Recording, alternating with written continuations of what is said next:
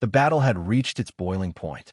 Both Larry's Kamala and the boy's Crocoler were running on fumes, panting heavily as the final stretch drew near.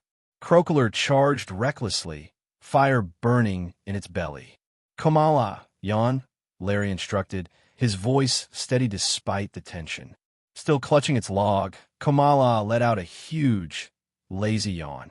A wave of sleepiness rolled forward, hitting Crocoler mid-charge.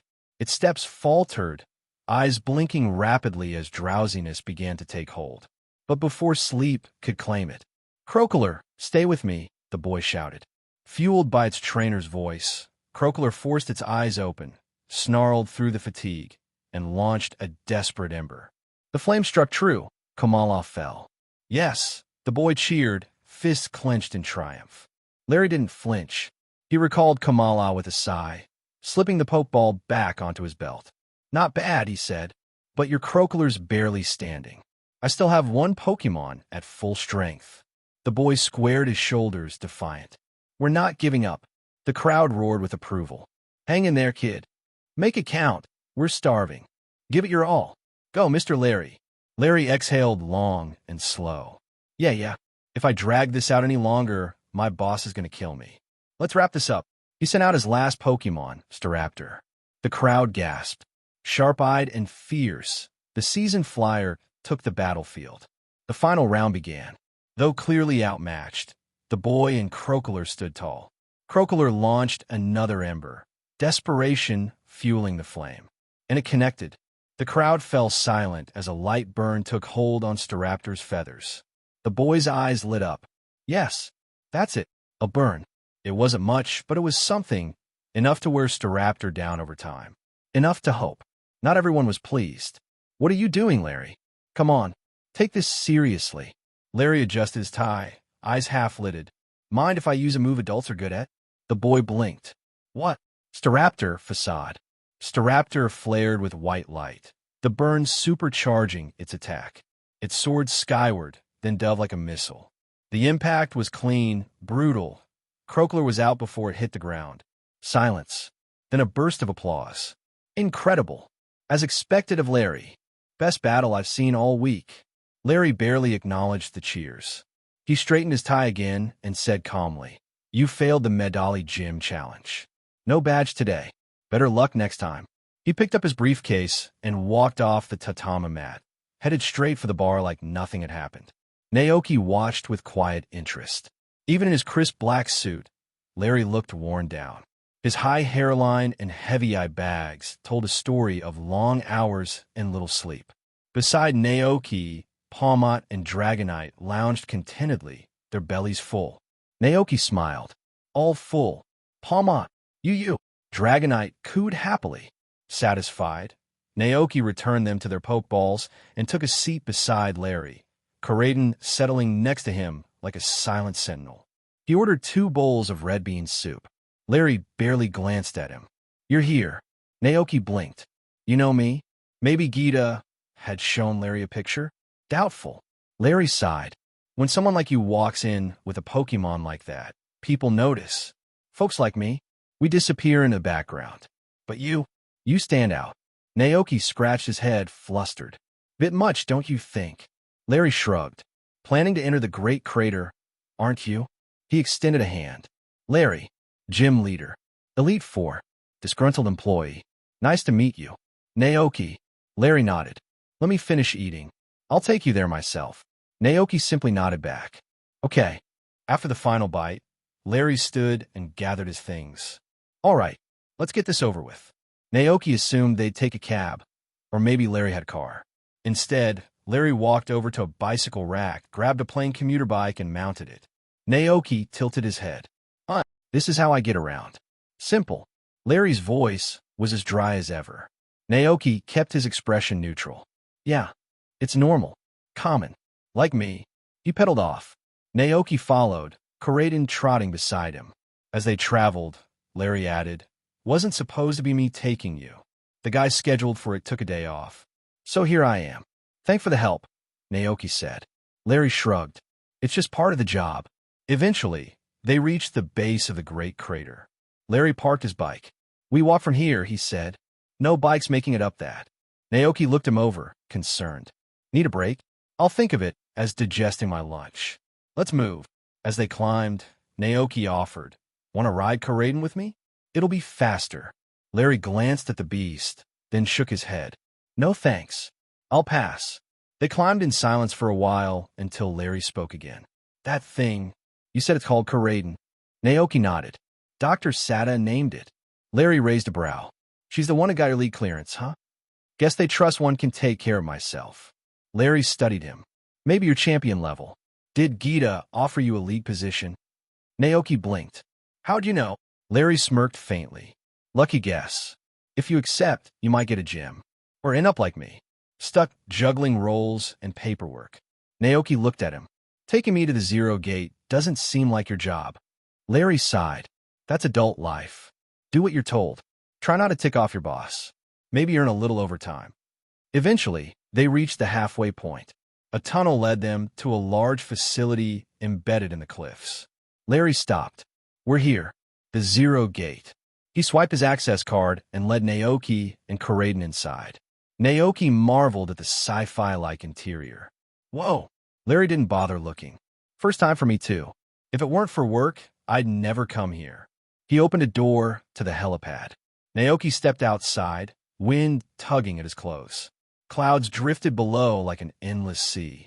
Even though he'd seen it in games and simulations, nothing prepared him for the real thing. Larry stood a few steps back. My part's done. Good luck. Naoki nodded. Thanks.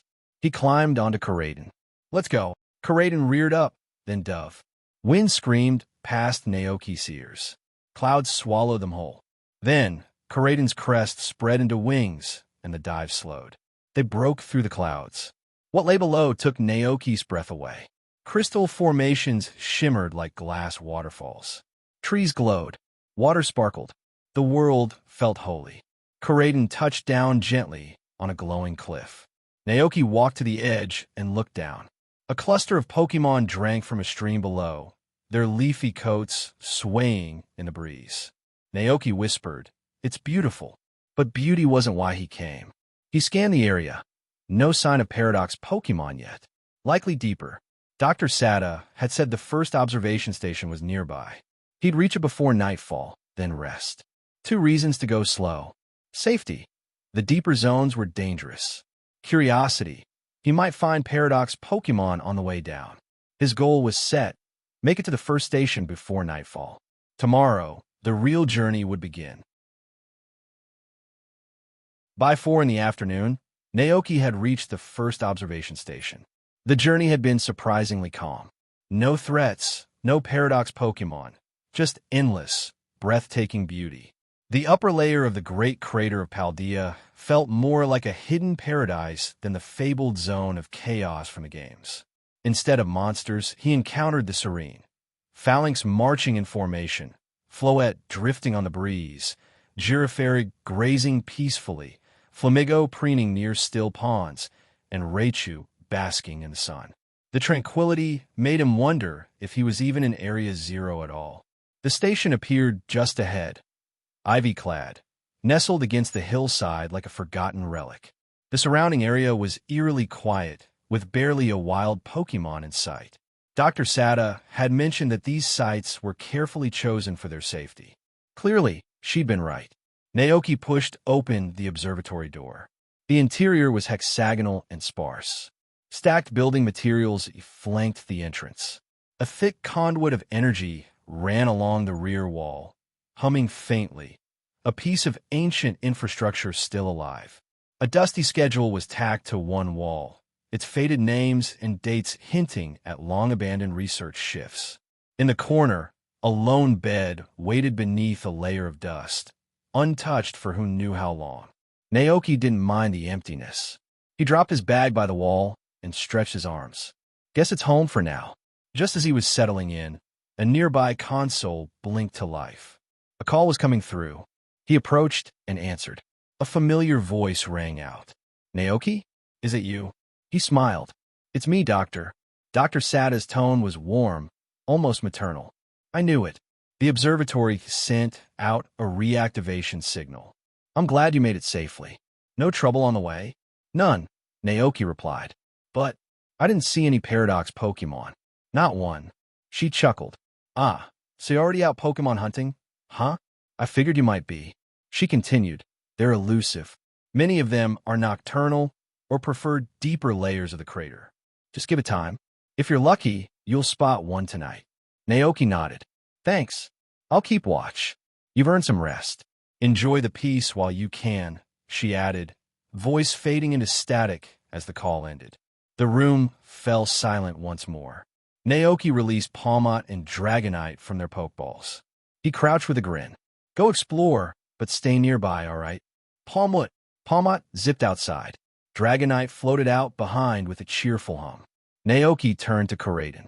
Mind watching over them? Rayo. Koraidon rumbled softly and padded after the others, dutiful as ever. Left alone, Naoki unpacked.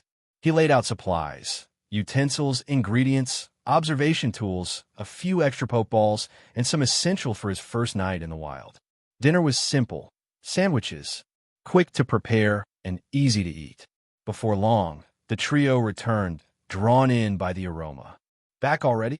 Naoki smiled. Find anything fun? Palmot chirped excitedly, recounting its discoveries in its own energetic way. Dragonite flexed proudly, clearly having sensed powerful Pokémon nearby. Koraidon, silent and ever watchful, nodded once. The air had been thick with strange auras. Naoki handed out sandwiches. The Pokémon munched happily, tails swaying as joy filled the quiet observatory. As night fell, the great crater transformed. A heavy silence settled over the valley, broken only by faint rustles in the undergrowth. Restless, Naoki grabbed the telescope and stepped outside. A full moon hung low, draping the world in silver. Mist swirled lazily above the grass. Beside him, Koraidon stood tall and still, its eyes gleaming in the dark. Naoki peered through the scope. The landscape unfurled like a painting. He spotted a Phanpy and Donphan, snoozing under an outcropping, curled together like old friends. Cute, Naoki murmured. He swept the scope left and spotted a Corviknight gliding on the wind, its wings slicing through moonlight. Then, is that? Dano. A lone Dano wandered near a cave, sniffing curiously at tufts of grass. It tasted one, then immediately spat it out with a snort. Naoki chuckled. A picky eater, huh? Should I raise one of you? But the peaceful mood shattered in an instant. The Donphan nearby bolted upright, then stampeded, eyes wide with panic. Phanpy followed, trumpeting in fear. Even Dano froze. It sniffed the air, tail twitching. Something was coming. A massive shadow swept across the crater floor, blotting out the moon. Naoki's heart skipped. He twisted the lens, then gasped. A monster soared above the treetops. Blood-red wings, burning eyes, razor claws. Its body radiated menace. Then it roared. A hollow, primal scream that echoed across the valley and rattled Naoki's bones. The beast dove. In a flash, it struck, pinning the fleeing Dano beneath its claws. No mercy, no hesitation. Naoki's breath caught. Scarlet fangs tore into the small dragon, glinting with fresh blood beneath the moonlight. It's hunting, he whispered, voice barely audible. This wasn't a game. This was raw, natural law. Predator and prey. Is that a paradox Pokémon? The creature matched the rumors. Roaring moon. A terrifying echo of a distant evolutionary past. Pure violence in flight. Naoki trembled. Dr. Sada's warnings echoed in his mind. Their vitality can overwhelm any ecosystem. If even one escapes, the damage would be irreversible. Watching Roaring Moon devour its prey in silence, Naoki finally understood. These weren't rare curiosities. They were walking cataclysms.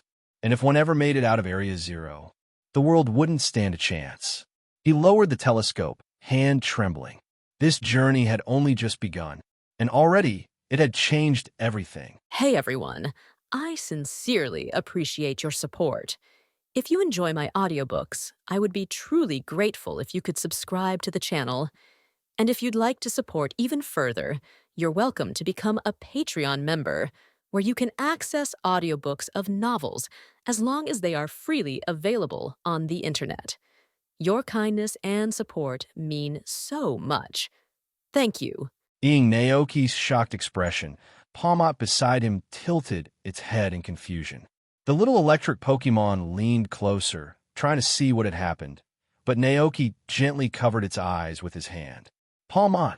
Palmot blinked, puzzled. What's going on? Naoki shook his head firmly. This isn't for kids to see. The scene from a moment ago lingered in Naoki's mind. Vivid and unsettling, it reminded him of Nergigant from the Monster Hunter game, ruthlessly preying on a small, herbivorous dragon. Taking a deep breath, Naoki glanced through the telescope again, focusing on the hillside where the hunt had taken place. There was no sign of Roaring Moon. It had vanished, likely satisfied with its meal. The silence of the night returned, as if nothing had ever happened. After a few cautious moments, the group of Donphan and Phampi crept back to their resting spot, returning to the large rock where they had been sleeping earlier. Naoki sighed quietly, murmuring to himself, "It seems like Roaring Moon is at the top of the food chain here." What troubled him most was the unnerving aura that Roaring Moon gave off, something entirely different from modern Pokémon. It's like a creature from ancient times, wild and untamed, with a mind not yet touched by intelligence. He stared at the now quiet valley below, realizing the fundamental difference between Paradox Pokémon and the Pokémon of today. Modern Pokémon, through years of interaction with humans, had evolved not only in strength but in temperament. They had adapted to coexist peacefully with people, their instincts shaped toward harmony rather than violence.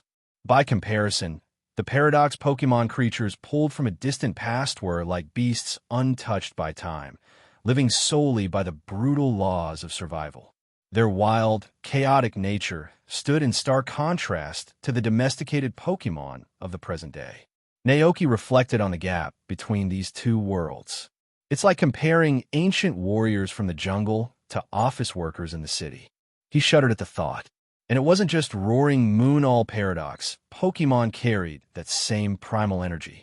Their sheer, untamed presence made them unpredictable, and Naoki knew they wouldn't be easy to handle. "They really are primitive," Naoki whispered, his earlier excitement now tempered by a sense of unease. He realized that he couldn't look at these Pokémon with the same mindset as with modern ones. They weren't just ordinary Pokémon, they were relics of an era long gone. Just as he lost the urge to continue observing, a thunderous explosion suddenly echoed through the valley below, shaking the quiet night. Startled, Naoki snapped out of his thoughts and ran to the edge of the cliff, with Palmot, Dragonite, and Koraidon following close behind. Together, they peered over the edge of the cliff, trying to make sense of the disturbance down in the valley. In the midst of the roaring flames, a group of small Pokémon scattered in panic, their escape filled with fear and confusion. Suddenly, a blazing heat ray sliced through the air, igniting the dry grass and trees around them. The flames spread rapidly, blocking the fleeing Raichu group from moving forward. One Raichu skidded to a halt at the edge of the inferno, sparks crackling fiercely on its cheeks. With a defiant cry, it unleashed a powerful thunderbolt toward the sky, the streak of lightning cutting through the night. But it missed. Naoki adjusted the telescope, following the path of the Raichu's desperate attack. In the dark sky, a strange figure floated ominously, its body emanating a fiery glow. The mysterious Pokémon had sleek red horns on its head, a metallic tail that gleamed like silver, and 3 pairs of glowing wings hovering behind it like futuristic propellers. Naoki's breath hitched as recognition dawned. Iron Moth, the future form of Volcarona. But something was off. It didn't seem to be hunting. The Iron Moth hovered gracefully in the air, its cold, mechanical gaze fixed on the Raichu. It released bursts of heat rays, herding the frightened Pokémon toward a single direction, almost as if it were observing their behavior. The Raichu group had no choice but to keep moving. Before long, they found themselves trapped at the edge of a waterfall, the rushing water below roaring like an abyss. The Iron Moth's metallic wings began to glow brighter, spreading out like the fiery wings of a god of destruction. A scorching heat gathered around it, hinting at the overwhelming power it was about to unleash. The Raichu below trembled, but stood their ground. And then, just as humans sometimes show unexpected strength in the face of danger, the Raichu synchronized their electric powers. Suddenly, a blinding burst of electricity erupted from the group, their combined energy resonating in the air. Above them, storm clouds began to gather, swirling ominously until, with a crackling boom, a massive bolt of lightning struck the iron moth with pinpoint accuracy. The iron moth staggered midair, sparks fly, ing from its metallic frame, as if its mechanical core had been damaged. Smoke billowed from its body, and with a mechanical whir, it tumbled helplessly into the depths of the crater below, vanishing from sight. The threat was gone, and the Raichu group panted heavily, their bodies trembling with relief. But they didn't linger after a brief moment of rest. They quickly scampered away, disappearing into the twisting terrain of the crater. Watching the scene unfold, Naoki exhaled slowly, a wave of relief washing over him. Not bad, he murmured with a smile. It seems these modern Pokémon aren't entirely defenseless. Beside him, Palmot and Dragonite stared at the now empty battlefield, their expressions filled with awe and a hint of nervousness.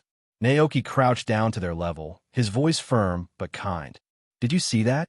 This place is dangerous. You need to stay close and not wander off.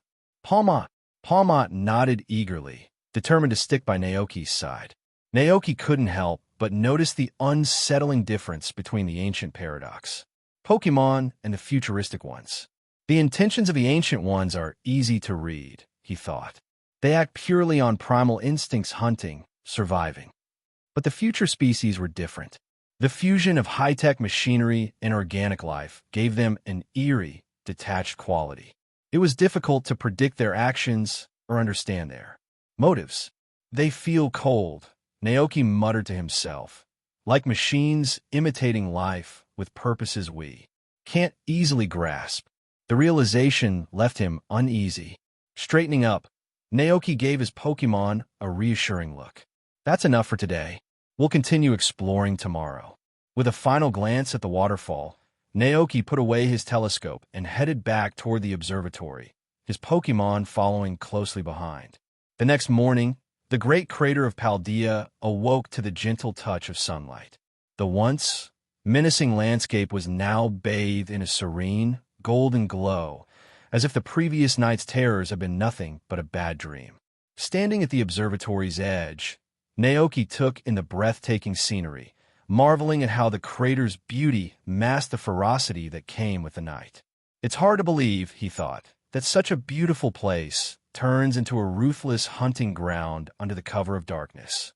Naoki packed his belongings, slung his travel backpack over his shoulders, and continued his journey deeper into the great crater of Paldea. By noon, he and his Pokémon arrived at a forest bathed in colorful crystals. As Naoki studied the landscape, his gaze fell upon the massive tree roots completely encased in glittering crystal. He murmured thoughtfully, "It seems the crystallized energy has seeped into the trees as well." The shimmering crystals reminded him of terrestrialization, the phenomenon where Pokémon become cloaked in sparkling crystal, making their bodies glimmer like finely cut gems and radiate brilliant light. According to Naoki's understanding, terrestrialization was likely connected to the mysterious terrestrial energy that flowed from beneath the ground in the Paldea region. He scratched his head. Could it be the source of this energy is some ancient creature? Perhaps even the mysterious Terrapagos? It was only a guess. Unfortunately, the DLC content for Pokémon Scarlet and Violet hadn't been released before Naoki was pulled into this world, so neither he nor the locals knew the truth behind it. Could Terrapagos be slumbering deep underground? He wondered, brushing his hand against the energy crystals on the tree. A faint hum of power thrummed beneath his fingertips, sending a subtle but thrilling jolt through his palm. Beside him, Koraidon tilted its head, curiously admiring its own reflection in one of the crystals. But suddenly, Koraidon spotted something moving behind them in the reflection. Rayo! Alert! Koraidon spun around, swiping instinctively with its powerful claws. Wham! The object hurtled through the air, slamming face first into a tree. It slid down the trunk, in a tangled mess, landing awkwardly in the grass. Naoki jumped to his feet, his hand instinctively gripping the pokeballs in his pocket. "What was that?" he asked, scanning the area cautiously. Koraidon gave a confused shake of its head. "Rayo? I don't know either." Naoki adjusted his stance, eyes narrowing as the figure in the grass came into focus. "Wait a minute, was that Jigglypuff?" No, this wasn't an ordinary Jigglypuff. It had wild, untamed features. "Screamtail?" Naoki whispered to himself in disbelief. Memories of Roaring Moon, the Savage Paradox Pokémon he saw the night before, flashed through Naoki's mind. His heart raced. "Stay alert, Koraidon!" Naoki warned sharply.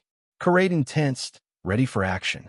Rayo, the Screamtail Pokémon, having peeled itself off the tree trunk, now stood wobbling on unsteady feet. A red mark streaked across its face from the collision, making it look more comical than threatening. With a loud, exaggerated cry, YH. Roaring Tail let loose a fierce battle cry, thumping its chest like a wild gorilla from a prehistoric world. Without hesitation, it charged headlong at Koraidon, its small body bursting with untamed energy. Koraidon blinked, momentarily stunned by the ferocity of the tiny Pokémon. It instinctively raised a clawed hand, preparing to swat the little savage away. But before it could make contact, Screamtail lunged, sinking its sharp fangs deep into Koraidon's arm. "Rayo!" Koraidon yelped in surprise, shaking its arm furiously to dislodge the clingy creature. Despite Koraidon's best efforts, Screamtail clung on with unyielding determination, its fangs latched tight. Naoki rushed forward. "Hang on, Koraidon. I'll help." Grabbing Screamtail's tiny body, Naoki pulled with all his might, trying to pry the stubborn Pokémon off Koraidon's arm. For a moment, Screamtail's round body stretched comically long, but it stubbornly refused to let go. Naoki gritted his teeth, tugging at the ancient Jigglypuff's body with all his strength. He even accidentally pulled out a few tufts of its fluffy fur before collapsing. "All right, enough of this," Naoki muttered, catching his breath. "If brute force won't work, let's try something else." With a quick command, Naoki pointed toward the persistent Screamtail. "Koraidon, use Flamethrower." Without hesitation, Koraidon unleashed a searing jet of flames, engulfing Screamtail in a blazing inferno. YHHHH! The Screamtail screeched, finally letting go of Koraidon's arm. Its fur, now singed and smoking, flared as it ran wildly in circles, desperately trying to extinguish the flames. Once the fire had burned out, a powerful psychic energy exploded from Screamtail's small frame, sending shockwaves through the air. The tiny Pokémon's face twisted in rage, and with a defiant shriek, it roared. "Scree!" Then, with a burst of power, a solid wave of psychic energy surged from Screamtail, aimed directly at Koraidon. Naoki's heart raced. There was no way this confrontation was going to end peacefully now. "All right, Koraidon, use Collision Course," Naoki commanded without hesitation. He knew that Dragon-type moves wouldn't affect Screamtail, and Fighting-type moves would barely scratch it. Collision Course, however, was their best bet, a powerful attack to end the fight decisively. With a fierce snarl, Koraidon's body ignited. Flames roared to life, enveloping it in a blazing inferno, transforming the Pokémon into a fiery comet charging toward its target. The psychic blast from Screamtail slammed into Koraidon mid-charge, but the mighty dragon plowed straight through the attack without faltering. Boom! The two collided with a thunderous impact. The force of the blow sent Screamtail flying, its body crashing into a nearby tree with a heavy thud. It slumped to the ground, defeated. The flames surrounding Koraidon fizzled out as it exhaled deeply, steam rising from its body. Naoki rushed to his partner's side, offering him a bottle of moo milk. "Here, buddy. Drink. Up." Koraden gratefully took the bottle in its claws, tipped it back, and gulped down the milk in one go. Rayo. With Koraden rejuvenated, Naoki approached the unconscious Screamtail, carefully studying the Pokémon lying before him. Except for the massive ponytail on its head, it almost looks like a regular Jigglypuff. Naoki mused, crouching down beside it. He tilted his head, comparing it to the familiar Jigglypuff he knew from the modern world. No, it's not quite the same. Jigglypuff doesn't have sharp little fangs like these, and it's much smaller. The Screamtail lying before him was at least 1 meter tall, nearly twice the size of a typical Jigglypuff. "It's definitely a wild one," Naoki said with a chuckle, shaking his head. "But compared to Roaring Moon from last night, this one's not so bad." He tapped his chin thoughtfully, considering his next move. "Should I try to catch it?" After a brief moment of hesitation, Naoki made his decision. Reaching into his backpack, he pulled out an empty Pokeball. He gave Koraden a quick nod before carefully placing the Pokeball on Screamtail's forehead. In the next moment, Screamtail's body transformed into a streak of red light and was pulled into the Pokeball. Bloop! Bloop! The Pokeball landed on the ground and began to shake violently, the button at its center flashing with a bright red light. Once, twice, 3 times, the Pokémon inside struggled fiercely, causing the Pokeball to tremble. But soon the shaking slowed, and the glowing red light dimmed until it stopped entirely. Capture complete. Did it work? Naoki whispered, a bit surprised. He cautiously picked up the Pokeball from the ground. After a moment of hesitation, he pressed the button on the ball, aiming at the empty space beside him. In a flash of white light, Screamtail reappeared, fully conscious despite its weakened state. Scree! Even though it was visibly exhausted, Screamtail looked just as wild and aggressive as before. Its fangs gleamed as it floated forward, making a beeline for Naoki with an angry snarl. Before the ancient Jigglypuff could get close, Koraden swatted it away with a quick flick of its claws. Rayo! Screamtail hit the ground with a thud, but quickly jumped back up, howling fiercely. The high-pitched sound echoed through the forest, making Naoki wince as he clutched his head. "That's enough," Naoki groaned, recalling Screamtail back into the Pokeball to end the commotion. The surroundings returned to silence as Naoki stared at the Pokeball in his hand, deep in thought. "Looks like Pokeballs don't have any kind of mind control feature," Naoki mused with a wry smile. "Even after catching a Pokemon, you can't just make it obedient right away." He thought back to Screamtail's erratic behavior and chuckled softly. Of course it's a wild Pokemon from ancient times. Despite being a fairy and psychic type, it seems to prefer biting and brawling over using special attacks like Dazzling Gleam. It acts just like a primitive savage. It's such a shame, though it looks so cute, but that wild personality is going to be a handful. Naoki sighed, running a hand through his hair as he considered what to do next. "If I can't properly tame this Screamtail, it'll be impossible to bring it back to the ranch," he muttered. With its current feral nature, Screamtail could wreak havoc on the ranch.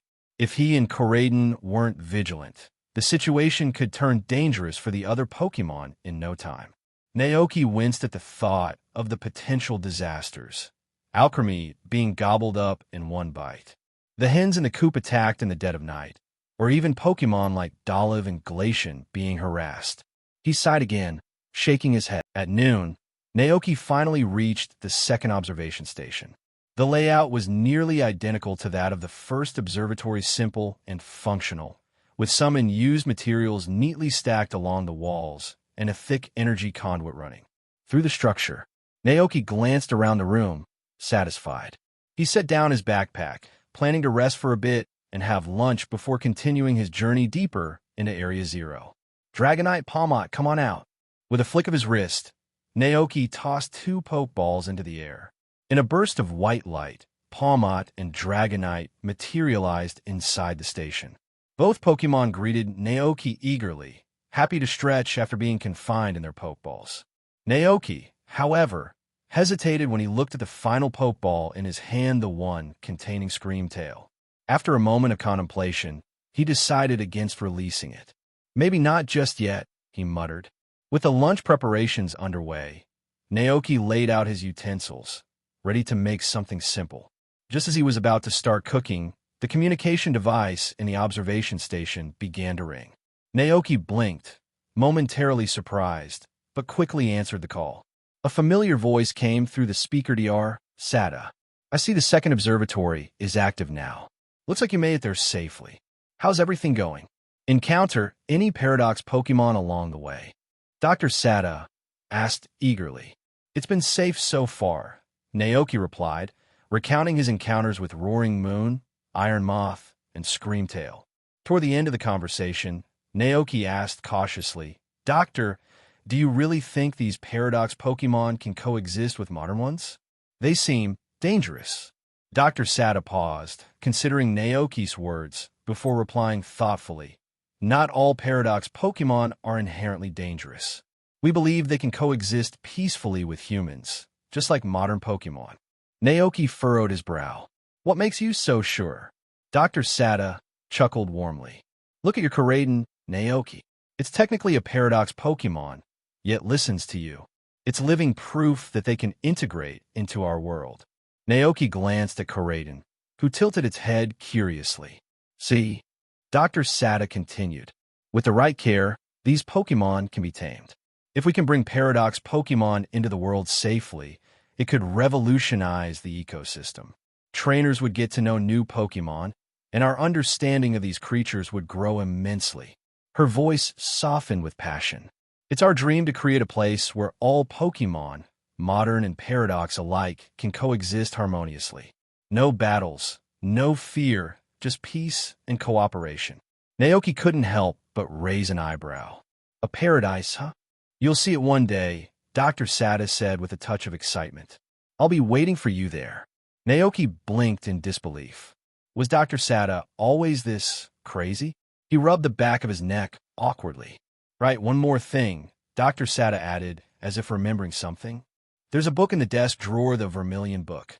It has valuable information about paradox Pokemon. You should read it." With that, the line went silent. Naoki stared at the communicator for a moment, then turned toward the dusty desk. Sure enough, he found a drawer and pulled it open. Inside lay a slightly yellowed book with the title, The Vermilion Book, printed on the cover in vibrant red and purple hues.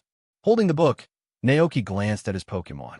Hungry, Palmot, Rayo, Oo-Dash, Dragonite cooed cheerfully. Naoki chuckled. "All right, give me a minute." He sat down on the metal bed, flipping open the book to the first page. The cover crackled slightly under his fingertips as he began to read. "My name is Hazen. Today is July 8th, year 2 of the League calendar. Our team has begun its expedition into the depths of the great crater of Paldea. The Paldea crater is a dangerous place with very few towns nearby for resupplying. To transport goods for the observation team, my trusty Cyclizer worked tirelessly by my side. With the help of the Cyclizers, the team successfully entered the depths of the great crater. At first, the Pokemon in the upper levels of the crater were no different from those found elsewhere in Paldea. But as we ventured deeper, strange and inexplicable scenes began to unfold before us. We discovered odd markings on the ground, resembling circles. However, their origins remain unclear, whether they were created by ancient explorers or something else. Entirely. Despite the lingering mysteries, we pressed forward. Eventually, we reached the heart of the crater, where dazzling crystals sparkled everywhere. Then disaster struck. We were attacked by a Pokemon that resembled a Donphan, but was far more savage. Several members of our team sustained fatal injuries. Our medical supplies were limited. 2 brave members of the observation team succumbed to their wounds, and we gathered to mourn their loss. Their names will forever remain in our hearts. Despite the tragedy, we continued onward. Somehow, when we reached the deepest point, I became separated from the others. I lost consciousness and fell into a strange coma. During this time, I had the odd sensation that I was conversing with someone or something, and I found myself writing notes without being fully aware of it. Later, my teammates found me unconscious and managed to rescue me. Our expedition ended in disarray, but we were determined to share what we had discovered with the world. If you want to know more, keep reading. Intrigued, Naoki flipped to the next page. There, a sketch of Screamtail greeted him. Beneath the drawing was a note detailing the observation of this Pokémon. This strange creature is called Screamtail. Though it appears cute at first glance, it has an extremely aggressive temperament. Observers noted that anyone approaching Screamtail is attacked without hesitation. Naoki turned the pages eagerly, discovering sketches of other Paradox Pokémon such as Koraidon, Iron Moth, Brute Bonnet, Roaring Moon, Sandy Shocks, and Iron Hands. A special note was scribbled next to the sketch of Roaring Moon. From its behavior, I suspect that this creature's violent nature surpasses even that of a Tyrannosaurus Rex from the movies. Avoid contact at all costs if encountered. Naoki could see from the journal's tone that the team had faced terrible losses. In their encounter with Roaring Moon, Reo, Koraidon, curious, nudged its large head over Naoki's shoulder to read the pages with him. Naoki chuckled and flipped to the section documenting Koraidon's entry. This mysterious creature closely resembles Cyclizer, but its demeanor is far more tenacious and wild. When we first encountered it, Koraidon struck the ground with such force that it left a deep crack. Its strength was overwhelming, surpassing anything the team had seen before. We feared the worst, that our expedition might end in disaster. But to our amazement, this powerful creature didn't attack us. It seemed cautious, but also incredibly curious. After observing us for a time, it even approached and began playing with the team, much to our surprise. Such a close encounter allows us to better understand this mysterious creature. It sits comfortably at the top of the ecological niche in this environment. Perhaps due to its confidence in its overwhelming strength, it did not immediately attack our observation team, seeing that we posed no threat. This is the kind of confidence that only comes from being an apex predator. There are almost no other creatures that dare challenge it where it resides. Its temperament is quite unpredictable. Like Cyclizer, it can shift between multiple forms depending on the situation. During our observation, we witnessed it push off the ground with immense force, leaping over 20 meters into the air before spreading its wings and slamming back to the earth with a tremendous impact. Due to these unique abilities and behaviors, the observation team decided to name it the Winged King. Naoki gently pushed away Koraidon's curious head, which had been almost pressed against the pages of the book. He reflected on the peculiar contents of the Book of Vermilion. He recalled that the version sold on the market was incomplete. Key sections had been deliberately redacted or smeared with ink. From his perspective, the original book, written by Hazen, was an invaluable piece of research regarding the Paldea region. However, the world had dismissed it as little more than a collection of ghost stories, and the Book of Vermilion was slowly forgotten, collecting dust in secondhand bookstores. Yet, one thing still troubled Naoki deeply. It was known that Hazen's expedition to the Great Crater had taken place 200 years ago. According to his writings, Paradox Pokémon had already existed inside the crater at that time. But Dr. Sada and Professor Turo had claimed that these Paradox Pokémon were summoned through their time machine experiments. Could it be, Naoki wondered aloud, that Professor Sada's time machine affected not just the present, but also the past? The thought twisted his mind into knots. How could something like that even be possible? Or perhaps the Great Crater acted as a bridge between two timelines, or even two worlds, allowing the Paradox Pokémon to appear naturally through the mysterious energy seeping from the terrestrial crystals? Naoki groaned, clutching his head. The more he thought about it, the more confusing it became. He gave up trying to make sense of it all, collapsing back onto the bed in exasperation. At that moment, Dragonite's stomach rumbled loudly, breaking the silence. Naoki sat up, glancing over at the guilty-looking Pokémon. Dragonite gave him a sheepish grin, rubbing its belly. Oh, Naoki sighed with a small smile. All right, I'll make you something to eat. Dragonite's face lit up with joy. Oh, Naoki decided to prepare lunch for his Pokémon. He pulled out a variety of ingredients from his travel backpack. Today's menu was simple but hearty fried eggs and sizzling steaks, paired with berries from trees and bottles of moo moo milk for a nutritious meal. He heated oil in a pan, and as the steaks hit the hot surface, a delicious aroma filled the air. The meat sizzled, the fat crisped to a golden brown, and the juices danced across the surface, making each steak glisten and look mouth-wateringly tender. When ready, the steaks promised a juicy explosion of flavor with every bite, designed to stimulate the taste buds of even the most stubborn eater. As the aroma drifted around, Naoki took out the Pokeball containing Screamtail. As an ancient, wild Pokémon, Screamtail was vastly different from modern Pokémon, lacking the understanding of human trust and companionship. Naoki decided to use food as a bridge, hoping to appeal to the Pokémon's primal instincts, much like ancient humans had tamed wild wolves by offering food. With a flash of white light, Screamtail appeared on the grassy field outside the observation station. It howled immediately upon release. Rah-ha! Koraidon, standing nearby, narrowed its eyes, ready for a confrontation.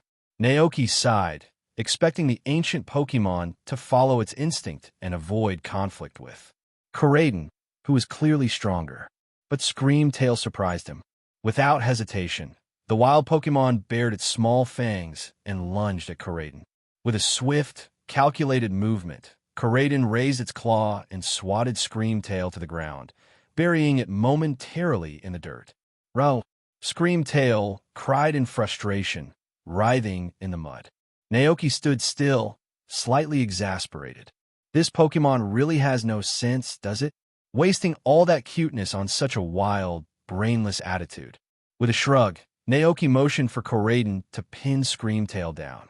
Then he placed a juicy steak in front of it, hoping food would shift its aggressive behavior.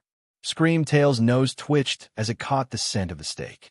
Its eyes sparkled, and it eagerly opened its mouth, revealing sharp little fangs, ready to tear into the meal.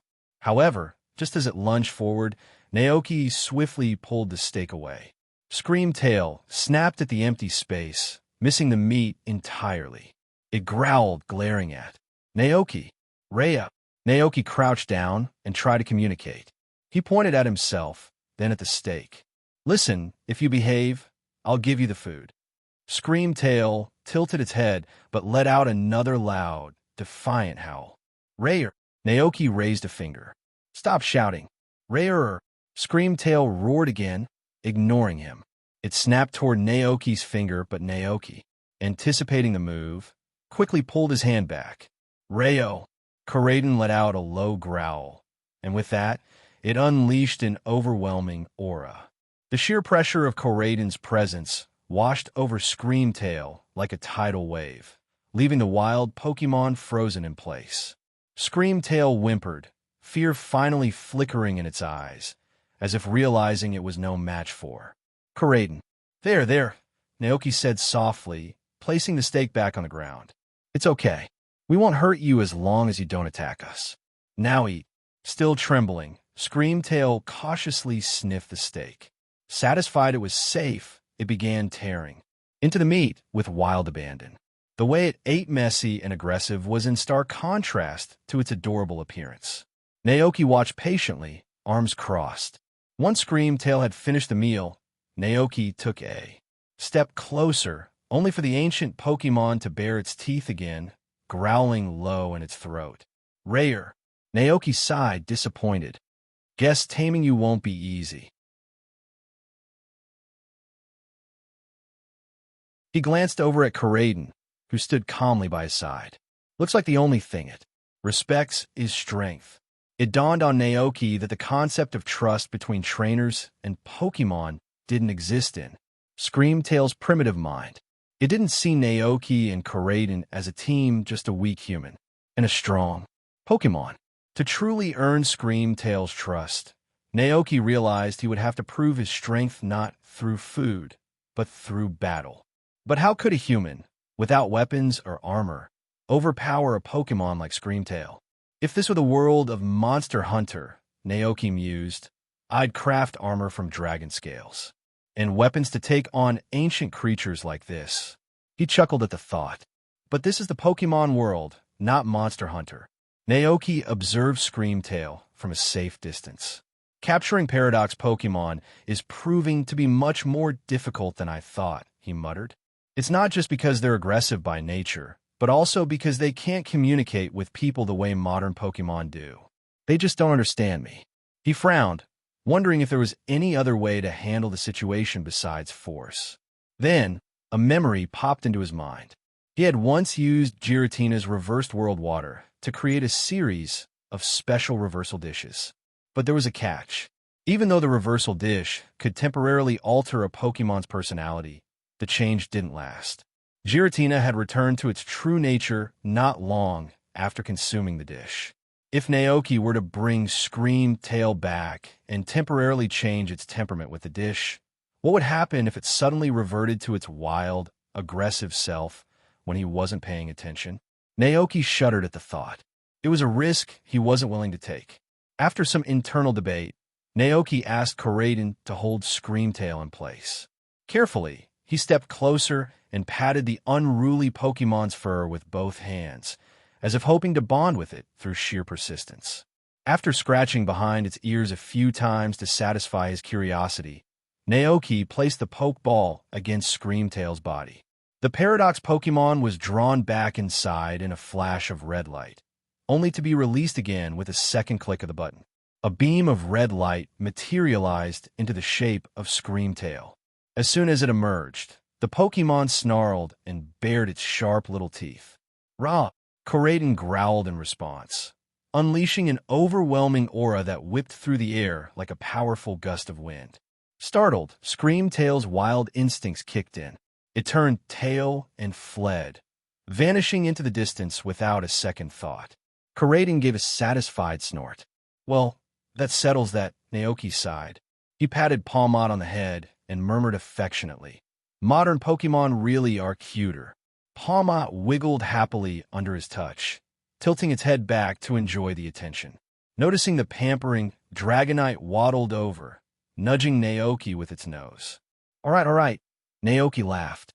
"Everyone gets a turn." He gave each of his Pokémon a quick massage, his hands moving expertly over their soft fur and scales. After their brief rest, Naoki packed up and prepared to continue the journey deeper into the crater. This time, he opted not to walk. Instead, he climbed onto Koraidon's back, ready to ride it down the steep cliffs and head toward the deepest part of Area Zero. Koraidon took off at a tremendous speed, the wind rushing past as the world blurred around them. The deeper they descended, the darker the environment became. They passed through narrow caves and alongside jagged cliffs, where waterfalls cascaded from high above, glimmering in the faint light. For a moment, Naoki felt as if he had been transported to an entirely different world.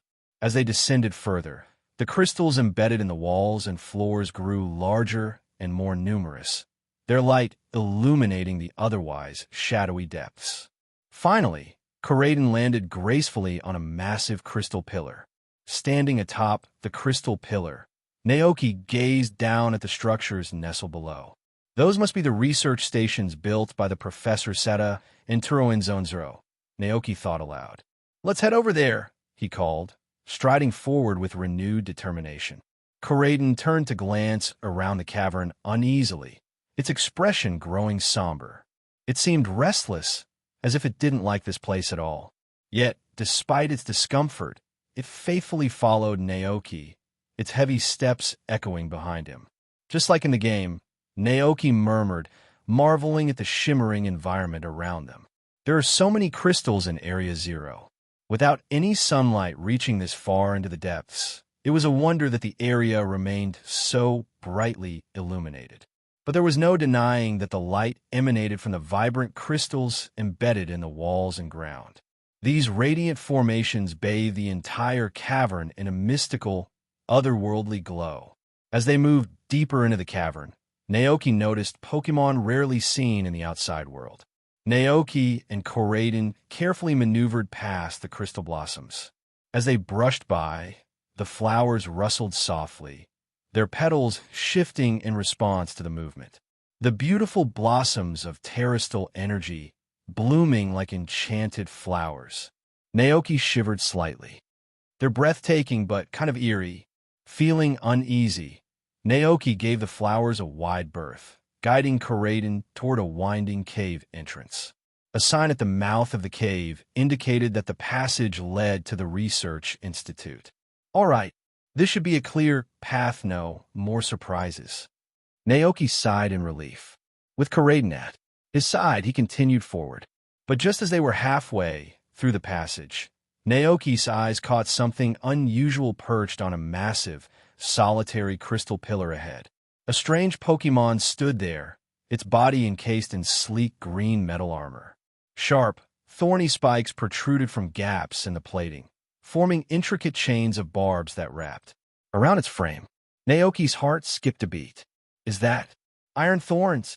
He stared in awe at the futuristic variant of Tyranitar, the paradox Pokémon known as Iron Thorns. At the same moment Naoki noticed it, the iron thorns turned its gaze toward him, its cold, metallic eyes devoid of emotion. Unlike the aggressive Screamtail, Iron Thorns didn't attack. It simply stood still, observing Naoki in eerie silence. Its gaze followed his every step, tracking him like a machine. As expected, Naoki whispered. The records were right. Iron Thorns has a calm disposition and avoids unnecessary conflict. Just then, the soft sound of footsteps echoed from deeper within the cave. Naoki spun around and spotted a figure approaching a man in a white lab coat. It was Professor Turo. I saw you arrive through the Area Zero surveillance system, Turo said warmly, his voice carrying a calm, yet welcoming tone. I thought I'd come meet you in person. It's good to see you, Naoki. Come on, let's get you and Koraiden to the research station. Naoki glanced back at the iron thorns, still standing silently atop the pillar, its gaze never leaving him. As Naoki joined Turo, he couldn't help but glance back again. It's still watching us, Naoki muttered, a little unsettled. Noticing his curiosity, Turo offered an explanation. That Pokémon is called Iron Thorns. Its behavioral patterns are entirely different from the Roaring Moon you encountered earlier. This Iron Thorns has an incredibly calm temperament and dislikes unnecessary battles. It's a highly intelligent and perceptive Pokémon, Dr. Turo explained with a small nod. I've found ways to peacefully coexist with it, which is why it's remained in Area Zero without any issues. Naoki blinked in surprise. After witnessing Roaring Moon's vicious hunting, the wild behavior of Screamtail, and Iron Moth's eerie surveillance of Raichu, the concept of peaceful coexistence with a paradox Pokémon seemed hard to believe. Peaceful coexistence? Naoki asked, his disbelief evident. Yes, Dr. Turo confirmed. But achieving this was no easy task. Before your arrival, we made great efforts to prove to Iron Thorns that humans pose no threat. We fed it regularly, day after day, until it finally accepted our presence. Naoki raised an eyebrow, still puzzled. Why are the ancient paradox Pokémon so different? Why can't they be approached the same way? Dr. Turo paused, contemplating his response. It's likely that ancient paradox Pokémon are born with a primordial, untamed ferocity. This innate power makes them wild and incredibly difficult to tame. He continued, future Pokémon, on the other hand, lack that wildness. But the unknown energy within them has evolved to such an extreme that their behavior is unpredictable. Their intentions and actions are full of uncertainty. Dr. Turo sighed. In that sense, the future Pokémon are just as dangerous as their ancient counterparts. He offered an example. Take Iron Bundle, for instance. It doesn't attack people directly, but it can transform the environment around it into an icy tundra, altering the landscape without warning. Hearing this, Naoki couldn't help but feel a spark of hope. After struggling with the aggression of the ancient Pokémon, the idea of capturing future Pokémon without fearing direct attacks felt like a relief. So, does that mean I can safely catch future Pokémon without worrying about them attacking me? Naoki asked, his eyes lighting up. Only to a degree, Dr. Turo said with a wry smile. Then, as if recalling something troubling, his expression grew serious. Also, if you encounter a Pokémon that looks like Gardevoir or Galade, avoid making eye contact with it. Naoki tilted his head. Why? Dr. Turo's voice dropped to a grave tone. For them, direct eye contact is seen as a challenge. Their temperament is fiercely brutal, and they won't hesitate to lash out with their blades if provoked. He let out a nervous chuckle. Thankfully, those future Pokémon don't know how to teleport. If they did, well, let's just say I wouldn't be standing here talking to you. Naoki clicked his tongue, still processing the information. That sounds intense. We were just as surprised, Dr. Turo admitted with a sigh, a trace of frustration in his voice. Their conversation carried on as they approached the entrance to the research institute. Naoki noticed there were more people than just Dr. Turo and Professor Sada. Several researchers in white lab coats bustled about, some holding notebooks, others peering through binoculars aimed at iron thorns in the distance. Two researchers standing near the entrance chatted excitedly, one scribbling notes as they observed iron thorns. Look at the way it moves. Such precision and intelligence, one exclaimed. You can tell it's analyzing everything around it. The other nodded enthusiastically. Its gaze is so focused, so rational-like, it's calculating every move. Truly a marvel of the distant future. As the two researchers heard footsteps approaching, they quickly set down their binoculars and greeted respectfully, Doctor. Yes. Dr. Turo gave a nod in acknowledgement. The door to the research institute opened slowly, and Naoki followed Dr. Turo inside. Just before the door closed, Naoki overheard the two researchers whispering. That Karaden is the first one, right? I can't believe Karaden is so well-behaved. He really seems to like that trainer. Yeah, but both Karaden and Miraiden are unique. They're not like the other Paradox Pokémon.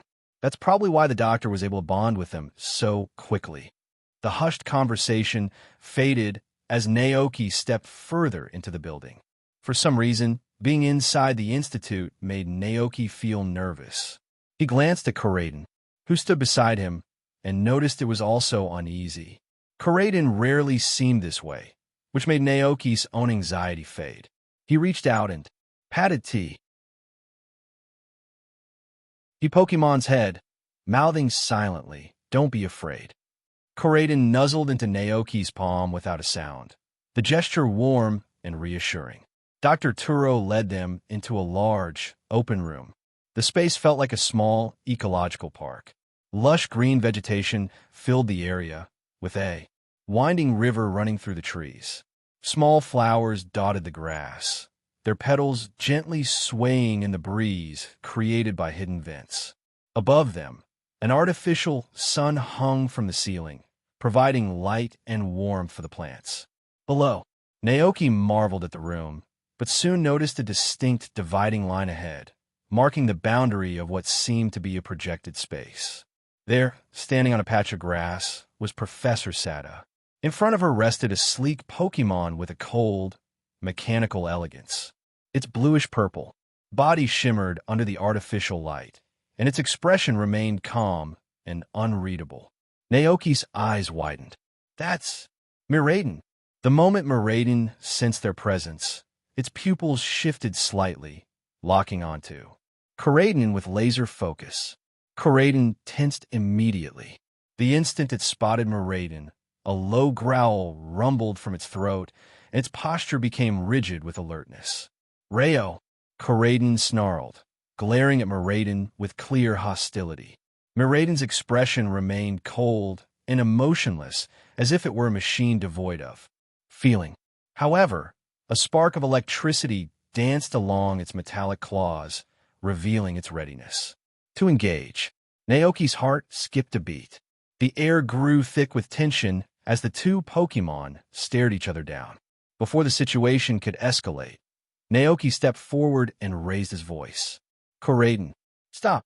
Dr. Sada stepped forward, reaching out gently toward Moraiden. She spoke softly, reassuring. This one isn't a threat. It comes from a distant place and won't compete with you for this territory. Moraiden's pupils shifted slightly, and the sparks dancing across its metallic claws faded. Away. Hearing Naoki's voice, Koraiden gradually relaxed as well. It lowered its head, looking a bit sulky, almost like a scolded child. Naoki couldn't help but chuckle, ruffling Koraiden's head affectionately. It's okay. For some reason, the brief exchange between Koraiden and Moraiden reminded Naoki of a big, goofy golden retriever getting into a spat with a sleek, aloof cat. Koraiden's frustration seemed to melt away under Naoki's touch, and it gave a soft grumble of contentment. With the tension dissolved, Naoki straightened up and turned toward Dr. Sada and Dr. Taro. Dr. Sada greeted him warmly. Welcome to paradise, Naoki. Good to see you again, Doctor, Naoki replied with a polite smile. Dr. Taro glanced at his watch and gave a small nod. It's already 5:10. We should head to the dining area. After dinner, I'll show you to your accommodation.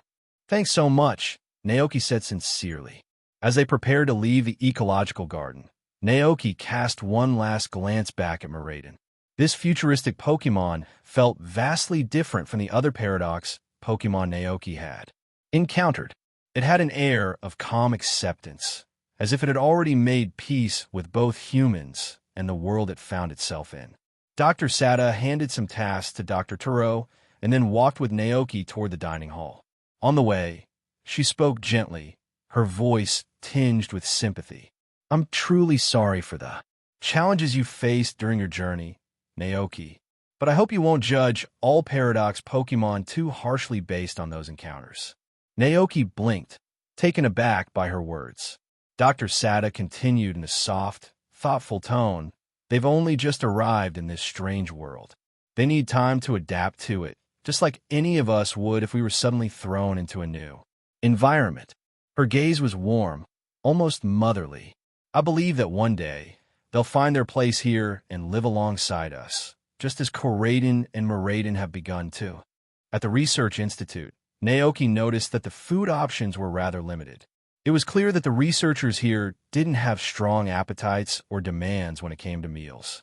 Under Dr. Sada's guidance, Naoki and Koraiden made their way to the Institute's dining hall. It was lunchtime, and the room buzzed with activity. Researchers, both men and women, gathered with lunch trays in hand. When they saw Dr. Sada, they greeted her warmly, their admiration evident in their expressions. It seems that Dr. Sada and Dr. Turo are highly respected here, and rightly so, Naoki thought as he followed along. Dr. Sada, walking confidently through the room, exchanged polite greetings with the researchers while addressing Naoki. Due to our limited supplies, the food here may not be as impressive as what you're used to outside. I hope you can manage with what we have. Naoki smiled and glanced at Koraiden, saying, That's no problem at all. We aren't picky eaters. Dr. Sada gave him a faint smile in return. After dinner, one of the researchers will show you to your accommodation. Tomorrow morning, I'll take you on a tour of the Institute. Naoki responded politely. Thank you so much.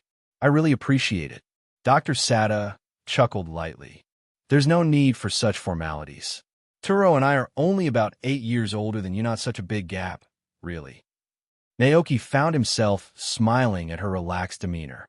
Dr. Sada continued, And honestly, without your help, we wouldn't have made progress with the Paradox Pokémon as quickly as we did. Naoki gave a modest shrug. I'm sure you and Dr. Turo would have figured things out eventually. Dr. Sada escorted Naoki to the serving area, introducing him to the cheerful chef station behind the counter.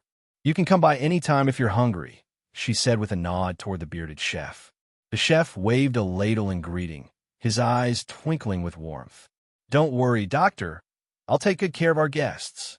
Dr. Sada gave the chef a grateful nod, then called over a young researcher. After dinner, please show our guest to his quarters. Of course. The researcher responded promptly, standing straight as he glanced curiously at Naoki. Hi, I'm Butch, Dr. Sada's assistant. The young researcher introduced himself with a grin. He looked at Karaden, his eyes sparkling with recognition. Is this the first Karaden? Naoki raised an eyebrow. The first one. Butch eagerly explained. Yes, this is the first Karaden summoned by the professor. We also have a second Karaden and a Maraden in the Institute, but their personalities clash, so we had to keep them separated. Naoki blinked in surprise. So, there are two Karadens and one Maraden here? Butch nodded enthusiastically. It's a bit different from how things played out in the game, right? Some things seem to have shifted with the way the worlds have merged. Naoki kept his thoughts to himself, though the deviation from the game's plot puzzled him. Typically, the game's storyline involved a conflict among 4 Pokémon 2 Karadens and 2 Maradens, resulting in one Karaden escaping and being found by the player character. Maybe the fusion of the worlds in this version caused some changes. Naoki mused silently. He set aside his confusion for the moment, releasing Dragonite and Palmot from their Pokeballs. The 2 Pokémon materialized in flashes of light, excitedly stretching as they took in their surroundings. Naoki retrieved some Pokémon food from the counter and found a random seat for himself and his team. It didn't take him long to notice the stark contrast between the food offered to humans and the Pokémon fare. While the researchers' meals were basic and plain, the variety of Pokémon food was impressive. The selection included sweet poffins, vibrant energy cubes, crunchy Pokémon cookies, and an array of fresh fruits. Each item was carefully crafted to suit the tastes of different Pokémon species. Naoki guessed that the variety of food must have been something the professors had specially prepared to help tame the Paradox Pokémon. Butch, a cheerful young man about the same age as Naoki, sat across from him during the meal. As Naoki ate, Butch chatted enthusiastically about Dr. Sada and Dr. Turo. They're incredible people, Butch said with admiration. They invented terrestrialization, and they've even risked their lives to make contact with Paradox Pokémon. As Naoki listened, he recalled his interactions with the 2 professors. Despite their dream of bringing ancient and future Pokémon into the present era, a concept that still felt slightly reckless, they had been nothing but kind to him. Butch's voice carried a spark of ambition. Everyone at the Institute admires the professors. That's why I applied to be Dr. Sada's assistant. I want to be just like them, a great researcher someday.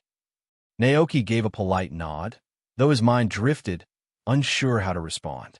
Just then, he caught snippets of a hushed conversation from behind him. Those Paradox Pokémon are terrifying, one researcher whispered, sounding shaken. Dr. Sada and Dr. Turo want to release them from the crater. But I heard some researchers were attacked. Some didn't make it. I can't die. My wife and daughter are waiting for me at home. Another voice murmured in response. Are you thinking about quitting? What choice do we have? The man sighed heavily. I just don't understand why they moved the entire base to the Zero Zone Research Institute. Before the conversation could continue, Butch stood and interrupted them sharply. Hey, now's not the time for that kind of talk. Research on Paradox Pokémon is at a critical stage. Even if it costs us our lives, it's worth it. Our work will advance Pokémon science for generations to come. The 2 researchers immediately fell silent, exchanging uneasy glances before returning to their meals. Butch returned to his seat and grinned at Naoki, unfazed by the tension. It's fine. Humans have never stopped exploring. Sacrifice is part of progress. Our predecessors made sacrifices so we could get here, and we have to leave something behind for future generations. Naoki nodded thoughtfully, though inwardly he had his doubts. So this explains why there aren't any researchers left at the Institute in the game, he mused. With dwindling manpower and trust issues, the professors eventually created AI assistants to help them run things. It seemed that the signs of that development were already appearing. After finishing his meal, Naoki followed Butch to his assigned room, a sleek, silver-toned space that felt more functional than comfortable. The room was small, containing only the essentials: a bed, a desk, and a wardrobe. A bathroom and toilet were tucked near the door. The metallic walls gave the space a cold, technological feel far from the warmth of home. Upon entering, Dragonite, Palmot, and Koraidon looked visibly uneasy, their expressions mirroring Naoki's own discomfort. The lifeless atmosphere of the room weighed on them. Seeing their downcast faces, Naoki sighed. I know, this place isn't exactly cozy. I didn't realize it would be like this. But I promise, as soon as we finish what we came here to do, we'll go home and never come back. Naoki's curiosity about the research institute was more than satisfied. However, the atmosphere of Area Zero felt strange and unsettling. Naoki couldn't shake the feeling that this place didn't sit right with him. His Pokémon, sensing his discomfort, gave soft, obedient calls and nodded in agreement. Naoki smiled, affectionately patting each of them in turn. All right, time to rest, he said warmly. The following morning, a knock sounded at Naoki's door. Naoki, already dressed and finished with breakfast, answered the door to find Butch waiting outside, wearing his usual cheerful grin. Good morning. Butch greeted him with enthusiasm. The doctor asked me to take you to see her. Okay. Naoki gave a small nod and followed Butch down the corridor with Koraidon. They made their way through a twisting corridor, turning a corner into a laboratory filled with advanced research instruments and humming machines. Inside, Dr. Sada and Dr. Turo, both in white lab coats, were busy fine-tuning a complex-looking machine. When they noticed Naoki's arrival, Dr. Sada approached with a friendly smile. Good morning, Naoki. We'd like to run a quick health check on Koraidon. Rayo. Koraidon tilted its head, clearly confused. Noticing the Pokémon's hesitation, Dr. Sada smiled gently. Don't worry, big guy. We're just making sure everything's okay. This won't hurt at all. Koraidon glanced at Naoki for reassurance. Naoki gave it a comforting nod. Go ahead. With a small rumble, Koraidon trotted forward and stood atop the machine as instructed. While Dr. Sada monitored the scan, Dr. Turo typed rapidly at a nearby computer console. As the machine hummed softly, Koraidon's data began to appear on the screen. Dr. Turo's eyes widened in surprise. Incredible! The energy readings from this Koraidon are off the charts. Its power far exceeds the other Koraidon we've examined, and even Miraidon. Dr. Sada peered at the screen. Wow, you've really taken great care of it, Naoki. The muscle density alone shows how well-trained it is. It's clearly in peak condition. She turned to Naoki with a look of admiration. It's not often we see Pokémon maintain this well outside of professional circuits. You've done a fantastic job. Naoki scratched the back of his neck awkwardly, unsure how to respond. Thanks. Dr. Turo's excitement grew as he made another discovery. This Koraidon is slowly adapting to the modern world. Look at these brainwave readings. It's engaging in deeper cognitive processes. That's usually something we see in Pokémon that have lived alongside humans for generations. Are you sure? Dr. Sada hurried forward to check the results on the computer. Dr. Turo nodded, his voice filled with excitement. Compared to the other Koraidon and Miraidon we've observed, this one shows remarkable signs of adaptation. This means that Paradox Pokémon can truly adjust to life in this world and coexist with humans over time. That's amazing. Dr. Sada's eyes sparkled with excitement. This is really incredible. Naoki stood silently to the side, watching the scene unfold with a mixture of emotions. A thought crossed his mind. Had his arrival changed anything? No, Naoki told himself. Even without me, the two professors would have discovered this, sooner or later. After all, in the game's storyline, the professors never gave up on their dream, not even until the end of their lives. Even the AI they created to carry on their legacy eventually traveled through time to explore the world where Paradox Pokémon lived. Just then, Dr. Sada approached Naoki, her expression warm and full of gratitude. Thank you so much for taking care of Koraidon all this time. Naoki blinked in confusion.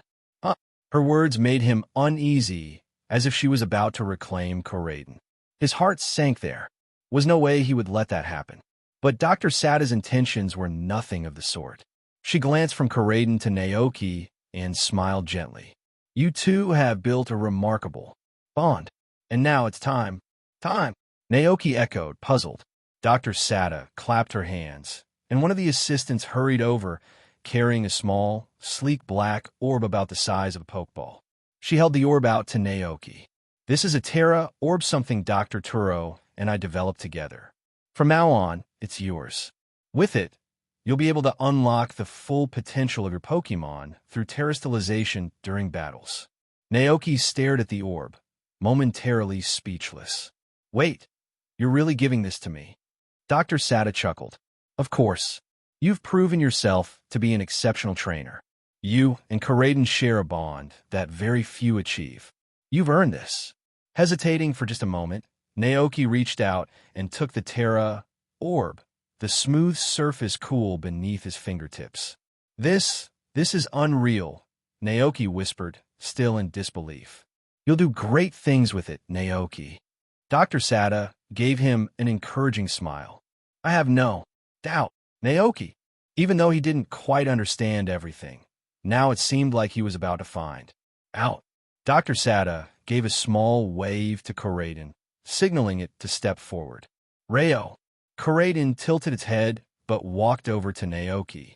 Looking at the trainer and Pokémon standing side by side, Dr. Sada's eyes gleamed with excitement. Now, let Karaden undergo terrestrialization. Turo and I have been waiting to witness this moment with our own eyes. Naoki blinked, utterly confused. He glanced at the Terra orb in his hand, clearly unsure of what to do next. Under the eager gazes of the two professors, Naoki hesitated. How exactly do I use this? Dr. Sada, Dr. To. The two professors exchanged amused glances before Dr. Turo explained. It's quite simple.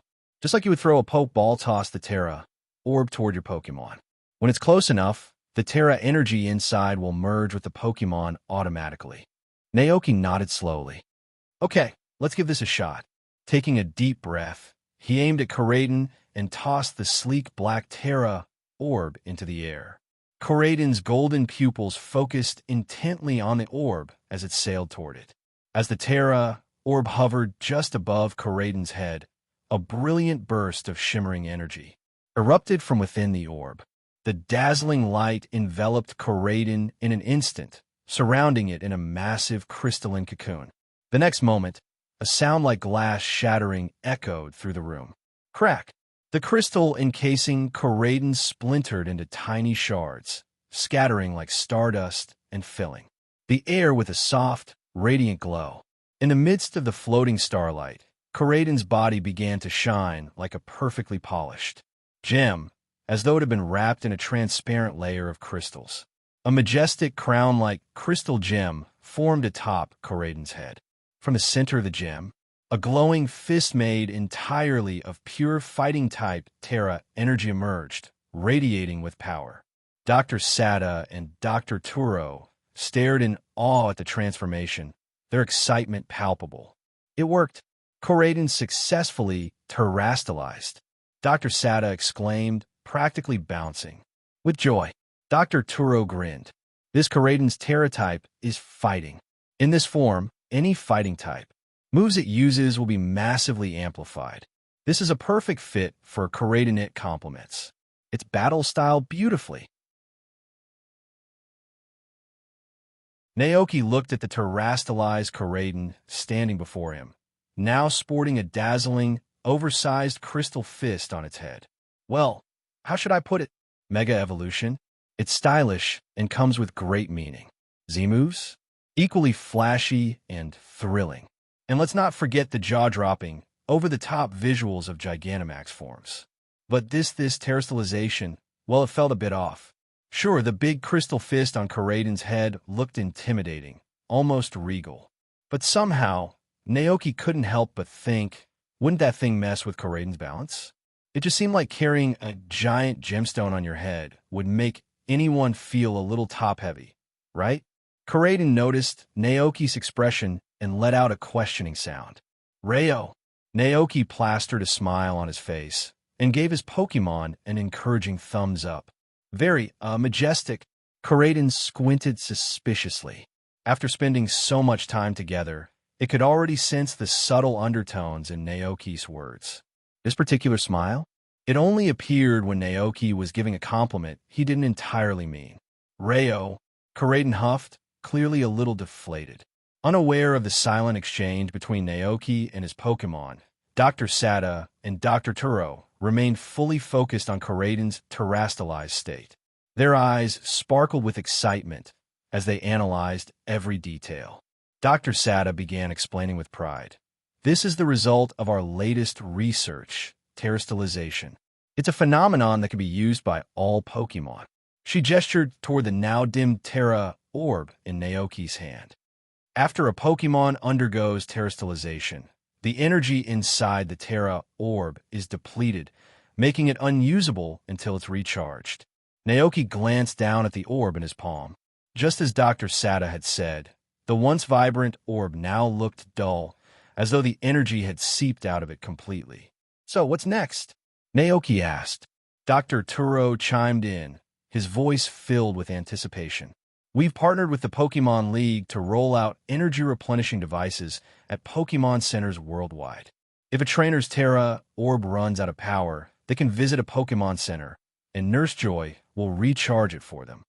But that's not the only way, Dr. Turo added. You noticed the glowing crystals scattered throughout Area 0, didn't you? Naoki nodded, recalling the radiant formations embedded in the walls and ground. Those crystals contain terrestrial energy, Dr. Turo continued. If a trainer places their Terra orb against one of them, it will slowly absorb the energy and recharge. But keep in mind, those crystals are rare, even in the Paldea region. Most trainers will rely on Pokémon centers for recharging. Naoki gave an understanding nod. Got it. After Corydon's examination was complete, the two professors handed Naoki off to Butch. We still have more research to conduct, Dr. Sada said cheerfully. But Butch here will give you a proper tour of the Research Institute. Let's go. Butch grinned brightly, beckoning Naoki to follow him. I'll show you around. Naoki followed Butch as they toured the entire Research Institute, though mostly out of politeness rather than genuine curiosity. Just as in the game, the Zone Zero Research Institute was sprawling, with multiple interconnected buildings divided into distinct areas. There were entertainment and dining spaces where researchers could relax, ecological zones designed for observing and caring for paradox Pokémon, and of course, the serious research labs where cutting-edge discoveries were made. Butch led the way enthusiastically, pointing out various facilities. Inside the labs, Naoki saw several massive machines, most of which made no sense to him. He tried to make sense of a few blinking monitors and gadgets, but they looked like something out of a sci-fi movie. Finally, Butch stopped in front of a towering, hexagonal structure that gleamed like a crystal tower, refracting light from every angle. He pointed toward it with an excited grin. See that? That's where the time machine is. The power of science is amazing, right? We've even built a time machine. Naoki squinted toward the crystal-like building. So, this must be the place where players fight against the AI version of the professor in the game. Behind him, Corydon also gazed at the tower, its expression difficult to read. There was something familiar about that place, something unsettling. Butch suddenly turned to Naoki, his voice filled with mischief. Hey, want to go inside and take a peek? Naoki blinked in surprise. Wait, really? Are we allowed to? Butch burst out laughing. Huh, just kidding. That place is the most restricted area in the entire institute. Only the doctor and a handful of senior researchers are allowed in. Naoki rolled his eyes, realizing he had fallen for Butch's playful nature. Butch's expression softened as he stared wistfully at the time machine. That machine. It's the reason ancient and future Pokémon are here in our world. It's always running, bringing more and more of them into our time. He turned to Naoki, his tone brimming with admiration. The doctor's dream is to build a paradise for these Pokémon, a place where they can live peacefully alongside us. But it's not just about bringing them here. The doctors made an agreement with Corydon No. 2 and Miraidon to guard the time machine. Those two Pokémon are like protectors, making sure nothing happens to the machine or this place. Naoki listened silently, processing the weight of Butch's words. He mulled over the idea of these Pokémon acting as guardians, watching over the machine that bridges timelines. After a moment, something clicked in Naoki's mind. Paradise Guardian Dragons? He murmured, almost to himself. Butch blinked, stunned by the phrase. His eyes widened, and a grin spread across his face. Paradise Guardian Dragons. Wow, that's a perfect name for Koraidon and Miraidon. Naoki let out a small sigh. Yeah, sure. The tour of the Research Institute came to an end, and after lunch, Naoki decided to try developing the crystallization abilities of Palmot and Dragonite. The abundance of Terra energy within the Zone Zero Research Institute meant that Naoki didn't even need to bring the Pokémon near the large crystals for energy replenishment. It was the perfect place for experimentation. After several attempts, Naoki finally discovered the Terra types for both of his Pokémon. Palmot's Terra type is electric, and Dragonite's is flying, matching their primary attributes. Naoki mused, a small smile forming on his face. He thought back to the special snacks they had enjoyed, lightning buns that enhanced Palmot's electrical powers and storm buns that strengthened Dragonite's control over air currents. With the added boost of crystallization, both Pokémon were now even more formidable. Not bad, Naoki said thoughtfully, nodding in satisfaction. He imagined the synergy the two Pokémon could create in a double battle. If they fought together, they'd make a perfect duo. Then, with a sigh, Naoki reminded himself of reality. Not that we'll need them to fight at the ranch. Even the strongest powers are kind of useless there. He turned to watch Palmot and Dragonite, happily munching on a few colorful Poke Puffs. A warm, contented expression crossed his face. All of this, Naoki thought, is their choice. They stay with me not because they have to, but because they want to. Naoki reminisced about his earlier dreams. When he first arrived in this world, he had imagined traveling like Ash Ketchum, exploring every region and going on thrilling adventures. But now his heart longed for something simpler. These days, I just want to be on the ranch with them, our home, watching the seasons change and enjoying life together. The thought made Naoki smile, but it also stirred a little homesickness within him. Without realizing it, 3 days had already passed since he left the ranch. I wonder how everyone back home is doing. Though he hadn't captured the Pokémon he initially sought, Naoki realized it didn't matter. What truly mattered were the Pokémon he already had, those waiting for him back on the ranch. With a renewed sense of purpose, Naoki made a decision. It's time to go home, he whispered to himself. That afternoon, Naoki approached Dr. Sada and Dr. Turo, explaining that he planned to leave the next morning and return to the ranch. Dr. Sada looked slightly surprised. Why not stay a few more days? She asked kindly. Naoki smiled and shook his head. I'm starting to feel homesick. It's time to head back. Dr. Sada glanced at Koraidon, who stood faithfully beside Naoki, then gave a gentle nod. I understand. We won't keep you. But if you ever find yourself back at the Institute, know that you'll always be welcome. Dr. Turo offered a small smile as well. By the time you return, we'll likely have made more progress in our research. We might even discover a way to communicate with the Paradox Pokémon properly and live in harmony with them. Dr. Sada smiled warmly and said, Yes, you can safely bring them back to the ranch to live. Everyone knew how much Naoki admired the Paradox Pokémon.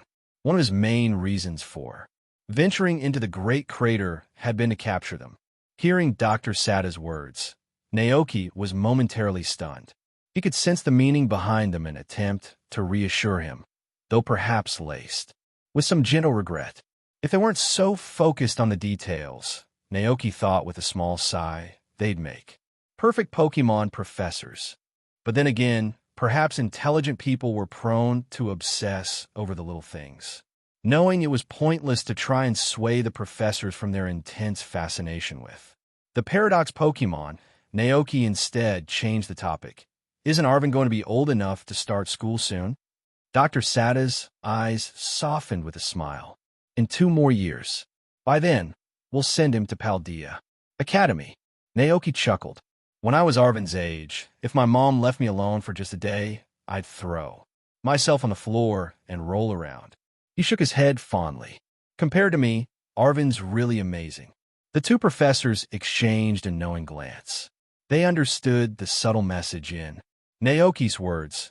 Children at that age needed time, attention, and guidance from their parents. Rather than feeling offended, both professors seemed touched and somewhat surprised. It seems you care a lot about Arvin, Dr. Sada thought. Otherwise, why would you bring this up? A pang of guilt crept into Dr. Sada's mind. It had been several weeks since she'd last spent time with Piper. She felt an urge to return home, to spend even a little time with her son. But with their research at a critical juncture, leaving the institute now wasn't an option. With a small, thoughtful smile, she said, I think you'll make a wonderful father one day. Naoki blinked, caught off guard, then gave a helpless smile. I don't have any plans to get married for now. Standing nearby, Dr. Turo grinned. There's time for that. Agreed, Naoki replied with a chuckle. Dr. Sada turned her attention to Karaden, who stood calmly by Naoki's side. The ecological research on Karaden is complete, she said. When you return to the ranch, you won't need to send us any more data. Karaden, however, didn't seem to care for her words. Its gaze remained firmly on Naoki, as if they were the only person in the world that mattered.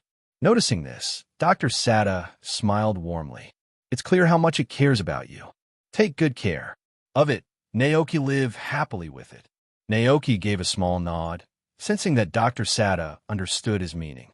He didn't say much more, only sighing quietly in his heart, hoping that family bonds might pull the two professors back to a simpler, more grounded life. But deep down, Naoki knew the chances were slim. Poor Arvin, he thought to himself a little sadly. After saying his goodbyes to the two professors, Naoki dressed warmly and climbed onto Karaden's back early the next morning. Together, they soared out of the Area Zero Research Institute. This time, they didn't retrace the long, winding route they had taken to get there. Instead, Karaden flew straight upward, swiftly ascending through the enormous crater. As Naoki sat atop Karaden, the view of the Research Institute grew smaller and smaller. Beneath him, we probably won't be coming back here, he thought with a sense of finality. Neither he nor his Pokémon, especially Karaden, had enjoyed the atmosphere of the place. Compared to the calm, vibrant world outside, the Research Institute had felt cold and sterile. Karaden's flight was swift and smooth. They soared past the mid-level of the crater, swiftly breaking through to the upper layers and, in no time, emerging from the misty depths of Area Zero into the open skies above. Naoki cast a final glance down at the crater, his mind swirling with thoughts. The enormous pit, with its jagged edges and deep crevices, looked as if something colossal had created it long ago.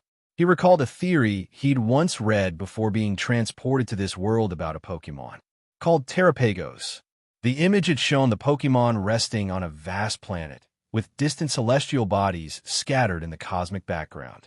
Some even believed Terrapagos hailed from outer space, much like Eternatus. If that were true, wow, Naoki thought, the Pokémon world is filled with cosmic beings. With the immense power of Eternatus, who absorbs and releases vast amounts of energy, and now Terrapagos guardians like Rayquaza must have their hands full. He chuckled to himself, thinking about Rayquaza. Come to think of it, the Sky Guardian isn't exactly the most proactive. In Emerald, it took the player's intervention to summon Rayquaza and stop Groudon and Kyogre's battle. In Pokémon Mystery Dungeon, a meteor threatened the planet, and it took a team of Pokémon to climb all the way to its home to convince it to help, and even then, Rayquaza was skeptical. The only time Rayquaza took initiative was to confront Deoxys. But even then, it hadn't been able to stop the alien Pokémon entirely. I wonder, Naoki mused, is there only one Rayquaza in this world? I think I've seen a shiny one before. Lost in thought, Naoki hadn't noticed how far they had traveled. The vast crater of Area Zero was now far behind them. He glanced back, but saw nothing, just the wide expanse of blue sky, dotted with soft white. Clouds drifting lazily above. The beautiful view lifted Naoki's spirits, sweeping away the lingering gloom left by the chaotic paradox Pokémon. Just then, a flock of Kilowattrel flew by, their glossy black and yellow feathers shimmering. Under the morning sun, Naoki leaned forward cheerfully and waved. "Good morning, Kilowattrel." Startled, the electric birds glanced back at the strange human flying alongside them, their curious eyes blinking in unison. There were even a few Kilowattrels that couldn't stop in time, crashing into their companions. Flying ahead, the bumped Kilowattrels squawked angrily and pecked the ones behind them in frustration, causing a flutter of indignant flapping. Watching the chaotic scene unfold, Naoki burst into laughter. "Yep, this is definitely the Pokémon world I know."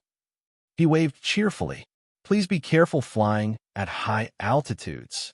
See you later."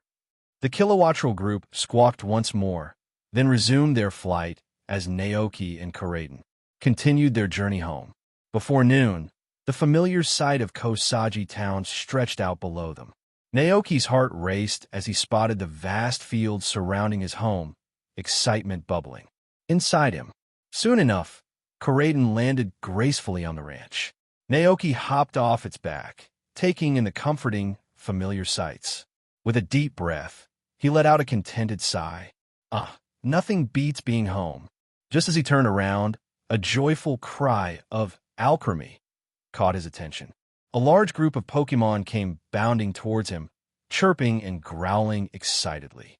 Naoki grinned from ear to ear, rushing forward to greet them, patting one on the head, hugging another, and joyfully exclaiming, "We're back, everyone!" Hearing all the noise, his Cyclizer poked its head out from behind the barn. It glanced between the unripe pumpkins in the nearby field, and Naoki standing in front of it. Confusion flickered across its face. "Oh, wait, Naoki's back, but the pumpkins aren't ripe yet? How is that possible?" Cyclizer blinked in disbelief, rubbing its eyes with its small, scaly hands, convinced it must be seeing things. But when it opened its eyes again, Naoki was still there, grinning as he walked toward it. "What's wrong?" Naoki asked with a playful smile. "You don't recognize me after just a few days." Cyclizer stood there, looking adorably dazed for a moment before realization hit. With a joyful, silly grin spreading across its face, it let out an excited cry. "Jew!" It darted forward, practically vibrating with happiness. Naoki chuckled warmly and gave a hearty pat. "Yeah, I missed you too, buddy." After calming down the excited Pokémon that had gathered around him, Naoki returned to the house with his bag. He plopped onto the sofa with a long sigh of relief. Seeing Naoki come back, the brother and sister NDD welcomed him warmly. The younger NDD smiled sweetly and placed a warm cup of tea in front of Naoki. Then, she turned to the table, picked up 2 small photographs, and handed them to him. Naoki raised an eyebrow, instantly recognizing the 2 familiar, tiny paw prints stamped on the back of each photo. He didn't need to think twice to know exactly who had sent them. With a curious smile, Naoki accepted the photos and asked casually, "When did these arrive?"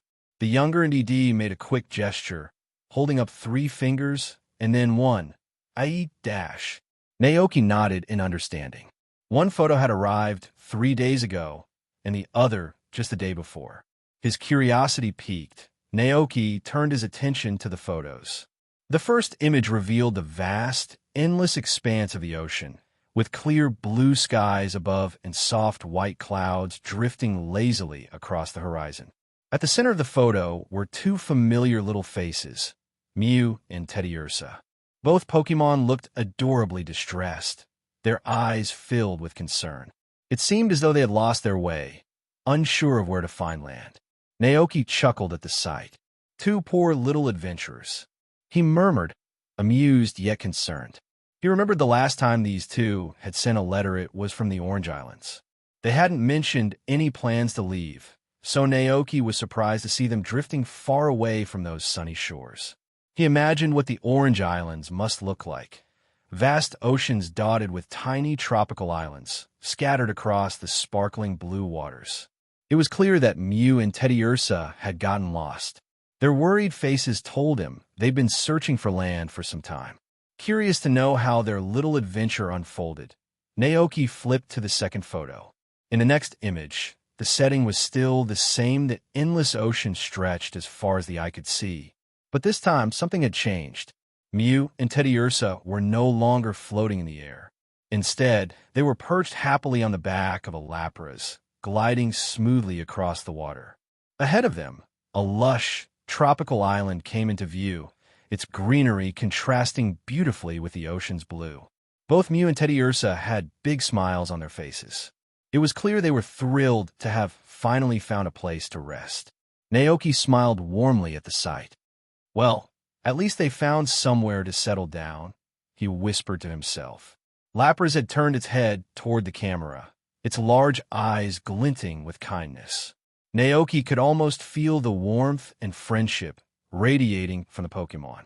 I wonder what those two said to Lapras, Naoki mused with a chuckle. It must have been something sweet to get such a friendly look.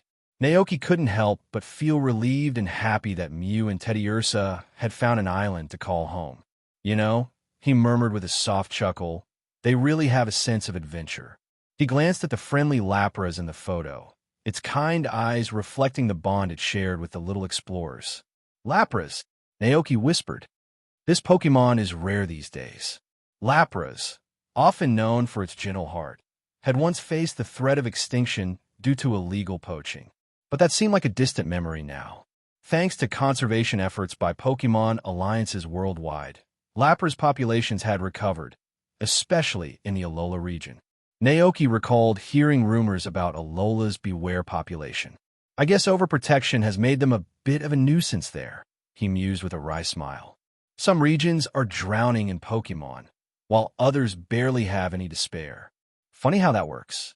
In the Paldea region, Pokémon like Dragonite were hard to come by, adding to the uniqueness of Naoki's experiences. After settling back in a life on the ranch, Naoki's days returned to their familiar rhythm, tending the farm, basking in the warm sunlight, sipping tea, and playing with his Pokémon. The wild Pokémon he had rescued and nurtured gradually emerged from their past traumas, slowly adapting to their peaceful new life. One bright morning, Naoki decided to take them on a walk to the back mountain, where many of them had once lived. They had not returned since the forest fire that changed their world forever. As they reached the mountain, they were met with a heartbreaking sight. The aftermath of the fire left the forest in ruins. Charred trunks stood bare, jagged and lifeless, like eerie black sentinels. Ash blanketed the ground in a thick, powdery layer.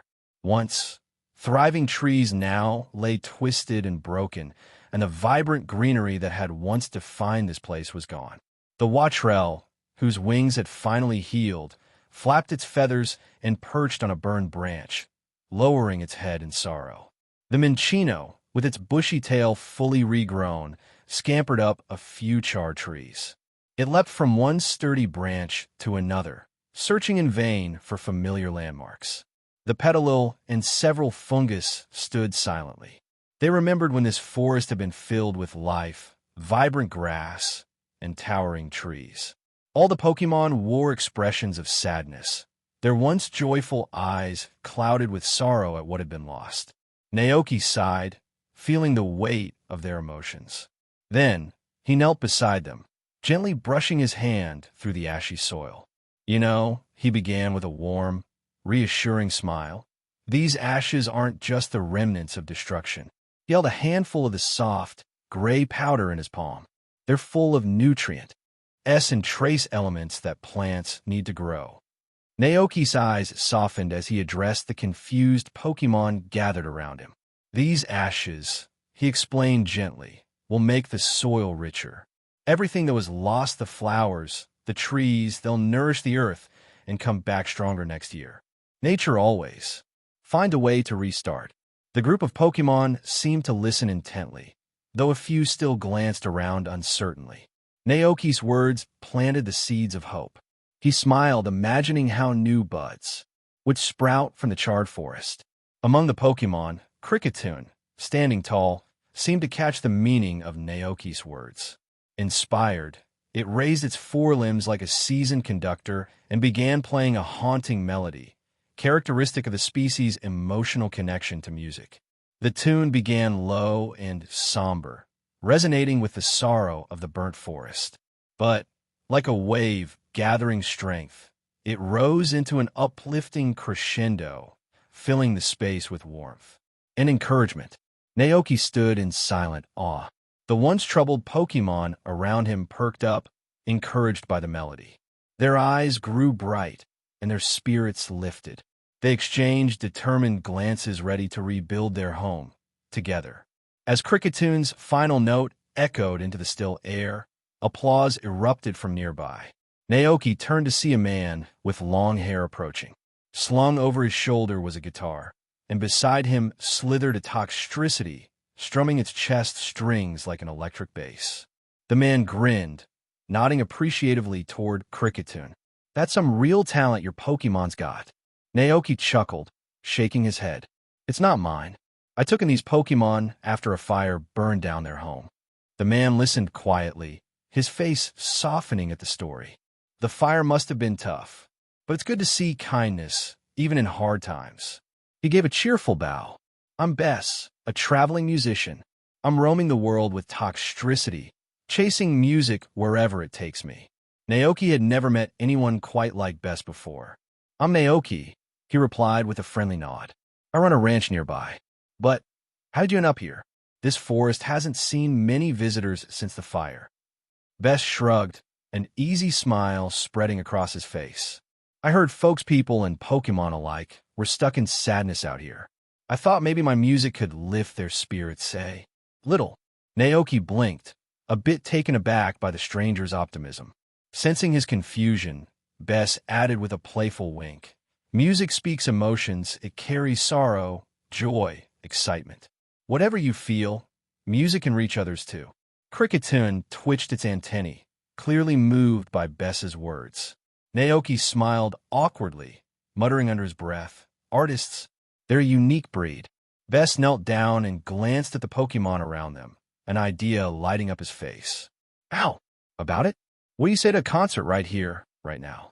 The Pokemon exchanged puzzled looks, but Crickettune's eyes sparkled with excitement. Seeing the scene unfold, Naoki thought for a moment and then smiled. "All right, let's head to my ranch." "Thank you so much, Mr. Naoki." Bess beamed with excitement, thrilled that someone was willing to enjoy his performance. Upon arriving at the ranch, Bess marveled at the peaceful surroundings, glancing around with childlike curiosity. But soon enough, he shook off his distractions and focused on preparing for the upcoming show. In the pasture, a row of Pokemon settled on the soft grass, their interest piqued. They sat in order from the tallest to the smallest, eagerly awaiting what was about to unfold. Naoki stood at the back with Koraidon, both watching the scene with quiet curiosity. Once the Pokemon were ready, Bess tossed a Pokeball into the air and shouted, "Everyone, come on out." In bursts of white light, another Toxtricity and a Rillaboom appeared by Bess's side. With his guitar slung across his chest, eyes full of passion, Bess raised a hand dramatically toward the sky. "Introducing the Toxtricity Band.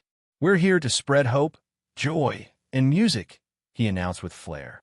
"Everyone, let's hit it." As soon as the words left his mouth, Rillaboom slammed his wooden drum with fervor. Bam, bam, bam, bam. The deep, rhythmic beat of the drum reverberated through the pasture, followed by the buzzing bass lines of the two Toxtricities.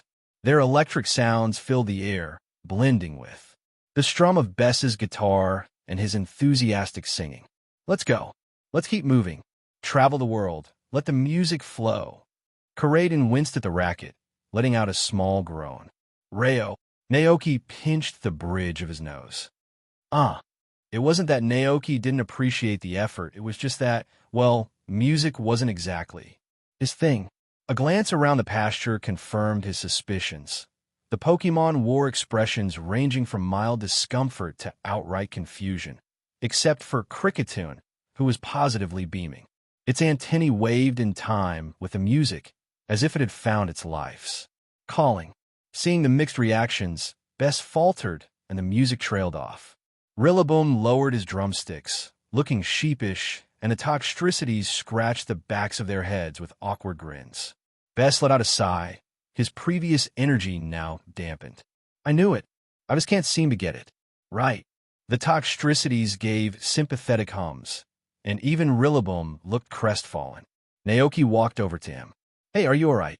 Bess looked at Naoki with gratitude and said, Thank you so much for listening to our performance, Naoki.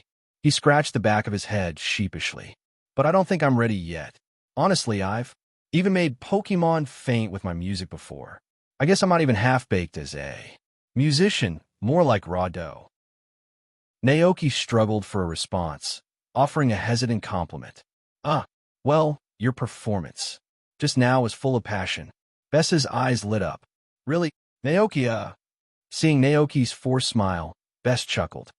You're a kind soul, Naoki. He straightened up with a renewed grin.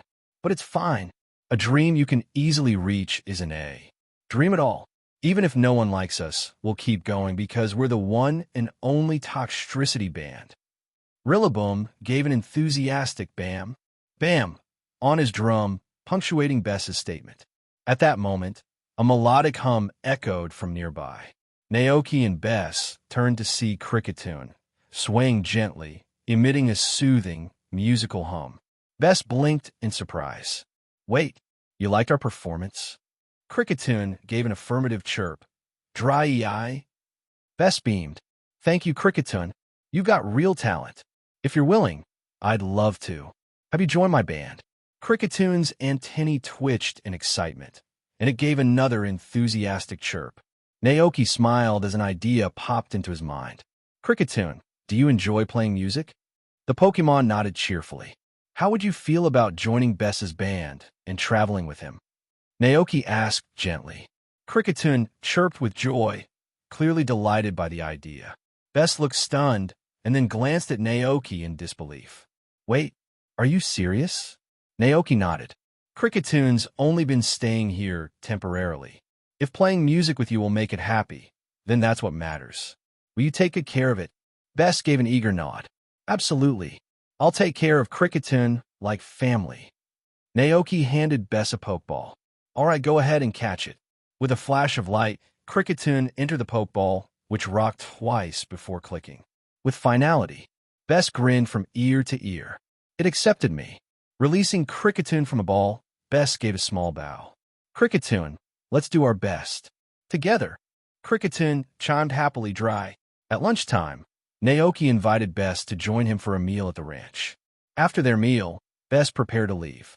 He stood at the gate with Rillaboom, the Toxtricities, and Cricketune by his side, ready to continue his musical journey. Thank you for everything, Mr. Naoki, Bess said earnestly. I promise to take good care of Cricketune. Naoki smiled. By the way, where's your next stop? Bess thought for a moment. I'm heading to Kosaji Town, and then on to Casseroya Lake Inn, the north. Naoki gave a thoughtful nod. I've heard that heavy metal rock is really popular in Spikemouth, over in the Galar region. You might find your audience there. Bess's eyes sparkled with excitement. Spikemouth? That sounds amazing. I'll definitely check it out. Naoki gave him a reassuring nod. Keep chasing your dream. I hope at the next time we meet, you'll be a famous band. Bess clenched his fist in determination. We'll give it everything we've got. Cricketune added a melodic farewell. Dry eye. With one last wave, Naoki smiled warmly. Take care, all of you. September 29th, 198 of the Alliance calendar. The penultimate day of autumn. The air was crisp, and the ranch was starting to show signs of the changing seasons. Yellowed grass stretched across the pastures, and the once bustling orchard was now carpeted in a layer of fallen leaves. That morning, Naoki set out to inspect the ranch, preparing for the cold season ahead.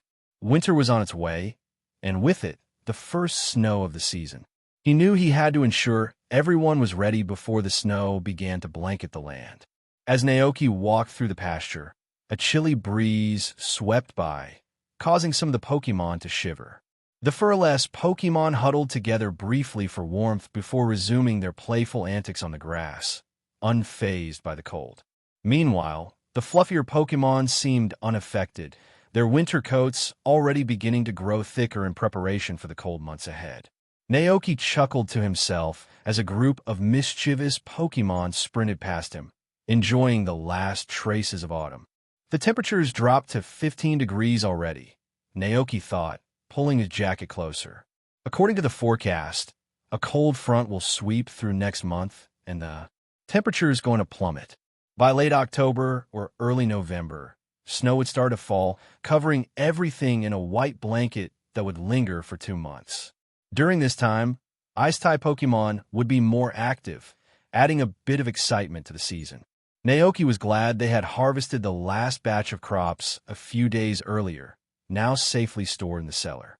Since winter wasn't ideal for planting, he decided to skip sowing even frost-resistant winter wheat this year. He had other plans for the season. He now turned his attention to how each Pokémon would spend the winter. The Miltank had our cozy Pokémon house. Naoki chuckled at the thought of the carefree Miltank, cozy indoors all winter. The Go-Goats, with their thick wool coats, were naturally suited to the cold, but Naoki had plans to move them in with the Miltank if temperatures dropped too low. Knacklestack and Diglett had burrowed deep underground, where the earth would insulate them from the harsh cold. Glacian, on the other hand, needed no extra care being an ice-type. It thrived in freezing temperatures. Corraden, along with his Cyclizer and Palmot, would stay inside the house with him, snuggled up by the fire. The wild Pokémon Naoki had rescued now lived in specially built cabins, shielded from the cold winds. But there was one group that still worried him, the Psyducks who lived on the other side of the river.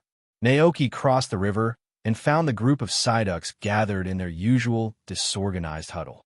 As he munched on a few seed crisps, he asked, "Winter's coming soon, and it's going to get cold. Would you like to come stay with me on the ranch?" The Psyducks tilted their heads in unison, blinking at him in confusion. "Quack," one of them asked. "Winter?" Naoki sighed. "Yes, it's going to snow soon.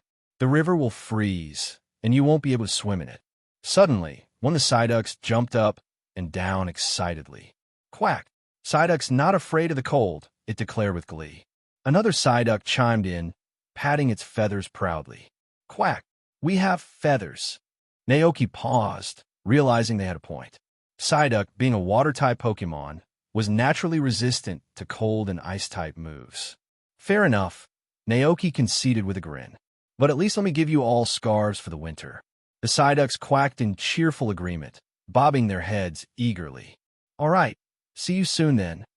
Naoki waved goodbye to the Psyducks, watching them waddle cheerfully back to the river. Satisfied with his preparations for winter, he turned toward the beehive. Calling Corraden over, Naoki asked for help moving the hive to the glass greenhouse.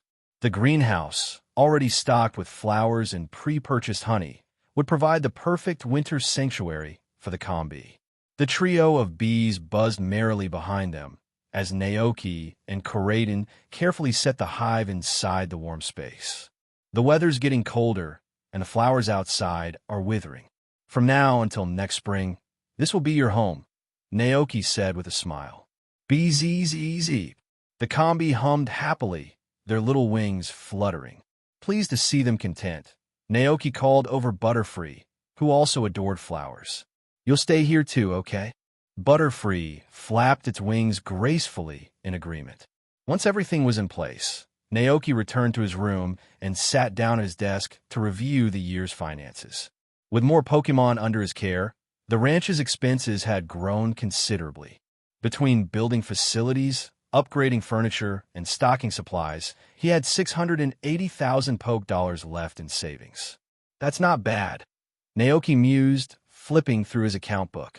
A plan began to form in his mind. "Maybe soon, I can ask Kelly to build a multi-functional greenhouse. Then I won't have to worry about seasonal planting." The idea excited him. With Gago's natural ability to nurture crops, he could experiment with growing rare fruits and vegetables all year round, maybe even ones with unique properties. But there's no rush, Naoki thought. I'll save that project for spring. After all, he had a trip to the Galar region planned, and he wasn't sure how long he'd be gone. That evening, Zack came by to pick up supplies. As soon as he spotted Naoki, Zack grinned. Hey, Naoki, are those pumpkin cookies ready? Thanksgiving's tomorrow, and the kids are going to swarm you for treats. Naoki chuckled. Of course. I've been baking all month. There'll be plenty for everyone. Good to hear. I'd hate to see any disappointed kids, Zack said, clearly relieved. Oh, by the way, has Mayor Thomas dropped by yet? He's been running around town, getting everything ready for tomorrow. Naoki shook his head. Not yet. How weird, Zack mused. I just saw him heading this way, so he'll probably be here soon. Anyway, I'll leave the details to him. Naoki nodded. All right, see you tomorrow. After Zack left with his bag full of goods, Naoki stayed at the ranch for a while. Just a few minutes later, Mayor Thomas arrived, wearing his usual warm smile. Good afternoon, Naoki, the old mayor greeted cheerfully. Good afternoon, Mayor Thomas. Naoki replied with a smile. You probably know already that tomorrow is Thanksgiving. Mayor Thomas said enthusiastically. We're gathering everyone, ranchers, farmers, and townsfolk in the celebration square to enjoy the holiday together. You should definitely join us. Of course, I'll be there, Naoki replied warmly. Great. The event kicks off tomorrow morning and lasts until noon. Feel free to bring your Pokémon along. We'll have a stew pot going in the square. Mayor Thomas continued with a grin. Everyone will bring their own food, farmers, ranchers, and locals, and at noon, we'll throw everything into the pot and enjoy a big communal meal. If you have any ingredients you'd like to share, bring them along too. Naoki paused for a moment, a curious look crossing his face. Something about this process felt oddly familiar. After a moment of thought, he asked, Any ingredient is allowed? Mayor Thomas chuckled, though his expression turned slightly serious. We prefer crops from the land. Just no poisonous or odd ingredients, please. There was one year when someone added wild mushrooms, and both people and Pokémon got sick. Naoki, I understand. The mayor's face brightened again. In the past, we celebrated Thanksgiving to give thanks to the land that sustains us. His voice softened. But lately, folks have also been giving thanks to the King of Bountiful Harvests. Ever since they began believing in him, harvests have been better than ever. Naoki nodded thoughtfully. The King of Bountiful Harvests is a wonderful Pokémon. Mayor Thomas let out a wistful sigh. I'd love to meet him one day, but Pokémon like that, they're like myths, hard to come by. Naoki smiled inwardly. Not necessarily. Thought. Mayor Thomas shook off his reverie. Well, enough of that. I'll see you tomorrow at the festival.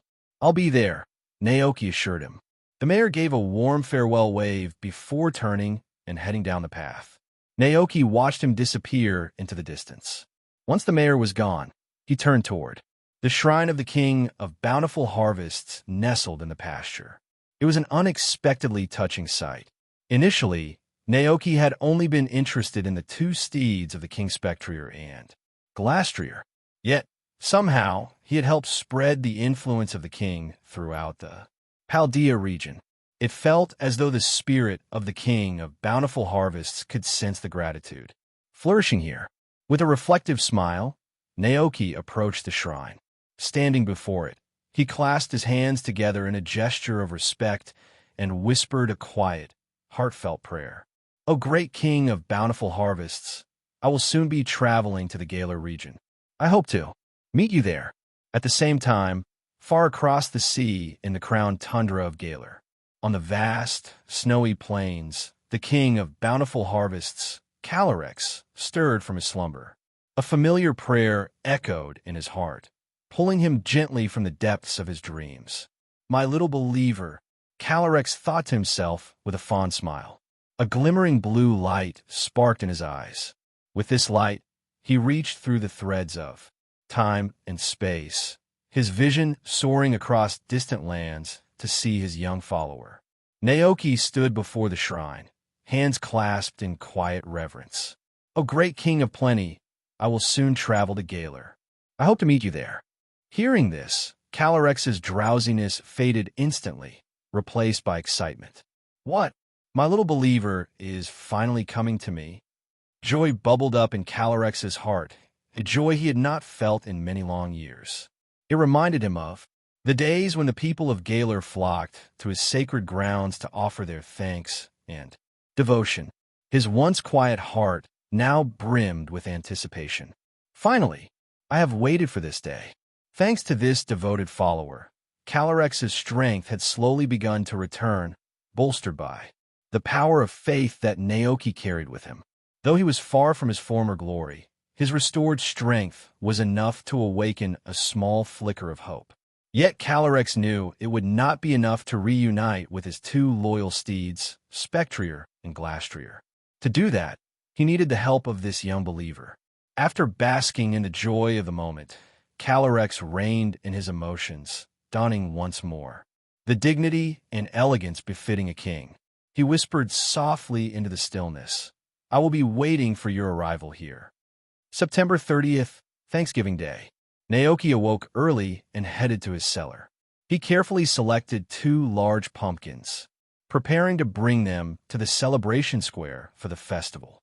This was his first time attending a town-wide Thanksgiving celebration, and he was a little unsure of what to expect. After all, this wasn't Stardew Valley. He couldn't just bring something odd like the mayor's purple shorts and throw them into a stew, as if this were a light-hearted game. That would be in terrible taste. After some thought, Naoki decided the pumpkins would make a good, safe offering. Simple, honest, and from the heart, just as Larry often said, simplicity is truth. At 9 in the morning, Naoki set off with his entire Pokémon family toward the celebration square.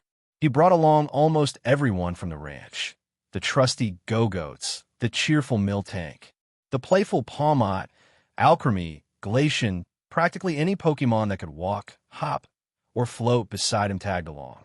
As they ambled along the path, Naoki thought it over. Maybe bringing everyone was a bit excessive. After a moment's deliberation, he returned to the ranch and asked Karaden to help carry 2 barrels of barley beer, just in case. When Naoki finally arrived at the celebration square, he realized he wasn't the only one who had brought along his Pokémon family.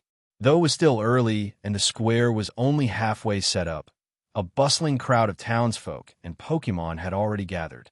Laughter, excited chatter, and Pokémon cries filled the air, giving the whole scene a vibrant energy.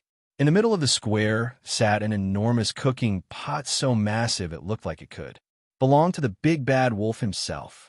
Naoki stood there, completely stunned by the sight of the pot. This is way over the top," he muttered.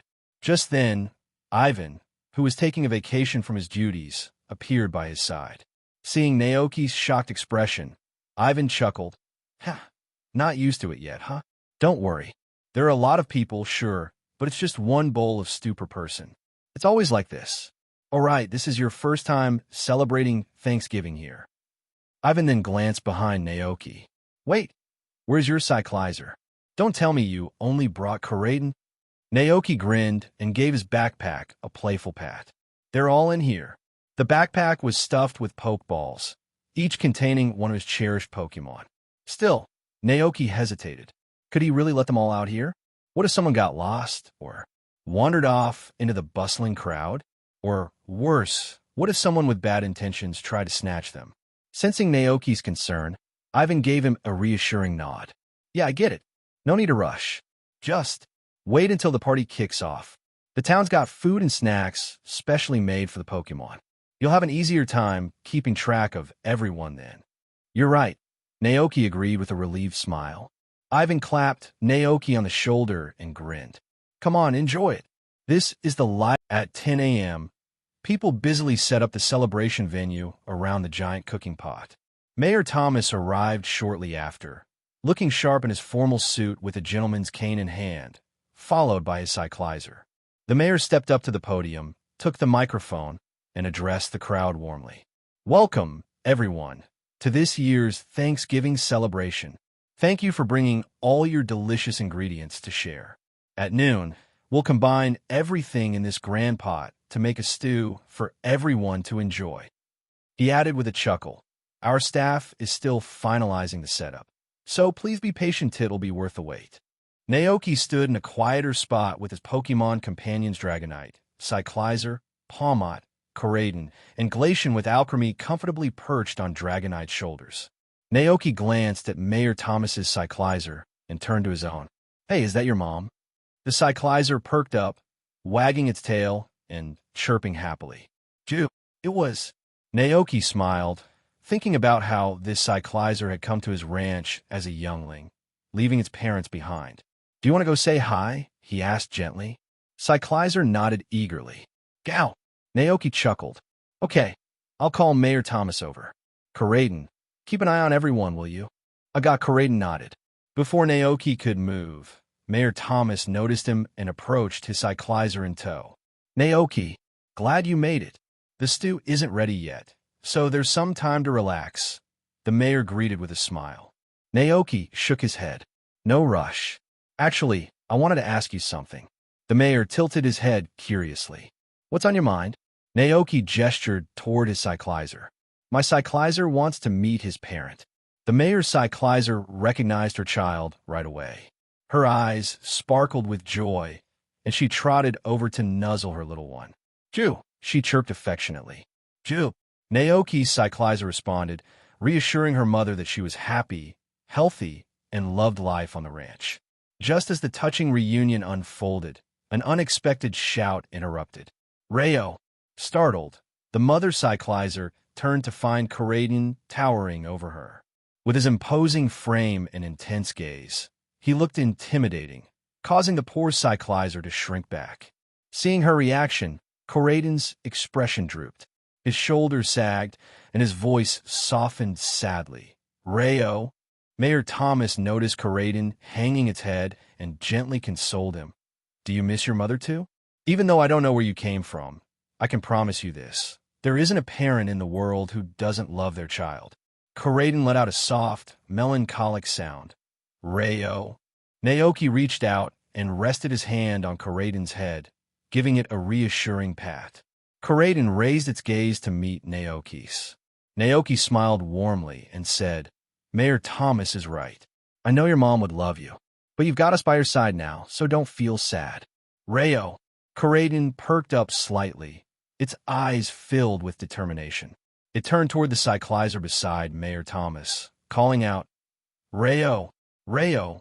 The Cyclizer blinked in confusion, tilting its head at Coraden's booming cries. The mother Cyclizer hesitated, her eyes wide with surprise. Could this massive Pokémon somehow be connected to her? She knew very little about the broader world beyond her quiet life with the mayor.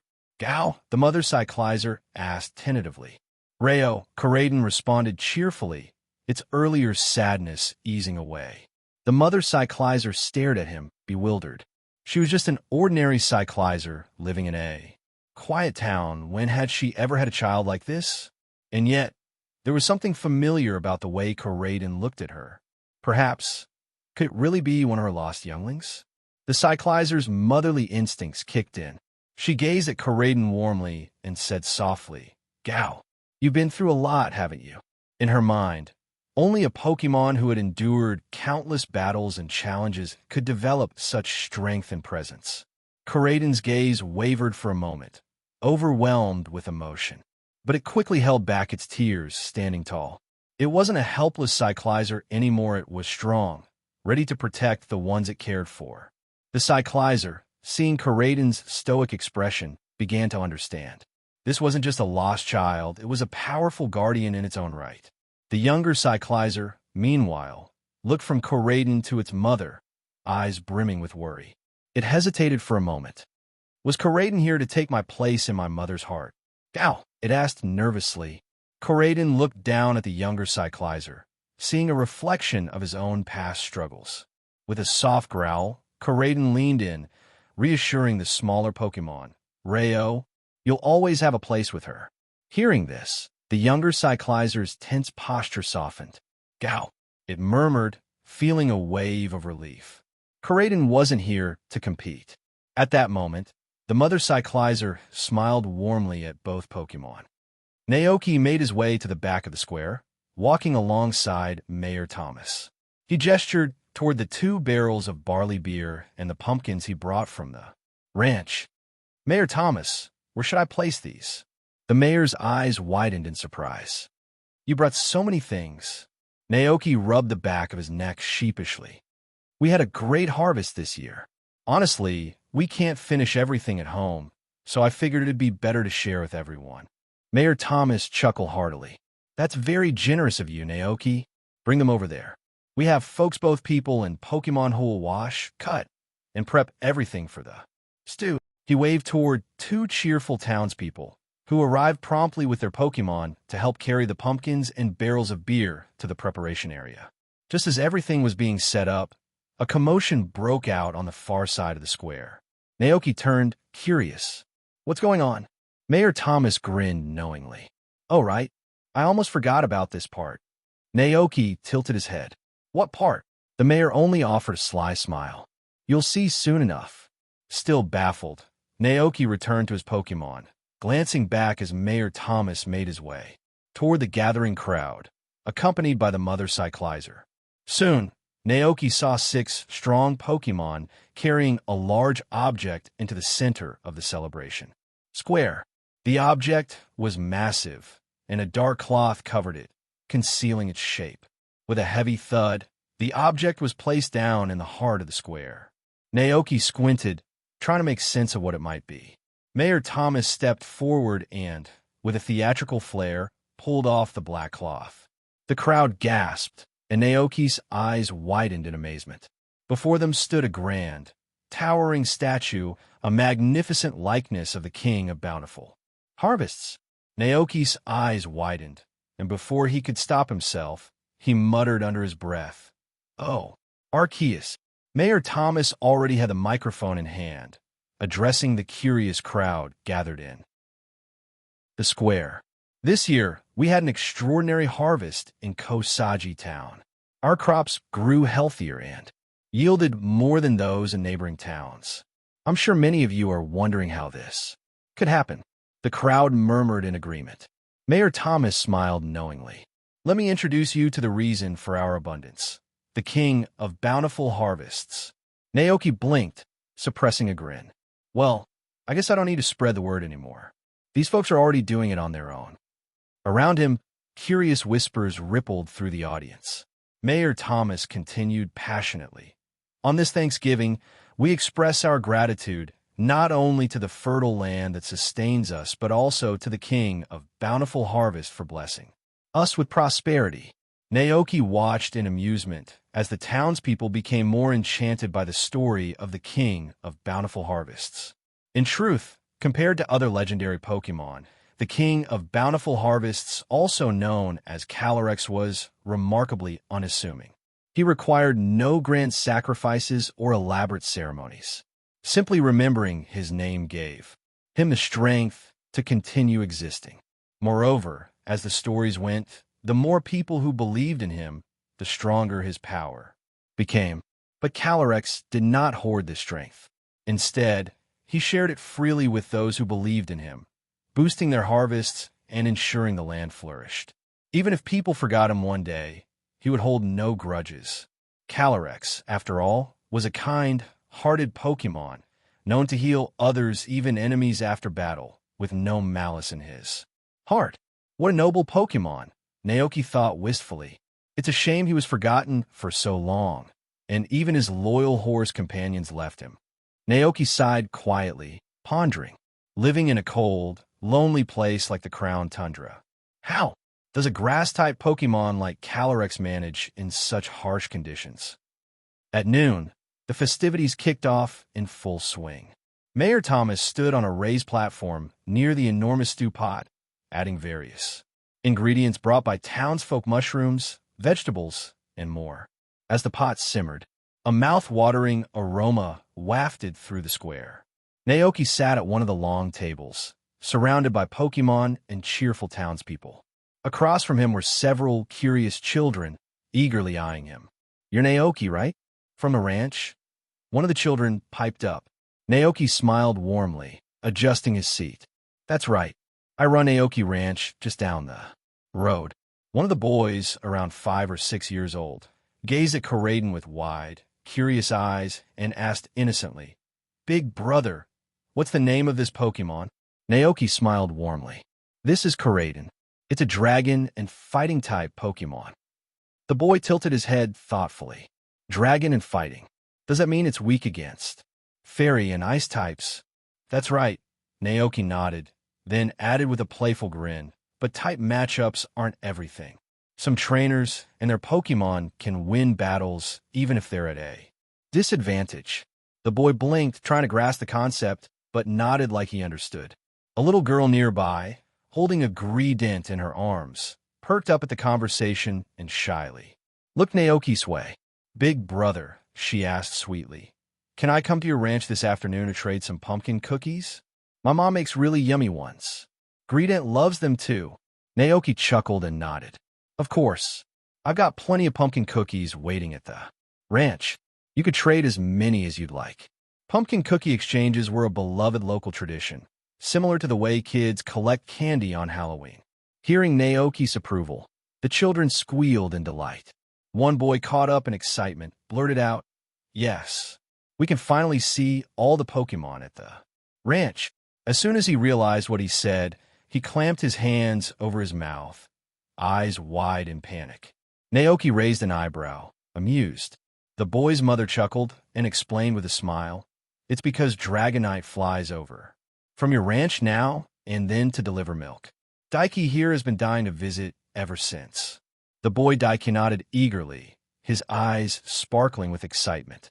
"Uncle Zach said Mr. Naoki's ranch has so many Pokémon. Can I come and visit? I promise I'll behave." Naoki smiled softly. "Of course. As long as everyone behaves, you're welcome anytime." The children cheered. Naoki watched them, feeling a warm flicker in his heart.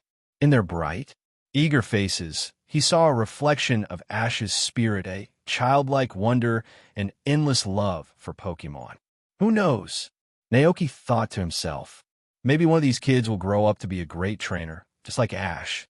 Just then, the savory aroma of the stew filled the air, signaling that the food was ready. Volunteers began serving bowls of the hot celebration soup to everyone gathered. Soon, a bowl was placed in front of Naoki.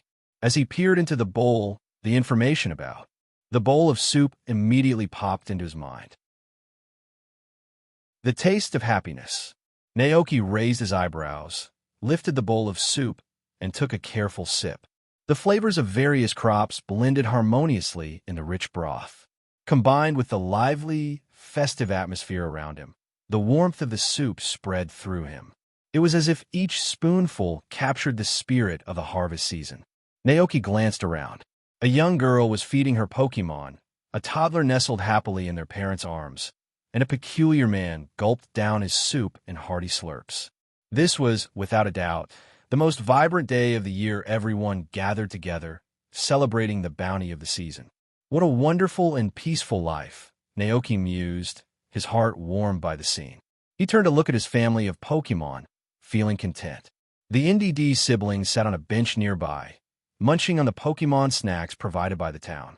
The younger sister nibbled delicately, her expressions shifting between delight and distaste as she silently evaluated each bite. Meanwhile, Palmot, donning a red cape like a small hero, entertained a crowd of local Pokémon. They watched with admiration as Palmot struck a dramatic pose and performed an exaggerated superhero leap, drawing gasps of excitement. The Gagoat trio stood lazily by, basking in the attention of several curious children. "Wait, this milk comes from them?" one boy asked, wide-eyed, after learning the goats supplied the milk in town. Tentatively, the boy reached out to stroke a Gagoat's soft fur. "It's so fluffy," he whispered in amazement, prompting his friends to gather closer, their eyes shining with wonder. Pleased with the attention, the Gagoat released grass energy from their bodies, conjuring a shimmering field of grass that blended reality with illusion. The children gasped in unison, their disbelief turning to awe. "This is amazing," they exclaimed. Watching the scene unfold, Naoki chuckled softly. "Seems like Go-Goats are the stars of the show." "Gah!" Koraidon murmured with a low, amused growl, standing contently by his side. Later that afternoon, around 2 o'clock, the autumn Thanksgiving celebration came to a close. The townsfolk, full from the feast, began to head home. Naoki exchanged farewells with Mayor Thomas before gathering his Pokémon and returning to the ranch. The season was shifting toward winter, and the days were getting colder, but the weather that evening was still pleasant. With the temperature lingering just above 20 degrees Celsius and the sun casting its gentle warmth, it was the perfect end to a memorable day. Not long after returning to the ranch, Naoki heard cheerful commotion outside. Curious, he stepped out to find a group of children from town, each accompanied by their Pokémon companions, eagerly approaching with bags in hand. Among them was Daiki, the boy Naoki met earlier that day. By his side trotted a playful Rockruff with bright blue eyes, its tail wagging happily. When Daiki spotted Naoki, his face lit up, and he excitedly held out a small bag wrapped in ribbon and oil paper. "Mr. Naoki, I've come to trade pumpkin cookies with you." Naoki chuckled warmly. "All right." He turned toward the NDD siblings. "Could you bring out the pumpkin cookies we prepared earlier?" The siblings quickly returned with the cookies, handing one to Daiki in exchange for his offering. The boy shyly accepted the treat, murmuring, "Thank you." Beside him, Rockruff barked enthusiastically, "Ruff, Ruff, Mr. Naoki, we're here too." Another child called out, waving eagerly. On her head sat a cheerful Milcery, swaying with the movement. Naoki smiled. "Don't worry, everyone will get a cookie." He continued exchanging cookies with the children, who happily thanked him once their turn came.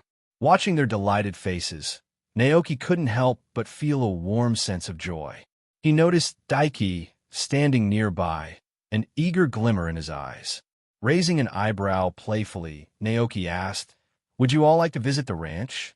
The children responded with an enthusiastic chorus of yes. Naoki grinned. "All right then, follow me." He led the group through the ranch, first stopping by the Gagote pen, where he explained the ecology of Gagote. Next, he took them to the Pokémon house, where the children learned about Moo Moo milk production and marveled at the well-organized setup. From there, Naoki guided them to the glass greenhouse, where he explained how his Combi trio collected nectar to produce honey. Finally, they descended into the underground caves, where Naoki introduced the children to the hard-working Diglett and Knucklestack. He described how Diglett helped cultivate the soil, while Knucklestack produced nutritious rock salt, essential for the farm's operations. Each time Naoki spoke, the children responded with awe, their eyes wide with excitement. "Wow!" they exclaimed repeatedly, captivated by everything they saw and heard. One little girl sighed dreamily. "When I grow up, I want to be a rancher just like Mr. Naoki. I want to raise lots of Pokémon and live with them." Naoki smiled at her. "That's a wonderful dream, but being a rancher could be hard work." Another boy shook his head confidently. "I'm not afraid. My mom says I'm strong. And Rockruff will help me too." Rockruff barked in agreement. "Ruff, Ruff." Naoki chuckled. "That's the spirit." He looked around at the other children. "What about the rest of you? What are your dreams for the future?" Many of the children, now enamored with the ranch life, eagerly declared that they also wanted to become ranchers. Only Daiki stood quietly to the side, a look of determination shining in his eyes. Naoki turned to him with a kind smile. "What about you, Daiki? What's your dream?" With a firm voice and bright, hopeful eyes, Daiki declared, "I want to become a trainer as great as Mr. Naoki." Naoki blinked, momentarily taken aback by the sincerity in the boy's voice. "Naoki!" The other children stared at Daiki in surprise. "Huh? Mr. Naoki is a Pokémon trainer?" Daiki tilted his head in confusion, as if it was the most obvious thing in the world. "Didn't you realize? Mr. Naoki commands a whole army of Dragonites. If he can make so many Dragonites listen to him, he has to be incredibly strong." "Wow!" The kids nodded knowingly, their expressions saying, "Oh, now I get that's amazing. Even stronger than the champion." "For sure. Naoki, I swear to Arceus, I'm really not." Naoki gave the children a polite smile. "The champion of Paldea is the strongest trainer around, and she's also a very charismatic person." At this, the kids' focus instantly shifted. One boy asked excitedly, "Wait, Mr. Naoki, you know the champion?" Naoki thought for a moment, choosing his words carefully. I guess you could say we've met. The boy's eyes widened. Did you battle her? Could your Dragonite army beat her Pokémon? Naoki sighed with a good-natured grin. It's not quite that dramatic. I don't have an army of Dragonites, just 3. Daiki furrowed his brow in confusion. But Mr. Naoki, I saw 5 Dratini on your ranch. And they'll all evolve into Dragonite someday, right? Another girl chimed in, counting on her fingers. So, 5 Dratini plus 3 Dragonite makes 8 Dragonite. Wow, that's awesome. Another boy added enthusiastically. I saw a movie where a trainer used 5 Dragonites to defeat a whole villainous country. They won the battle with just those 5. And Mr. Naoki has 8. You could totally take over a city and become king. Naoki chuckled and shook his head. This is a time of peace. If you tried something like that, Officer Ginny would come for you. The children giggled, and the boy gave a thoughtful nod. Yeah, that's true. Before anyone realized it, the sun was dipping low on the horizon, and Zack pulled up in his truck to collect the goods. Naoki ruffled a boy's hair with a smile. All right, kids, it's getting late. Time to head home. The children groaned in disappointment, but quickly gathered their things. Bye, Mr. Naoki. Bye, Cyclizer. Bye, Karaten. Bye, Dragonite. Dash. Rayo. Several Pokémon waved back enthusiastically as the children skipped away toward town. Watching them go, Naoki felt a twinge of concern. Dragonite, can you go with them and make sure they get home safely? Dragonite nodded with a soft hum. Oh, well. Zack chuckled, watching the scene unfold. You're quite the hit with the kids, huh? Naoki smiled warmly. They're good kids. Who wouldn't like well-behaved children? Zack laughed. Good kids always win people over. He handed Naoki a small envelope. Here's your payment, 48,000 poke dollars for today's goods. Naoki reached out, taking the envelope from Zack. Together, they loaded the remaining goods into the truck. See you next time, Zack called, settling into the driver's seat and giving Naoki a cheerful wave through the window before driving away. Naoki watched until the truck disappeared down the road, a soft smile on his face. Then, he turned and headed back inside, joining Sister and DD to help prepare dinner. Not long after, Dragonite returned to the ranch, gliding down gracefully and landing with a satisfied hum. Naoki looked up from the stove. Did everything go smoothly? Dragonite nodded enthusiastically. Oh, well, good to hear. Naoki smiled. Thanks for your help. Go rest up. Dinner will be ready soon. That evening, Naoki prepared an unusually lavish meal. Fried steak, mushroom-stewed chicken, fresh sandwiches, silky milk pudding, fruit cake, savory poffins, tender ribs, hearty pumpkin soup, and warm pumpkin cookies. It was a feast designed to delight every Pokémon. The dining table was abuzz with joy as the Pokémon dug into their favorite dishes. Watching them enjoy the food brought Naoki a deep sense of contentment. He leaned back, enjoying the peaceful scene, his heart filled with gratitude. After dinner, Naoki's thoughts drifted back to the children's earlier questions. Curiosity sparked within him, and he decided to ask Dragonite something that had been on his mind. He found the big orange dragon lounging contentedly by the fireplace and knelt down beside it. Hey, Dragonite, do you hibernate in the winter? Dragonite tilted its head, blinking with wide, curious eyes. Oh, Naoki chuckled softly. You know, hibernation when Pokémon sleep through the cold season. He explained further. Some Pokémon stock up on food before winter and then hide in warm caves, sleeping until spring returns. Dragonite's large eyes sparkled with understanding, and it gave a little nod. Oh, Naoki smiled. So, do you hibernate? Dragonite puffed its chest slightly, giving an amused hum. Oh, some Dragonites do, but it's not really a big deal for us. We can manage either way. Since Dragonite Island is located in the middle of the ocean, the climate remains mild even during winter, and the sea is teeming with small fish, ensuring the Dragonites never need to worry about food. Hearing this, Naoki nodded thoughtfully. Later, he found 2 wild Dragonites preparing to take Poffins and 5 Dragonair back to Dragonite Island. Tomorrow marks the start of winter, Naoki said. The weather will get colder, and there. Maybe snow. If the cold gets too harsh, take a break on the island and wait for the weather to improve before returning. The Dragonites and 5 Dragonair puffed out their chests and shook their heads confidently. They weren't afraid of the cold. Naoki could only sigh in amusement. All right then, take care on your way back. With a playful wave of their claws, the Dragonites took flight, the 5 Dragonair following. Close behind, they soared toward Dragonite Island, vanishing into the sky in no time. Watching them disappear, Naoki couldn't help but feel grateful that most of the Dragonites on the island retained their sense of independence. Otherwise, if they were all as food-motivated as these few, his ranch would have been overwhelmed a long time ago. As he mused about dragons, Naoki remembered there was another one on his ranch. With that thought, he grabbed a basket of pumpkin cookies and headed toward the lake where the 5 Dragonair usually stayed. He coughed and called out, "Giratina, are you here?" There was no response. "Guess not," Naoki muttered. Since he had eaten all the strange mushrooms that once allowed him to glimpse the distortion world, his connection with Giratina had faded. And with the forest fire that ravaged the back mountain, poisonous mushrooms had become scarce. Naoki figured Giratina might have grown bored and wandered off. The ghostly dragon didn't tend to stay in one place for long. Just as Naoki was about to leave, the lake rippled, and a swirling, purple vortex emerged on the water surface. Naoki blinked in surprise.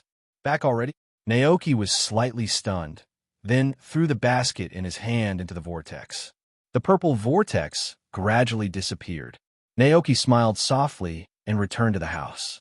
By now, night had fallen, and the cozy warmth of the holiday. The Pokémon Tavern is closed for one day, and the NDD siblings are staying at home. The brother NDD was sweeping the floor, while his sister was heating water for tea. Naoki called them over and said, "I'll be leaving soon on a long trip. It might take 2 weeks, or more before I return. Can I trust you two to manage the house while I'm gone?" Cyclizer, lying near the fireplace, perked up at the mention of a trip, eyes wide with excitement. Naoki chuckled. "Don't worry, I'll take you with me this time." "Gayo," Cyclizer chirped happily, wagging its tail. The NDD siblings nodded confidently. Yeah, they chimed in unison, assuring Naoki. "They take good care of everything." "Thank you." Naoki smiled warmly, ruffling the younger NDD's hair affectionately. Her brother, however, stiffened awkwardly, his face turning a deep shade of red.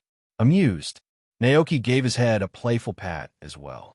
"Well then, get some rest," Naoki said with a grin.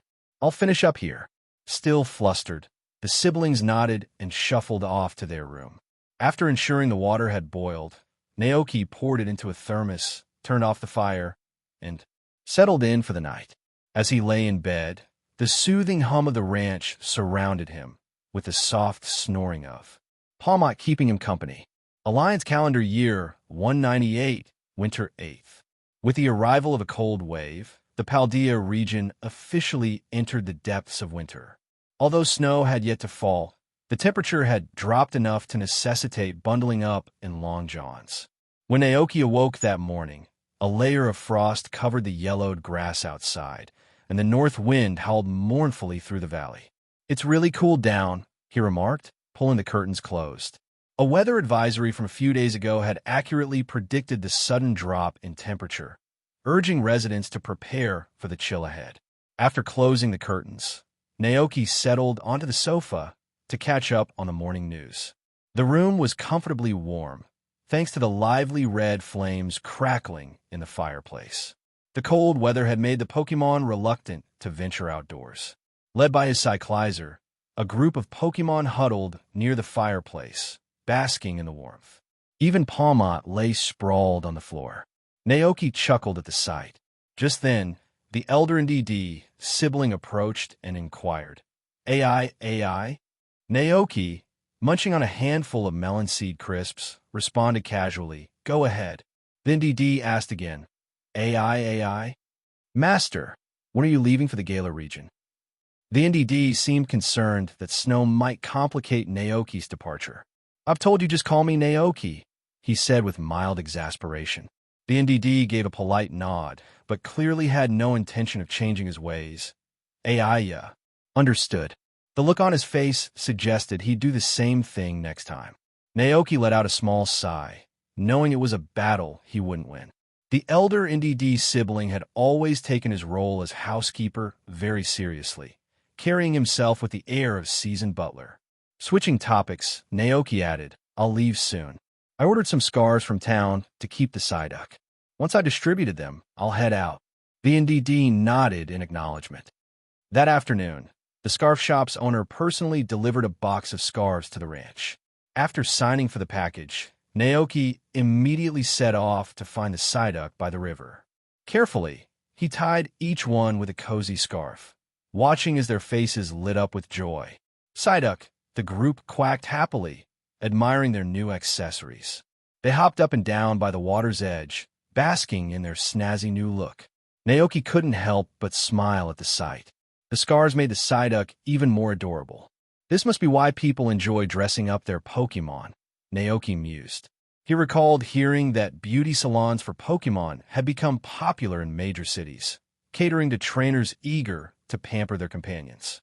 Waving at the Psyduck, Naoki called, "Enjoy yourselves. I've got some more errands to run. See you later." The Psyduck waved back enthusiastically with their tiny arms. Psyduck. Next, Naoki headed to the orchard, where the fruit trees, though no longer bearing fruit, remained lush and green. Unlike ordinary trees, which stood bare in winter, these fruit trees seemed untouched by the season. Naoki remembered reading about these trees in a gardening book. Fruit trees are blessed by nature. Their growth cycles are remarkably short, and with enough of them, they can provide for the needs of all Pokémon in the forest. Fruit trees don't wither in winter, but they stop producing fruit. Some scholars believe that winter triggers nature's rest phase. Naoki recalled the lines from a book he'd read. "But no need to worry when spring returns. The trees will bloom and bear fruit once again." Naoki knew these trees could live extraordinarily long lives, thriving unless affected by natural disasters, deforestation, or powerful Pokémon attacks. He remembered a tale about an ancient forest where explorers discovered an enormous fruit tree. It was said to have existed for at least 1,000 years, bearing endless fruit and sheltering numerous Pokémon. "Magical," Naoki murmured, imagining the scene. He pictured a colossal tree, taller than 3 Koraidens stacked together, with a trunk so wide that 3 adults couldn't wrap their arms around it. Branches stretched out, heavy with ripe fruit, and lush greenery surrounded the base. "That'd be the perfect spot for a tree house," Naoki mused, a smile tugging at his lips. He wished he could grow a tree like that on his ranch, though he knew it would take centuries, unless, of course, the fruit trees mutated under some strange influence. As Naoki entered the orchard, a greedent tumbled happily from the wooden hut, its cheeks stuffed with berries. "GRE, GRE," it chirped in greeting. Naoki placed a box on the ground, chuckling as he gave the greedent's head a fond pat. Hearing the commotion, other Pokémon poked their heads out of the hut one by one. Soon, a lot Minccino, Smeargle, Tandemaus, Watrel, Petalil, and Fungus all shuffled forward eagerly. As expected, the Slacketh remained absent, probably still napping somewhere cozy, Naoki thought with a grin. Since the fire that devastated their former home, the Pokémon had slowly recovered, growing more comfortable with each passing day. Naoki knelt down, pulling various scarves from the box. Each scarf was a different size, tailored to fit each Pokémon perfectly. As he tied the scarf around their necks, the Pokémon's expressions brightened. The soft fabric shielded them from the chilly wind, providing a comforting warmth. Seeing their curious looks, Naoki explained with a gentle smile, "These are scarves. They'll help keep you warm by blocking the cold wind. With these, you'll stay cozy all winter." The Pokémon's eyes shimmered with gratitude. For a moment, the memories of the devastating fire weighed heavy. How it had taken everything: their homes, friends, family, and nearly their own lives. Luckily, the Pokémon were rescued by Naoki, who not only provided them with food, but also built them a cozy cabin. His kindness didn't stop there. Naoki even promised to help them rebuild their homes in the future. With winter closing in, Naoki distributed scarves to ensure the Pokémon wouldn't suffer in the cold. The thoughtful gesture moved even the toughest among them. Without his help, these Pokémon would have struggled to survive through the harsh season, vulnerable to hunger and freezing temperatures. Some of the Pokémon's eyes shimmered with unshed tears, not tears of sadness, but of deep gratitude. Naoki patted Minccino on the head with a gentle smile. Don't cry. Stay safe here. If you need help, come to me. If I'm not around, find a DD to take care of you. Minccino gave a decisive nod. Naoki's gaze landed on a pair of Tandemaus, a Pokémon duo known to live together as families. To his surprise, he noticed something small hiding between them. Behind a father stood a tiny, white Tandemaus, peeking out cautiously. Well, well, Naoki exclaimed, raising an eyebrow. Looks like you two are parents now. The two Tandemaus chirped proudly, nudging their child forward to show it off. The little Tandemaus remained timid, casting curious glances at Naoki. The joyful arrival of new life spread cheer among the other Pokémon. Even the cold breeze outside couldn't dampen the festive spirit. Naoki smiled warmly before handing a scarf to a sleepy Slacketh, ensuring it was tucked in snugly. Back in the house, Naoki began planning his long-awaited journey to the Galar region. Originally, he had intended to depart in November. However, with the weather growing colder by the day, Naoki figured it would be better to leave sooner. Curling up by a fireplace with his Pokémon and enjoying the snowy scenery sounded far more pleasant than waiting. Too long to travel. He flipped through the calendar thoughtfully. Tomorrow it is, Naoki murmured. With the departure date set, Naoki carefully considered which Pokémon to bring on the journey to Galar. After some thought, he decided on two companions, Koraidon and Cyclizer.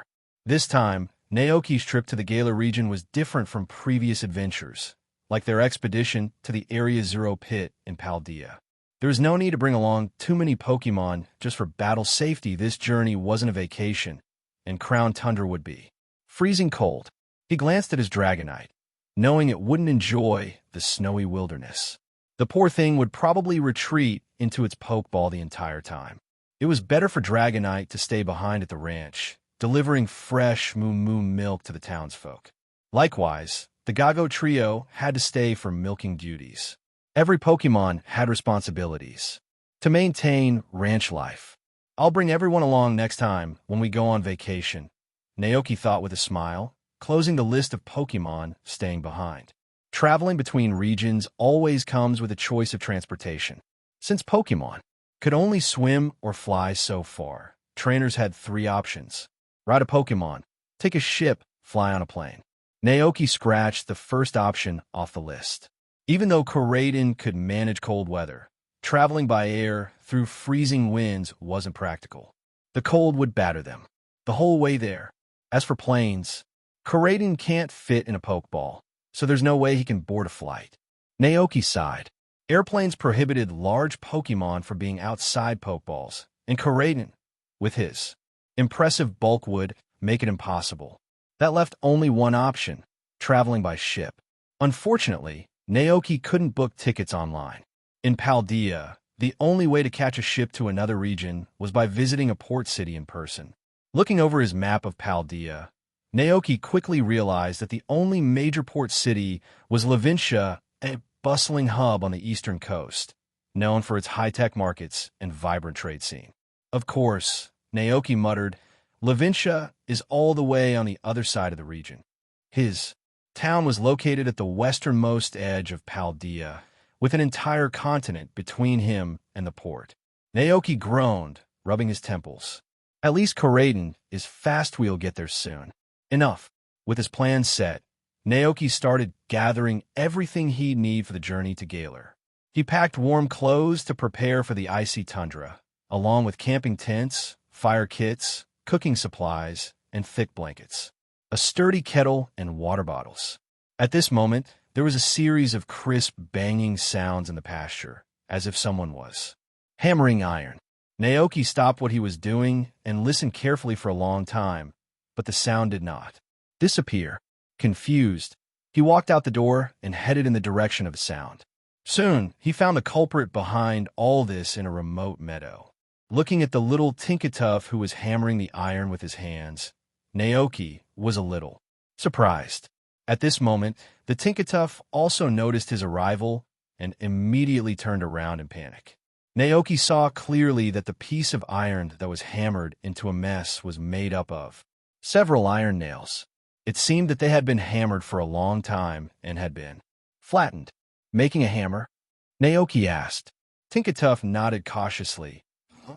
Its hammer was lost before, and during this time it has been trying to collect iron filings and nails from the ranch's garbage dump. Try and make a new hammer. As if it was afraid that Naoki would misunderstand it as stealing something from the ranch, it quickly said, "Woo-wah." The iron was collected from the garbage dump. It was not stolen. It observed for a long time before realizing that the things in the garbage bin were all discarded by humans.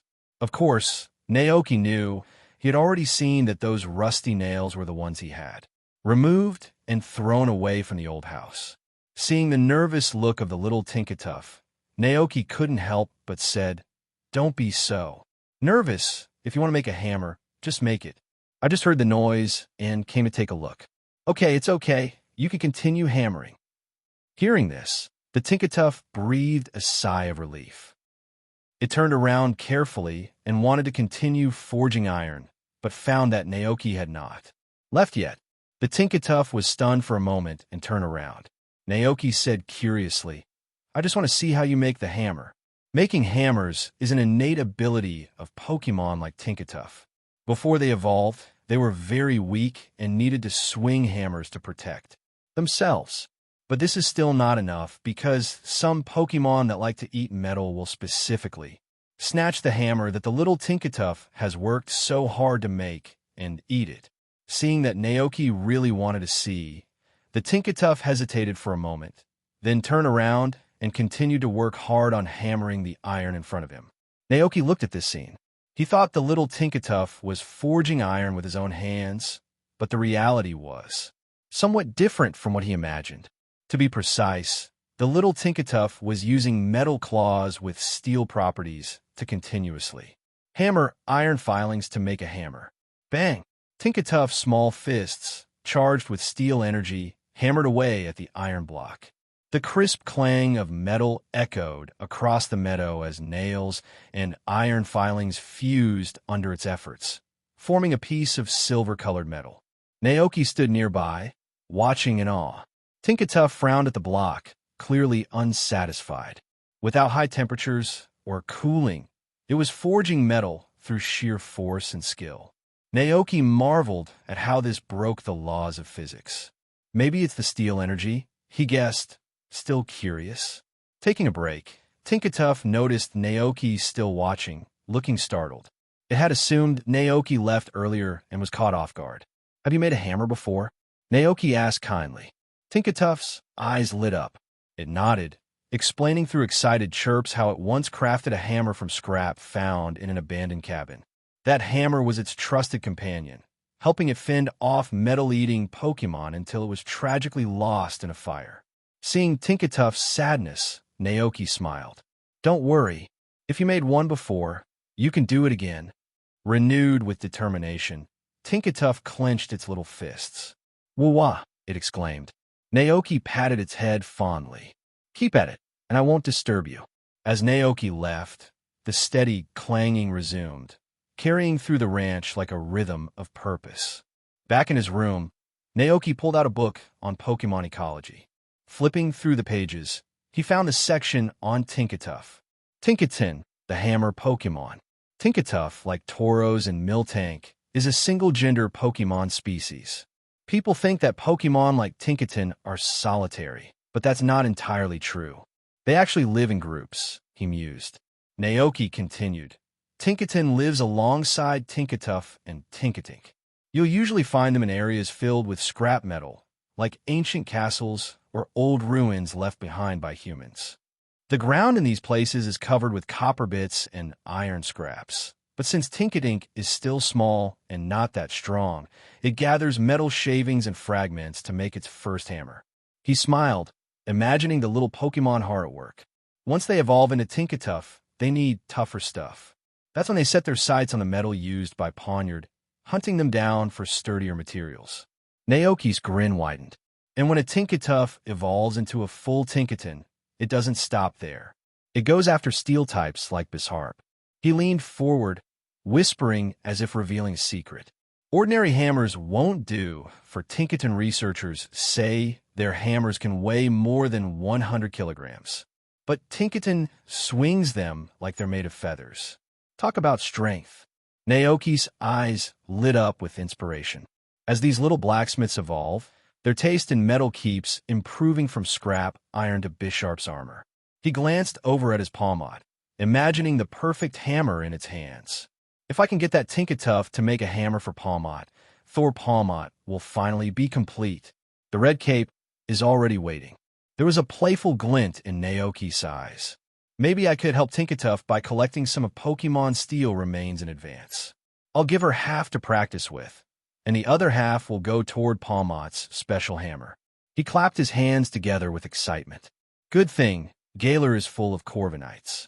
I'll gather everything we need on my next trip there. In the skies over Galar, Corviknight reigned supreme. As the go-to flying taxi service, these majestic Pokemon were seen soaring gracefully through the clouds, transporting passengers across the region.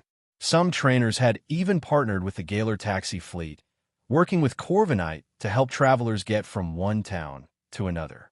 Naoki figured that someone in the fleet might collect shed feathers from the Corviknight, which could be perfect for crafting the hammer he needed. October 9th, 198, Alliance Calendar.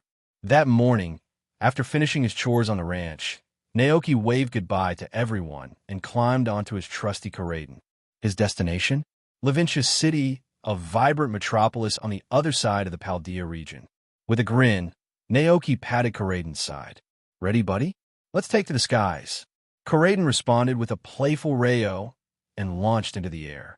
As they flew, Naoki marveled at the landscape below. The real Paldea feels so much bigger than it does in the game. He studied the map, noticing towns and villages not shown in the game. Sunflora Town, Jellyfish Village, and Toro City. I should visit these places someday, he mused. Sunflora Town was surrounded by fields of sunflowers, where Sunflora Pokemon roamed freely. Jellyfish Village was known for the wild Jellicent floating in nearby waters. And Toro City was famous for its thrilling bullfights, where trainers competed with their Toros in fierce but friendly battles. After several hours of flying, Naoki and Koraidon reached the eastern side of Paldea. Below them, fields gave way to modern towns and cities, their sleek buildings shining in the sunlight. Naoki smiled. The east side of Paldea feels so much more modern than the west. As they approached Levincia City, the vibrant lights and towering skyscrapers came into view. Skyscrapers stood tall, side by side, their windows glowing brightly. The city was alive with traffic, and although it was only early evening, the shops lining the streets had already turned on their lights. Neon signs flickered and glimmered, casting colorful hues across the streets, making Levincia City feel like a dreamland. For a moment, Naoki was awestruck. It's like I've stepped into another world, he thought. Compared to this bustling metropolis, his hometown back in Paldea felt like a sleepy little village. This is incredible, Naoki gasped, dazzled by the vibrant lights. He marveled at the beams of neon stretching skyward, gently weaving through the night air. They illuminated the city like a dazzling tapestry of color, making the whole place feel like a living dream. Then it hit him he knew exactly what this was. This must be the million-volt night view. Naoki realized. It was one of the 10 most beautiful sights in Paldea. He couldn't help but smile. I gotta admit, it's just as breathtaking as people say. Koraidon let out a curious hum, its voice soft in the night. Rayo. Naoki gave Koraidon an affectionate pat, grinning at his partner. They stood there in quiet admiration, taking in the sea of lights below. The thousands of glowing windows sparkled, like stars scattered across the ground, creating a mesmerizing view. Before long, another traveler arrived, riding on the back of a corviknight. The traveler and his companion, cameras in hand, gasped in excitement.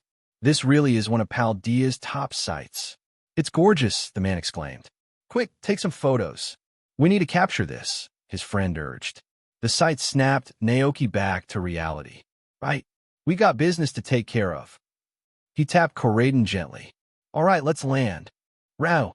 Koraden responded cheerfully and began descending toward Levintia City. As soon as they landed, Naoki noticed something odd. The moment they touched down on the busy streets, a sense of awkwardness crept over him. The passers-by, dressed sharply in suits and fashionable clothes, cast curious glances his way. Naoki looked down at his own travel-worn outfit and gulped nervously. Oh, he thought. "Do I look like a country bumpkin?" He remembered how Ash Ketchum had once been teased for being a small-town kid in a big city. Naoki braced himself, expecting similar treatment. But to his surprise, no one laughed or mocked him. They simply stared for a moment, intrigued by his sudden arrival on the back of Koraden, before going about their business. "Well, that's a relief," Naoki muttered, exhaling deeply. Reassured, he turned his attention back to his goal. "All right, time to head to the port and grab our tickets to Galar." They crossed the busy streets, following the city signs toward the port. Naoki mentally mapped out the directions. Go through the central square in the heart of the city, then cross the sea bridge to reach the Levintia lighthouse. The boat boarding point is right next to the lighthouse. With a nod of determination, Naoki nudged Koraden. "Let's head to the square first." However, as they reached the central square, they found themselves caught in a whirlwind of excitement. Trainers and Pokémon were rushing in from every direction, chatting excitedly as they hurried toward the same destination. "The battle at the gym is about to start," one shouted. "Hey, out of my way," another trainer yelled. "Ah, stop pushing me," someone cried as the crowd surged forward. Before Naoki could react, he and Koraden were swept up by the wave of eager trainers pulled toward the heart of the square. "Naoki!" When the crowd finally stopped, Naoki found himself standing at the edge of a massive, circular battle arena. Pokémon and humans alike gathered around, excitedly watching the scene unfold. Bright, colorful neon lights illuminated the square, casting playful patterns. Across the stadium, at the center of the venue, a trainer stood confidently, drawing everyone's attention. Naoki blinked, surprised by the trainer's striking appearance. The person had long blue and pink hair, with little Magnemite hair clips sparkling in the neon light. But before he could dwell on it, the trainer's energetic voice rang out across the square. "It's time for the Iono show. Are you all ready?" The crowd erupted into cheers, familiar with the energetic gym leader's antics. "Iono!" they shouted in unison, excitedly bouncing along with her lively energy. With a mischievous grin, Iono flashed her signature sharp-toothed smile, raising her hands to hype up the crowd even more. "Good morning, good afternoon, good evening, and ciao everyone," she exclaimed, waving enthusiastically. Her opponent, standing on the opposite side of the field, seemed both starstruck and nervous. Naoki watched in awe as Iono spun around dramatically, striking a playful pose. "Are you ready, Dash?" she sang, her voice playful and energetic. "It's time to dazzle your eyes with a show you'll never forget. Today's challenger is Trainer Komatsu, who's strong enough to take down a Copperja." Mid-flight, the announcer's voice echoed through the square. Naoki blinked in confusion. "Wait, what?" His eyes landed on the energetic trainer in the arena blue and pink hair, with little Magnemite hair clips glittering in the neon light. "It's weird," Naoki thought, scratching his head. He stared at the lively trainer, trying to make sense of things. Iono, he was sure that was her. Name was supposed to be a streamer. Did she already become a gym leader? If I remember right, she usually runs live streams. Naoki mused, rubbing his chin. Thoughtfully, maybe streaming hasn't caught on yet? The battle before them seemed more like an exhibition match than an official gym challenge, adding to Naoki's confusion. Just then, Kureiden's standing by his side perked up, its eyes lighting up with excitement. "Rayo," Kureiden chirped, its tail swishing happily. "Huh?" Naoki glanced down at his Pokémon, puzzled. "Wait, do you like Iono?" Kureiden responded with an enthusiastic cry, hopping in place. "Rayo! Rayo!"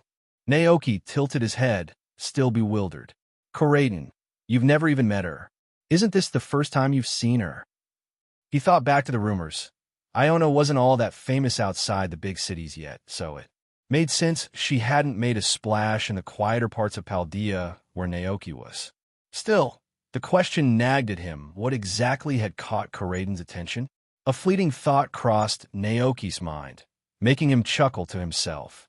Can Pokemon fall in love with people? He looked at Kureiden, still bouncing with excitement, and shook his head in disbelief. "Nah, that can't be it."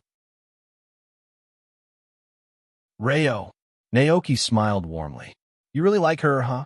However, Kureiden did not think too much about it. He was just simply happy to see Iono. Long before it evolved into Kureiden, Cyclizer lived on Naoki's ranch, where Iono often visited. She treated everyone kindly, bringing joy to both people and Pokemon alike. She helped care for Cyclizer, forming a deep bond with the Pokemon. Most importantly, Iono and Naoki had a child together, a little one they lovingly nicknamed Leaf.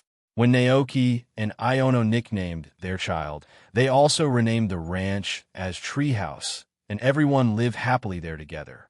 Suddenly, Kureiden's usual cheerfulness faded, and its gaze dropped. "Rayo," it murmured softly, sadness flickering in its eyes. Kureiden's mind drifted to the memory of Little Leaf's sad face on the day it left the ranch. It could still feel the tiny hands clutching its tail and hear the soft voice asking, "When will you come back?" But it hadn't been able to return.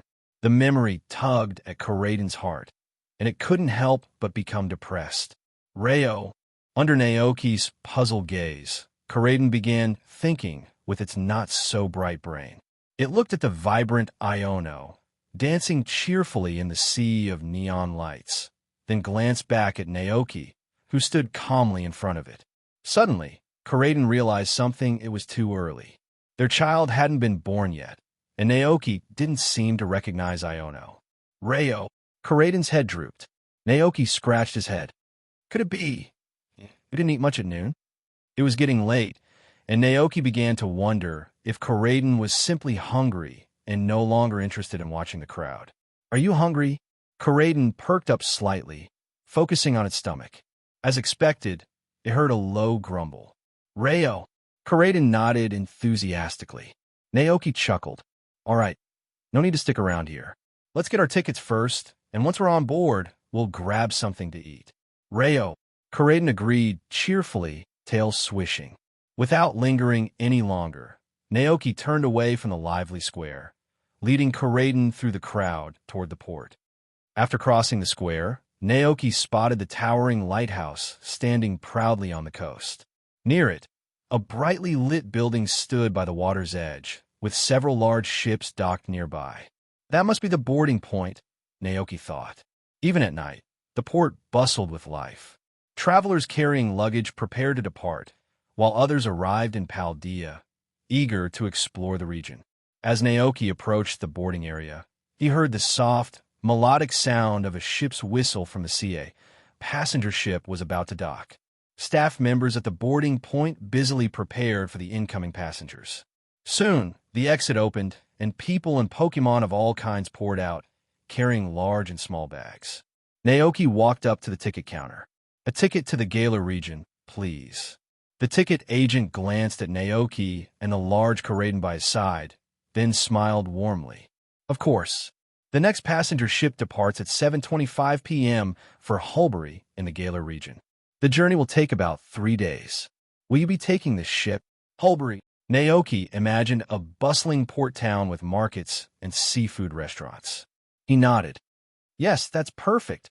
That'll be 3,200 poke dollars, the agent said with a polite smile.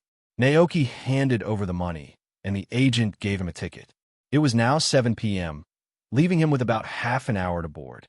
Following the staff's instructions, Naoki and Karaden made their way toward the docks and boarded the ship without any trouble. The ship wasn't enormous, but its facilities were excellent. It had everything passengers could need: restaurants, a gym, a Pokémon battle arena, a barbershop, and even a trainer exchange center. The deck buzzed with activity. Office workers in suits, well-dressed tourists, and young Pokémon trainers filled the ship, some admiring the view of the city's glowing neon skyline, while others dined with their Pokémon in the restaurants below deck. Naoki found a cozy spot at a dining table with Karaden by his side. A uniformed waiter handed the menus. Let's see. Grilled pork cutlet, soy sauce fried rice, omelet rice, sashimi, sushi ham. Naoki's eyes widened at the variety. Not bad. He ordered a few dishes he liked and waited with Karaden and Cyclizer. Soon, the food arrived. Naoki took a bite and found it surprisingly good. As he ate, he glanced at Karaden and Cyclizer and saw they were happily devouring their own food. Seeing both of them eat with such joy made Naoki smile. Enjoy it. We'll be on this ship for 3 days. Reo, Gaeahu. They both responded between bites. The two ate contentedly, their spirits lifted by the good food and the exciting journey ahead. Just as Naoki lowered his head to focus on his meal, a conversation from the table behind him caught his ear. Man, what a bummer. I had to miss Iono's performance just to catch this ship, one passenger grumbled. His friend chuckled. You're obsessed, huh? But seriously, how old is Iono, anyway? She looks like someone who just started her first Pokémon journey. No way. I heard Iono became a gym leader just 2 years ago. She was only 15 at the time. So now she must be about 17, almost 18, right? Who wouldn't like someone that young and full of energy? That's the charm of Iono. Naoki listened quietly, surprised by what he heard. 18? That's 2 years younger than me. He thought, but something didn't add up. Wait, if Iono is that young now, wouldn't that mean she'd be around 27 or 28 by the time the events of the game take place? But she doesn't look that old at all. He scratched his head, puzzled. Do people just not age the same in the Pokémon world? Maybe they stay looking younger longer. Then another thought struck him. Actually, streaming rules in real life require you to be at least 18 to go live. And in the game, some NPCs mentioned that Iono has been streaming for many years. He calculated the timeline in his head. That means she was definitely over 20 during the game's events. Naoki shook his head with a quiet chuckle. Well, it doesn't really matter.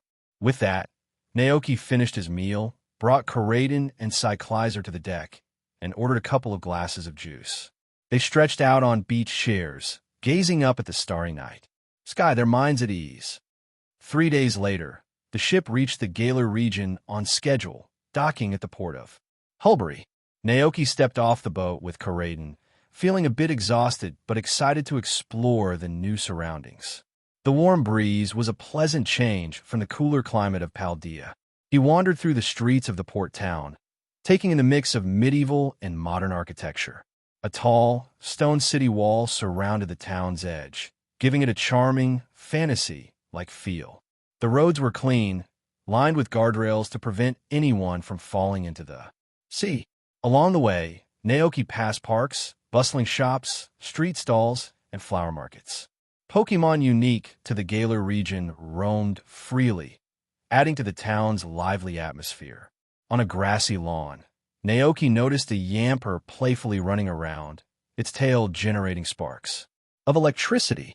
In the park's trees, a blip bug crawled along the branches, quietly observing everything happening below.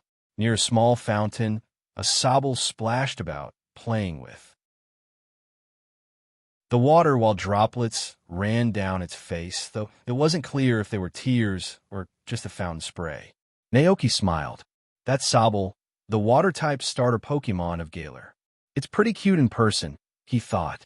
Without even realizing it, Naoki found himself and Karaden standing right next to the little Sobble. The playful Sobble, sensing a powerful presence nearby, stopped splashing and slowly looked up. its wide eyes locked onto Coraiden's intense gaze. For a moment, Sobble froze in place, overwhelmed by the sight of a large, unfamiliar Pokémon towering over it. The little Sobble's body froze, and it began to wail in fear, tears streaming down its face in torrents. Seeing this, Naoki quickly knelt and said gently, "Don't be afraid. It won't hurt you." But just as he spoke, Naoki felt something strange happening. Suddenly, his own eyes became watery, and tears flowed uncontrollably down his cheeks. He blinked in confusion. What the? Behind him, Coraiden let out a distressed cry. Naoki turned to see his Pokemon's eyes, brimming with tears as well, even though there was no reason to cry. Naoki? ? Taking advantage of the confusion, the patterns on Sobble's body rapidly shifted, blending into the environment until it vanished completely from sight. "Rayo!" Coraiden exclaimed, its tear-filled eyes wide with surprise. Naoki looked down, realizing Sobble had disappeared entirely. Just then, someone was drawn to the commotion. A tall girl with sun-kissed skin, piercing blue eyes, and a graceful figure of a model approached. She wore a sleek swimsuit, her confident posture radiating calm. Her gaze landed on Naoki and Coraiden, both of them still crying. With a knowing smile, she explained, "That's a Sobble. It's timid by nature. When frightened, its tears release a powerful tear-inducing substance that makes everything around it cry. It uses that moment to escape." Naoki turned, his tear-streaked face lighting up with recognition. "Wait, is that Nessa?" It was indeed Nessa, the renowned water-type gym leader of the Galar region and a popular model known throughout the world. Naoki blinked, startled to see her up close. Nessa gave him a sympathetic smile, noticing the tears on his face. "The substance isn't harmful, but I suggest you get checked out at the Pokémon Center. Otherwise, you might stay like this for a while." Naoki.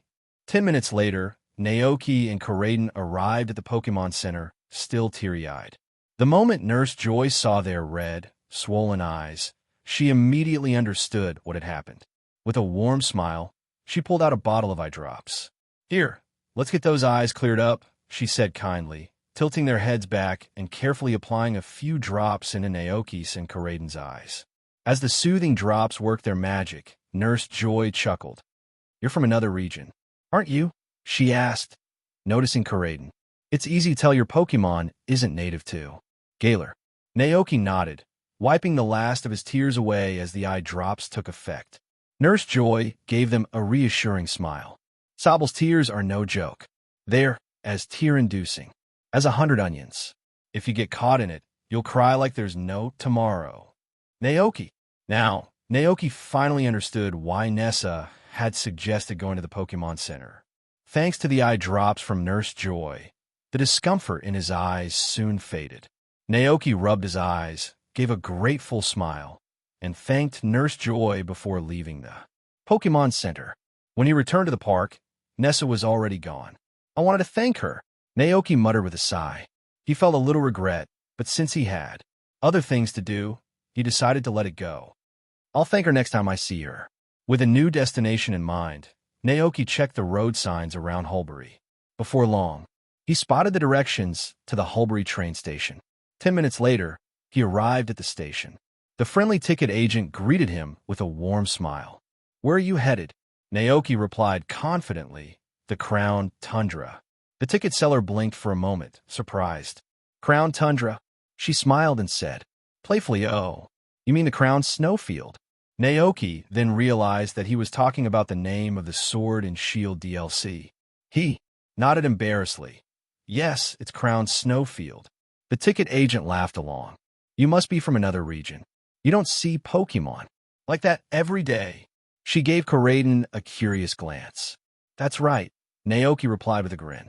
"We're from the Paldea region, heading to visit a friend in the Crown Snowfield." "I see. Well, welcome to Galar," the agent said cheerfully. "Here's your ticket. Please keep it safe. You'll need it to board the train at the platform." "Thanks." Naoki nodded, took his ticket, and entered the station.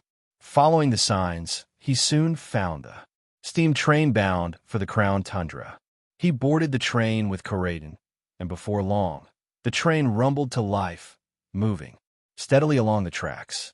Outside, the scenery whisked by in a blur of snowy landscapes. Koraden and Cyclizer, who had never been on a train before, leaned eagerly against the window, their eyes wide with curiosity as they watched the view speed past. Naoki glanced around the carriage and was surprised to find it completely empty. He was the only passenger. Goodness, is the Crown Tundra really that unpopular? He sat back, thinking carefully about what he remembered from the Crown Tundra in the game. It was a harsh, cold region filled with snow-capped mountains, rugged cliffs, and treacherous terrain. Because of its extreme weather, people lived in small villages and relied heavily on each other to survive. This place is no tourist paradise, Naoki thought with a shrug. But something still felt odd. The Crown Tundra was known to be home to ancient ruins, temples, and mythical Pokémon, exactly the kind of destination explorers and relic enthusiasts would love. Could it be that the cold is just too unbearable? Naoki wondered. Come on, how bad can it be? It's just snow. A few extra layers should do the trick. But as soon as the train reached its destination, Naoki learned just how bad it really was. As Naoki and Koraden stepped off the train, an icy wind howled through the station. The moment the cold hit, Naoki's entire body stiffened, and he let out an involuntary shiver. Fuck, it's freezing, he's chattering violently. The winter clothes he'd brought along were nowhere near enough to withstand the brutal cold of the Crown Tundra. He hugged himself, realizing with dread that he'd severely underestimated just how harsh this environment could be. Even worse, there were no shops nearby to buy cold weather gear, just the small station behind him, standing alone against the vast, snowy landscape. Naoki exhaled, watching his breath form puffs of white mist in the air. He forced himself to stay calm, scanning his surroundings. As far as the eye could see, the world was blanketed in snow, with cold-resistant trees sagging under layers of frost. In the distance, jagged cliffs stretched upward into the sky, their steep slopes hinting at the region's rugged terrain. The king of bountiful harvest should be somewhere around here, Naoki thought, trying to focus. But that was the problem. Where exactly would the Pokémon be? The Crown Shrine? Or perhaps hidden in some unmarked cave? As Naoki stood pondering his next move, Koraden nudged him gently, concern flickering in its eyes. Naoki gave the Pokémon a reassuring smile. I'm okay. How about you? Are you holding up? All right, Rayo. Koraden nodded enthusiastically, seemingly unaffected by the cold. Naoki gave it an affectionate pat. Good to know. Looks like this weather doesn't bother you at all, huh? Koraden's warm body radiated heat, providing a welcome bit of comfort to Naoki in the biting cold. This kind of weather is no big deal for you, huh? Naoki grinned, thankful for his sturdy partner. Turning his gaze forward, Naoki spotted a signpost by the roadside near the station. It pointed toward Freezington, a small village nestled in the Crown Tundra. After a brief moment of thought, Naoki made his decision. Let's head to Freezington first. Maybe the locals can give us some useful information, said. With that, Naoki adjusted his scarf, tightened his grip on his bag, and started walking through the snow, Koraden trotting cheerfully by his side. The snowfall thickened, and white flakes filled the sky, making the distant landscape blurry and indistinct. The air was heavy with snow and howling wind, reducing visibility to less than 10 meters. Naoki and Koraden hadn't been walking for long when a harsh blizzard overtook them, making it impossible to tell which way they were going. Which way is east, and which is west? Naoki muttered, rubbing his hands together in an attempt to stay warm.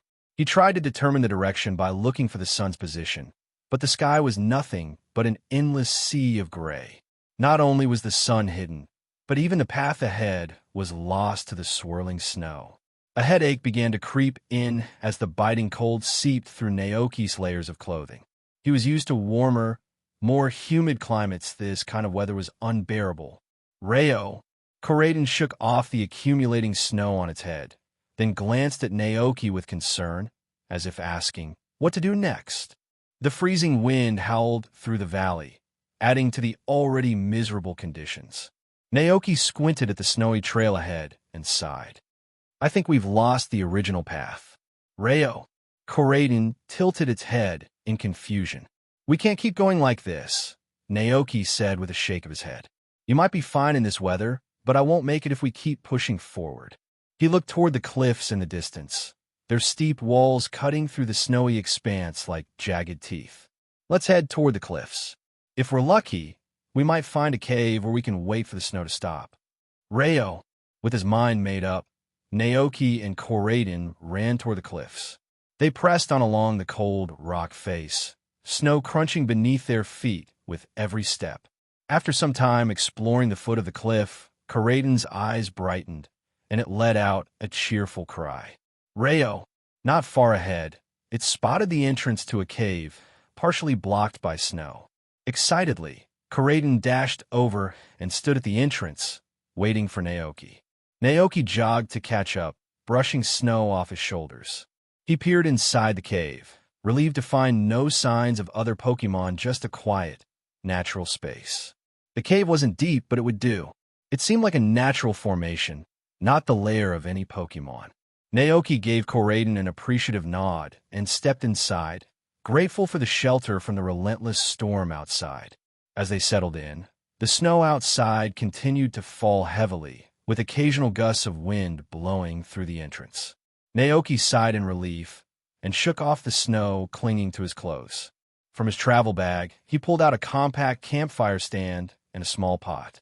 He placed a few pieces of charcoal in the stand and carefully lit them, shivering slightly as he worked with his cold fingers. Once the fire crackled to life, Naoki retrieved 2 bottles of water and a bag of noodles from his backpack. Koraiden sat near the cave's entrance, using its large body as a shield to block the wind and snow from reaching Naoki. Just hang on a little longer, Naoki said, warming his hands over the small fire. Reo dash, Koraiden responded, its tone soft and reassuring. Before long, the water began to boil. Naoki placed the noodles into the boiling water, adding seasoning from his travel pack. After a few minutes, the aroma of the soup began to fill the cave. All right, Naoki said with satisfaction. He pulled out 2 bowls, evenly divided the noodles, and poured the hot broth over them. A simple but comforting bowl of noodle soup was ready.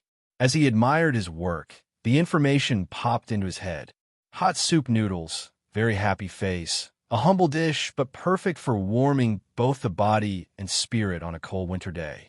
Effect: Cold Resistance Protection, Level 2. Grants moderate protection from extreme cold for 2 hours. Evaluation: Omitted.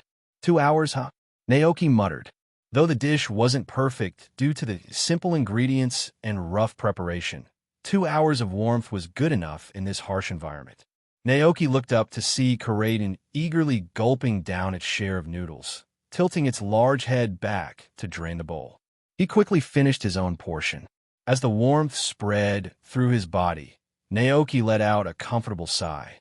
It's not so cold anymore, he murmured, feeling the biting chill of the wind and snow outside losing its edge. Naoki thought briefly about using this opportunity to explore the area. Maybe he could locate Freezington Village. But as he considered the unpredictable snowfall and the 2-hour limit on the noodles' warming effect, he decided it was safer to stay put.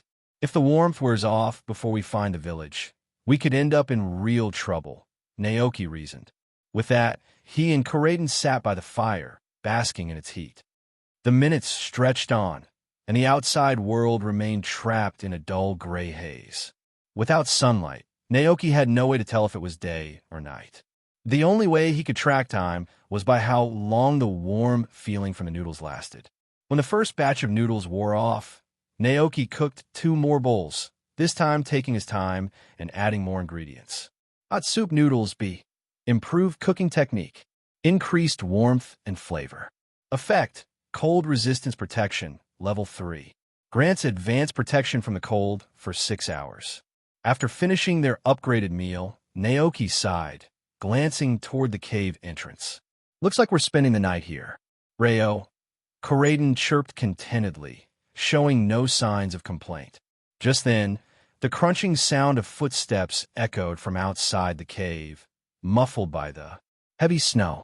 Naoki turned toward the entrance and saw a figure approaching, a man bundled in layers of thick clothing, looking like a walking bear.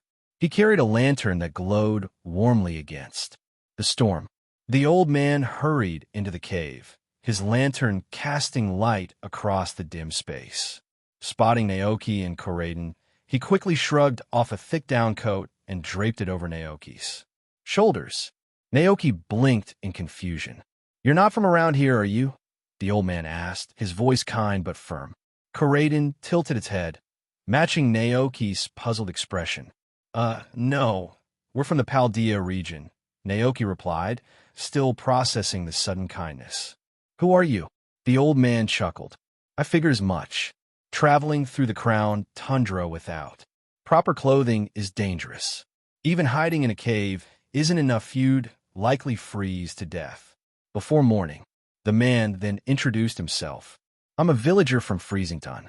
A few hours ago, my partner Pokémon, Altaria, spotted you wandering through the snow. I returned to the village to grab supplies and came to find you."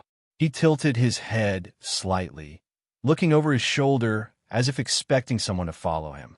Inside, it was only then that Naoki noticed a bird Pokémon standing nearby. It had a sky-blue body, and its fluffy feathers looked as soft as cotton.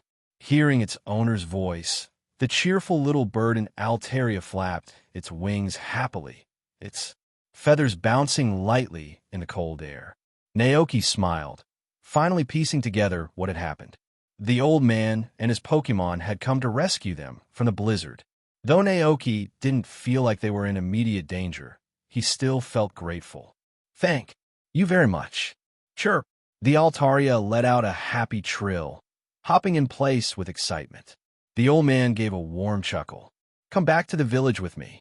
The snow's only going to get worse, and the temperature will drop even more.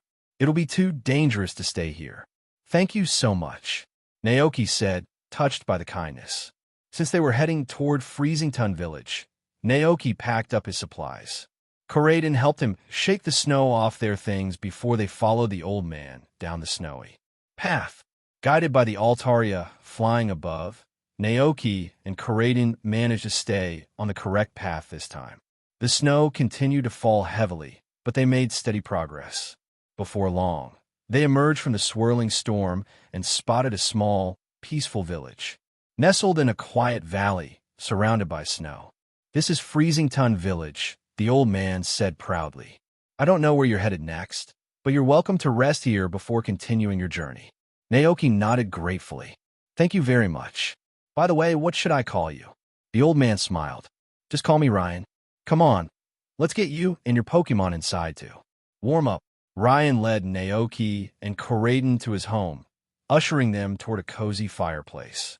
As soon as they sat down, the warmth from the fire began to melt away the lingering chill from their bodies.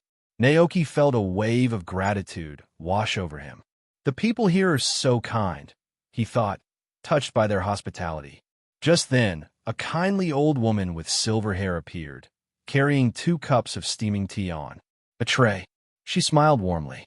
"Here, have some hot tea to warm up." "Thank you," Naoki said, taking a cup.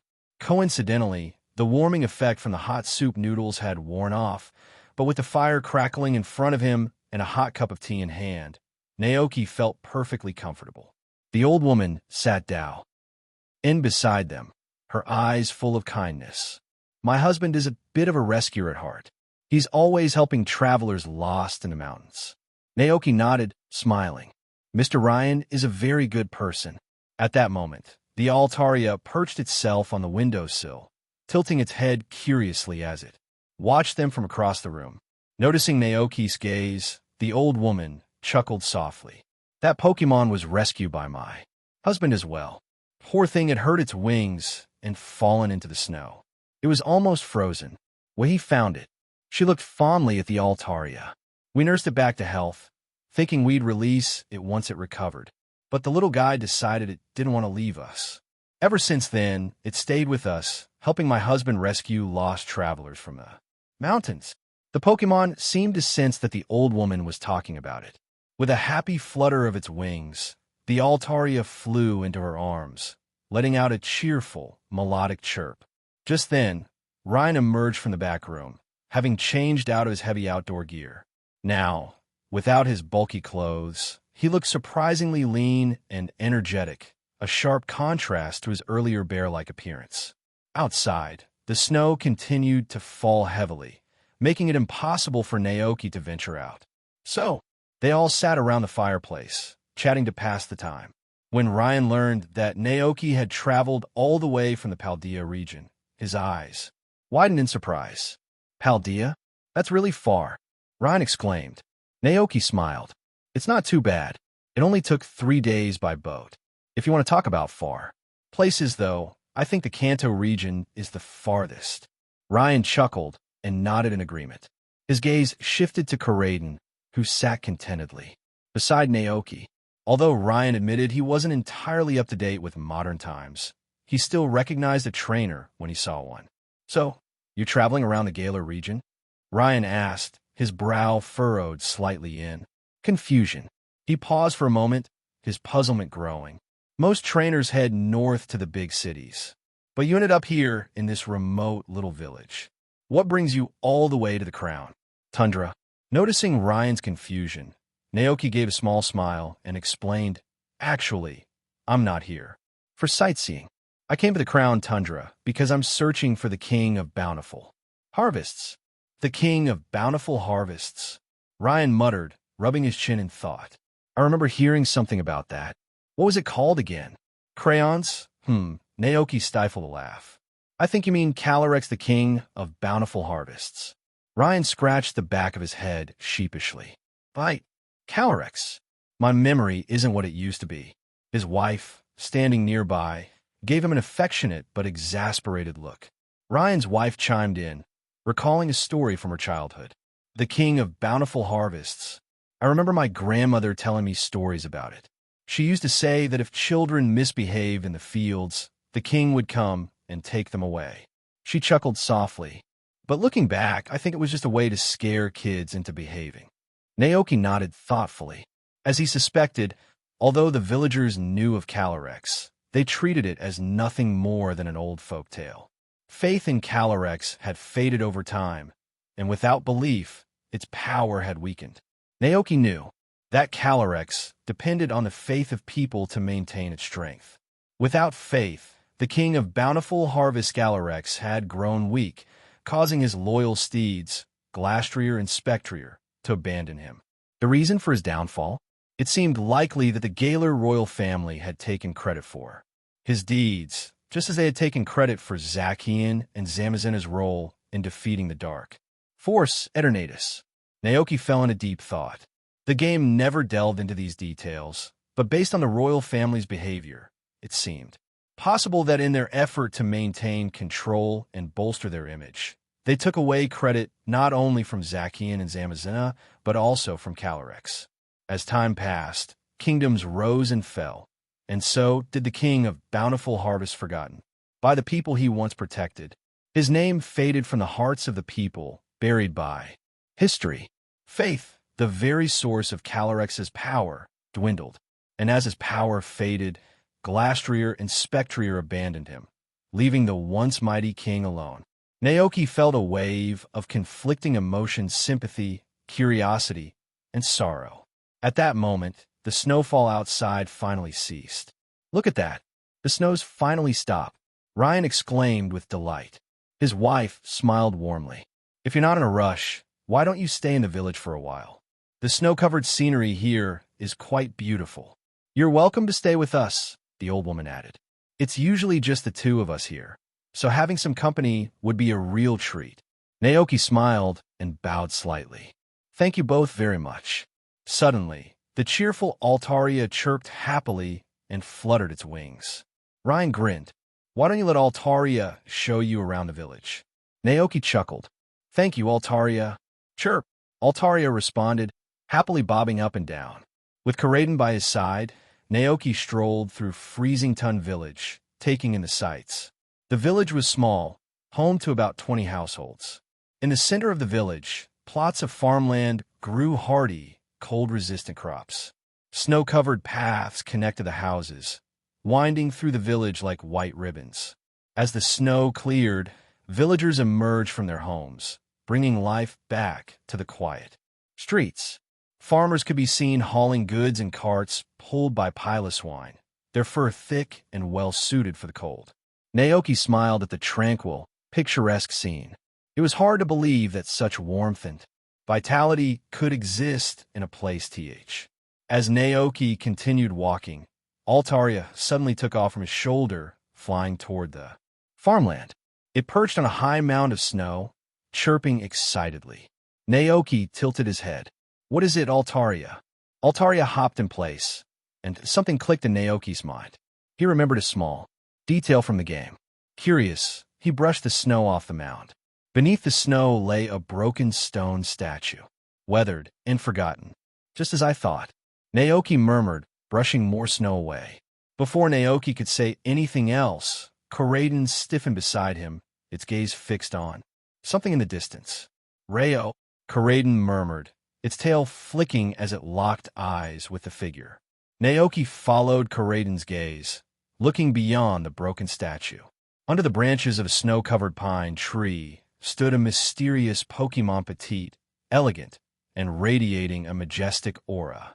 Naoki's breath caught in his throat.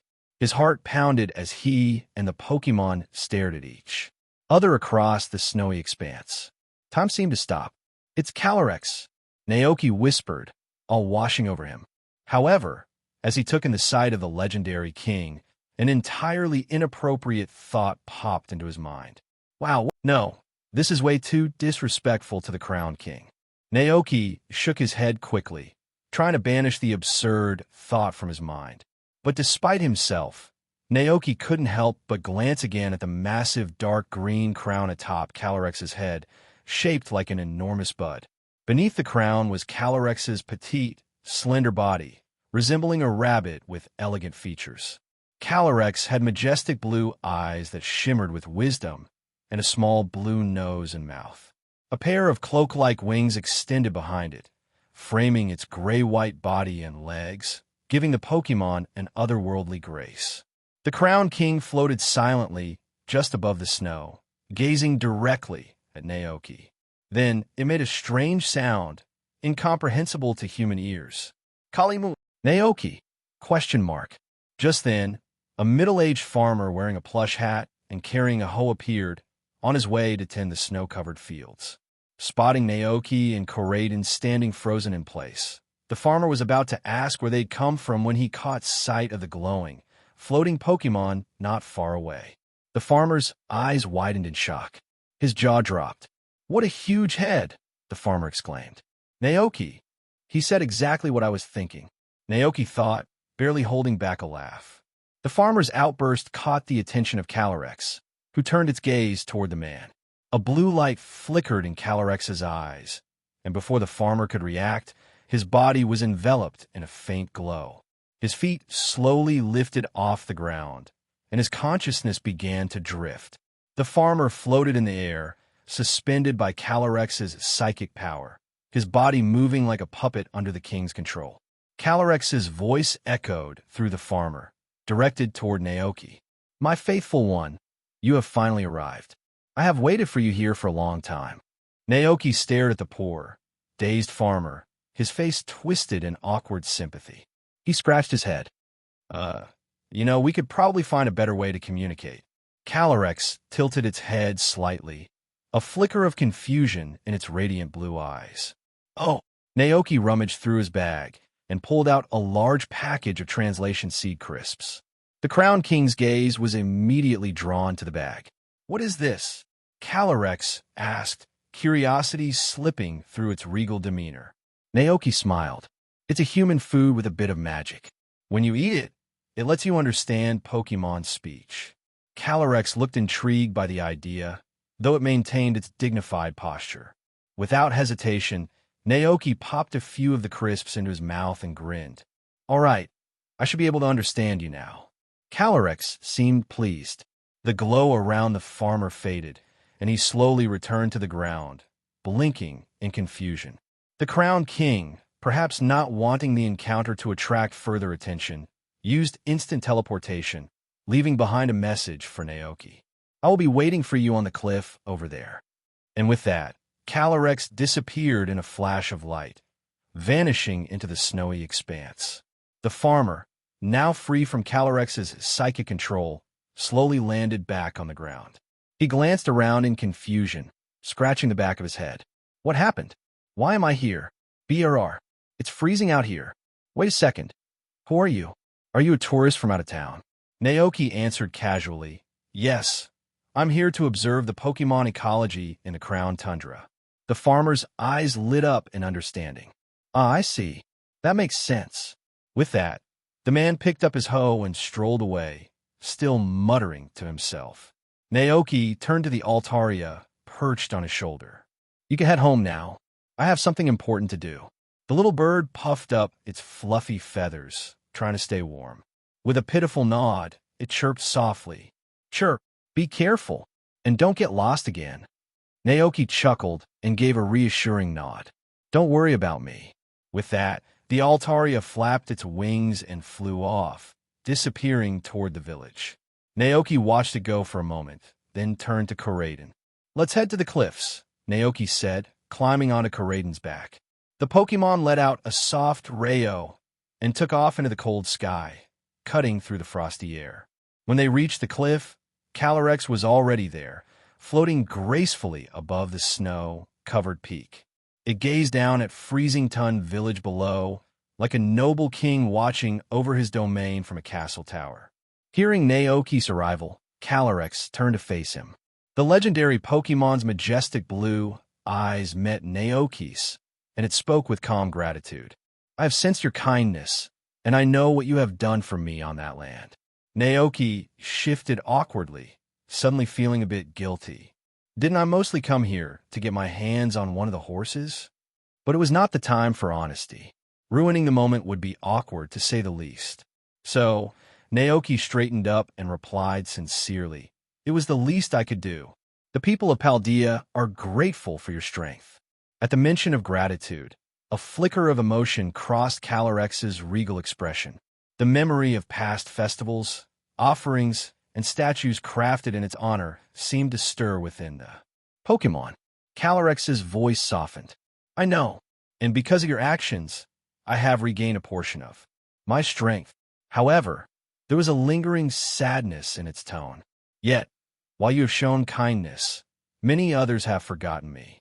I can feel my power waning, my connection to mankind slipping away. The king of bountiful harvests looked toward the horizon, a heavy sorrow clouding its gaze. It had once been the beloved protector of these lands, now its name was slipping into obscurity. Scenes from the past flickered in its mind.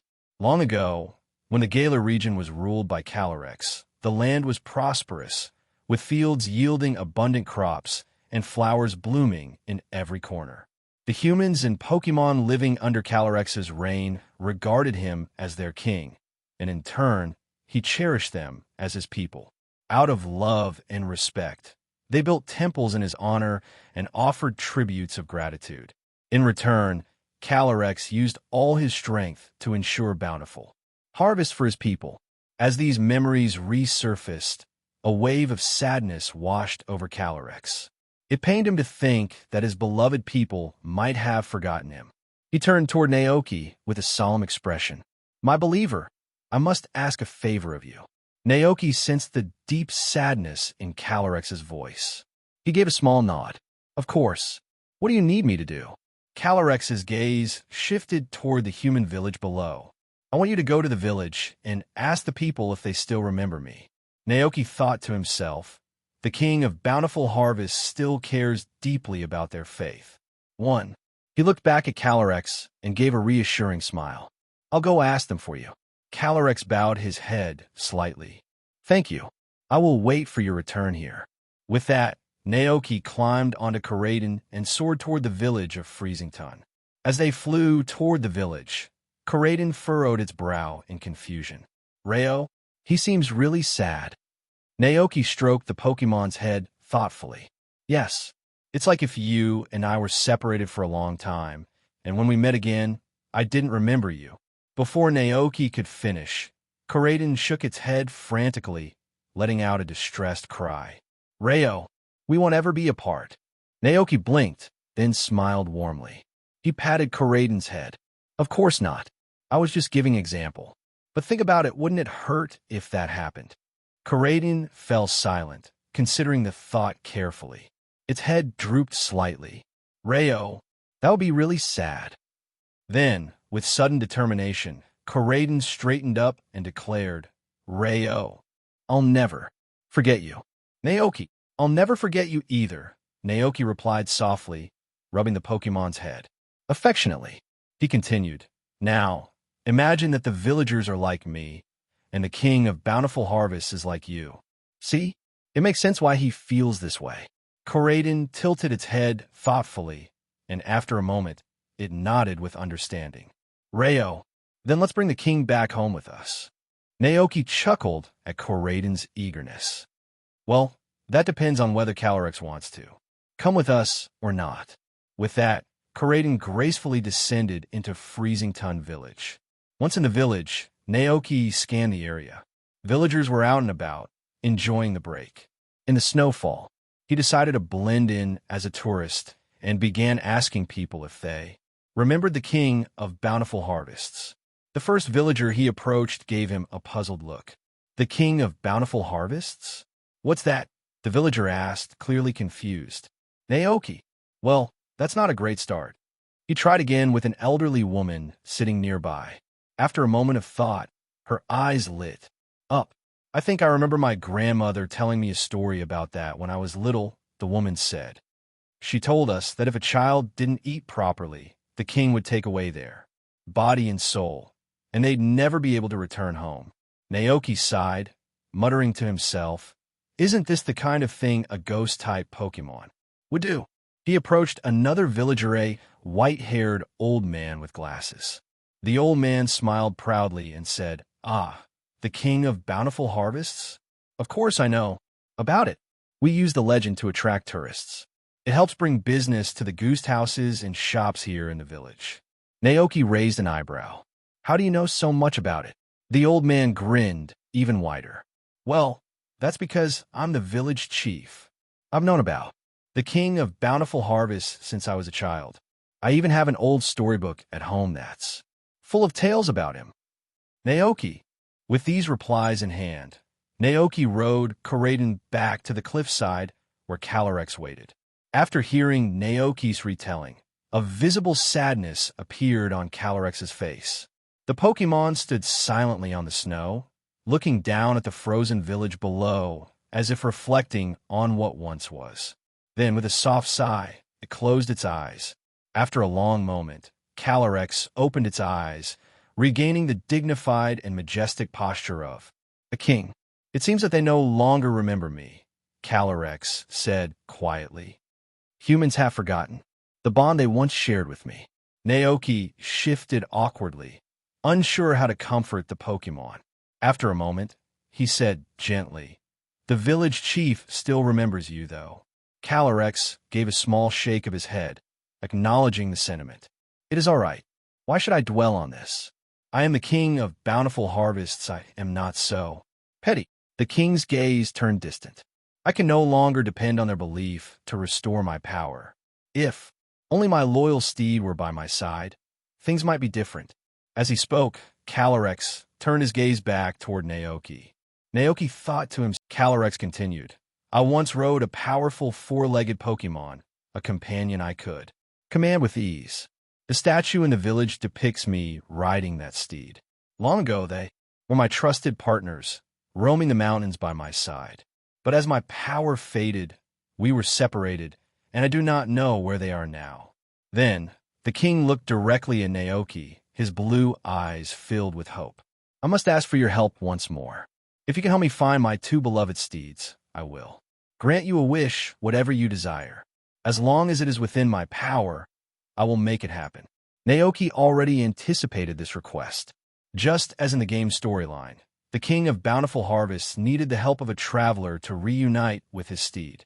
In the game, the player assists Calyrex in finding one of his two companions, either Glastrier, the ice horse, or Spectrier, the ghost horse, allowing him to regain his full strength. Naoki pondered. If I help him recover both Glastrier and Spectrier, could I convince him to leave this snowy land behind and come with me to Paldea, bringing the two horses along? Lost in thought, Naoki glanced up at Calyrex's crown. That crown is really big, he mused himself once again. Then he recalled what he knew about Calyrex. Finding Spectrier, the spirit horse, or Glastrier, the blizzard horse, wouldn't be too difficult. As long as he could obtain carrot seeds, the preferred food of these steeds, and have Calyrex use his powers to ripen them, the horses would be drawn to the crop. However, reuniting Calyrex with one of the horses required more than just carrots. He also needed a special bridle, the reins of unity, to bind the king and the chosen steed together. The reins were no ordinary rope, but were woven from radiant petals and horse Pokémon manes, once crafted as an offering of gratitude from the people to Calyrex in ancient times. After a brief moment of thought, Naoki looked at the king of bountiful harvests. I promise I'll help you. Calyrex's eyes softened with gratitude. Thank you. I shall remain here, waiting for your return. Though my strength has not fully recovered, if you need my assistance, come to me. Naoki smiled and nodded. Understood. Naoki remembered that the village chief had mentioned a book containing stories about the king of bountiful harvests. Deciding that it was the best place to start, Naoki said his farewells to Calyrex and rode off on Coraden toward Freezington village. As snowflakes began to drift down from the sky once again, Calyrex watched Naoki leave. This little believer. He is a good person, Calyrex thought to himself.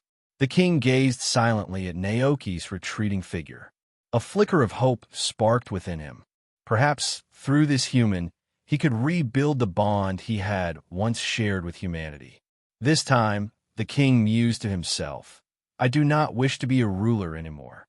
Back in Freezington village, Naoki met with the village chief. After explaining his purpose, the old man led Naoki to his home. The king of bountiful harvests? I haven't heard that name in ages, the chief admitted. It would be wonderful if he truly existed. The land here has grown barren, and it's getting harder and harder to grow crops. Naoki tilted his head. It's strange. If Calyrex once ruled over the Galar region, why do we hear so few stories about him now? The village chief shook his head, a wistful expression crossing his face. Perhaps it's just an old legend passed down by word of mouth. The chief continued thoughtfully. It's like the stories that say humans were created by gods. If the king of bountiful harvests truly existed, why hasn't he shown himself after all these years? Naoki furrowed his brow. Maybe things only exist if people believe in them. The village chief shrugged. When I was a boy, my history teacher taught us that the Galar region has always been protected by the royal family. They were the ones who defended us from the darkest day. He continued, they say that long ago, darkness spread across Galar. Back then, two heroes, wielding a sword and shield, drove the darkness away and saved the region. If the king of bountiful harvests really existed, shouldn't he have come to protect his people? Back then, the chief gave Naoki a kind smile, then gestured toward a bookshelf in the corner of the room. If you're interested in those stories, the book you're looking for is on the bottom shelf. Hearing this, the king of bountiful harvests, Calyrex, was slightly startled. To leave my domain. For a king, there was only one reason to abandon his land.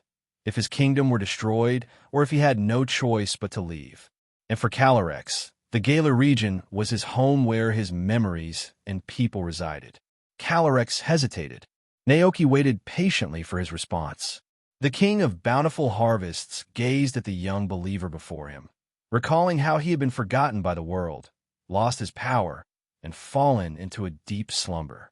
In his mind, he saw images of Naoki, this loyal believer, spreading his name far away in another land, reminding the world of his existence. Calorex's eyes reflected hesitation and confusion. Making a decision like this was not easy. After what felt like an eternity, Calorex finally responded, "I must think carefully about this." The fact that Calorex hadn't outright refused gave Naoki a glimmer of hope. Naoki smiled warmly. "The people and Pokémon in the Paldea region told me they would love to meet you. They're all very grateful for the stories I've shared about you." Calorex's expression softened. I can already sense their sincerity. "Naoki, give me some time to consider." "Of course," Naoki replied, switching the topic with ease. "I've planted all the seeds. I'll leave the rest to you." Calorex nodded gently, then floated toward the farmland nestled within the snowy valley. "Leave it to me." As he spoke, a brilliant blue light radiated from his crown, illuminating the entire valley. The newly plowed soil resonated with his energy, rippling like waves across the field. Tiny sparks of light drifted from the ground, swirling upward into the sky. Before Naoki's eyes, the seeds sprouted and grew at an incredible speed. Within moments, the entire field was filled with plump white carrots. Naoki gazed at them, and information about the crop immediately surfaced in his mind. Ice root carrot, a rare ingredient beloved by Glastrier. Grown in snowy fields, it radiates a crisp coldness. Calorex, standing beside him, looked at the bountiful field with joy and gratitude shining in his eyes. "Thanks to you, I could achieve this," Calorex said softly. "Without your faith, I doubt I could have grown even a single carrot. With so many carrots, we will surely attract my beloved steed." Calorex turned toward the horizon, his tone becoming lighter. "Now we wait." Naoki nodded in agreement. Together, they watched the snow-covered expanse, awaiting the arrival of Glastrier. During this quiet moment, Naoki struck up a conversation about the Rains of Unity. Calorex listened thoughtfully before responding. "The rains that enhance my power. As long as I have them, I can easily command my steed. But over the years, humans stopped offering the rains. Their faith dwindled, and with it, the tradition faded." Naoki pondered for a moment before glancing at the ring of green petals around Calorex's neck. Calorex noticed his gaze and tilted his head in curiosity. "Why are you looking at me like that?" Naoki smiled. "I read in an old book that to create the Rains of Unity, one needs the petals of the radiant flower and the manes of 2 horses." Calorex blinked in surprise, as if recalling something buried deep within his memories. "Radiant flower. Yes, of course." His voice carried a hint of awe. "I had thought humans stopped offering the rains because they had abandoned their faith in me. But now I see it was because I no longer provided the necessary materials." A sad realization washed over him. "I misunderstood them all this time." Calorex sighed softly. "For the radiant flower to bloom, I need an immense amount of energy. With my weakened power, I haven't been able to make it bloom for centuries." He looked at Naoki with gratitude.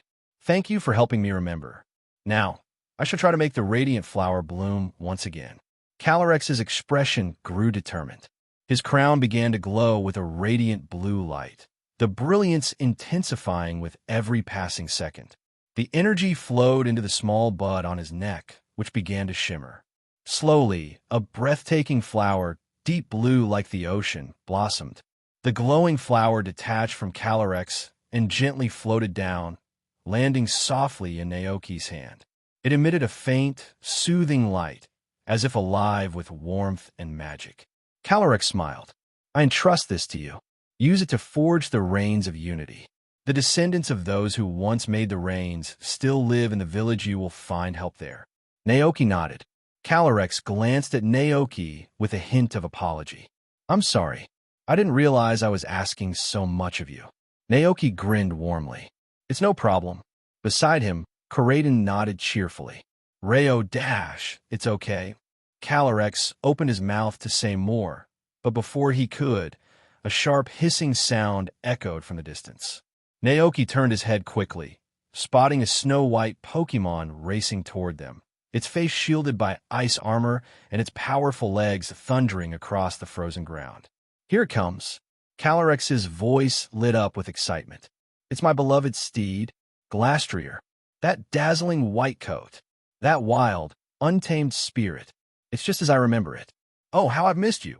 The blizzard horse galloped closer, its sharp eyes locked onto the icy carrots scattered across the field. It neighed in excitement. Neat. Something delicious. The sight of so many ice root carrots sent Glastrier into a frenzy. A feast awaited it at last. But as the Pokémon neared the field, it suddenly stopped in its tracks.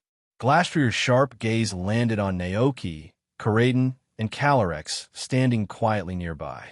The moment its eyes locked onto Calyrex, a flash of fear washed over the horse's expression. It neighed loudly, kicking up snow, and attempted to escape. Calyrex furrowed his brow. This isn't good. Glastrier remembers being defeated by me before. It won't come near anything it finds threatening. Understanding the situation, Naoki called out, Coraden now. Rayo, I'm ready. With a burst of energy, Coraden sprang high into the air, its muscles coiled like a spring. As it soared toward Glastrier, its body began to shimmer, gathering strength. Boom! Coraden collided with Glastrier in a thunderous impact, releasing a surge of energy that shook the ground beneath them. Snow melted instantly, evaporating into a thick mist that curled into the sky. Calyrex watched in awe. What a magnificent Pokémon! I've never seen such Pokémon. Is it the ruler of your land? Naoki chuckled, catching his breath. Not exactly. There aren't any kings in the Paldea region anymore. The Pokémon League governs things now. It's complicated. I'll explain later. For now, they had more pressing matters at hand. Glastrier, momentarily stunned from the impact, let out a pained whinny. Anger sparked in its icy blue eyes as it struggled to its feet. The mighty horse snorted, releasing twin jets of cold air from its nostrils. It pawed at the snow aggressively, ready to charge again. Coraden tilted its head, unfazed. Rayo, Naoki, and Calyrex ran closer. Watch out. It's going to use an ice-type move. Just as Naoki finished, an intense wave of cold burst from Glastrier's hooves, freezing the ground beneath it solid. The frost spread rapidly, creeping toward Coraden, threatening to trap it in place. But instead of fear, excitement sparkled in Coraden's eyes. It stomped a clawed foot into the frozen ground with a resounding thud. Rayo, bring it on. With a mighty roar, flames erupted from Coraden's crimson body, licking the icy air. The fiery aura swirled around it as it lunged toward Glastrier. Ice and fire clashed in the chilly air, sending billows of steam swirling around them. The icy surface created by Glastrier melted instantly under Coraden's scorching flames, revealing the hard, frozen earth below. Within the thick mist, the two Pokémon collided with tremendous force, creating an energy storm that blasted outward in all directions. Naoki shielded his eyes from the shockwave, bracing against the swirling snow. When the dust and steam cleared, Glastrier lay on the ground, panting, while Coraden stood proudly over it, gazing down with a look of smug satisfaction. Calyrex, the king of bountiful harvests, stared in disbelief. His beloved steed, defeated by this strange Pokémon? But Glastrier was far from done. With a shaky effort, the proud snow horse struggled to its feet. Its gaze darted nervously to Coraden, realizing it faced an opponent far beyond its ability to overpower. In a panic, Glastrier turned and attempted to flee. Coraden, however, was quicker. With one powerful leap, it landed squarely on Glastrier's back, its weight pressing the icy horse down into the snow. Glastrier let out a series of pained, mournful neighs as it tried, and failed to straighten under the weight. Rayo, be quiet. Coraden gave Glastrier a playful, but firm, slap on the head with its clawed hand. Glastrier whimpered, realizing there was no escaping.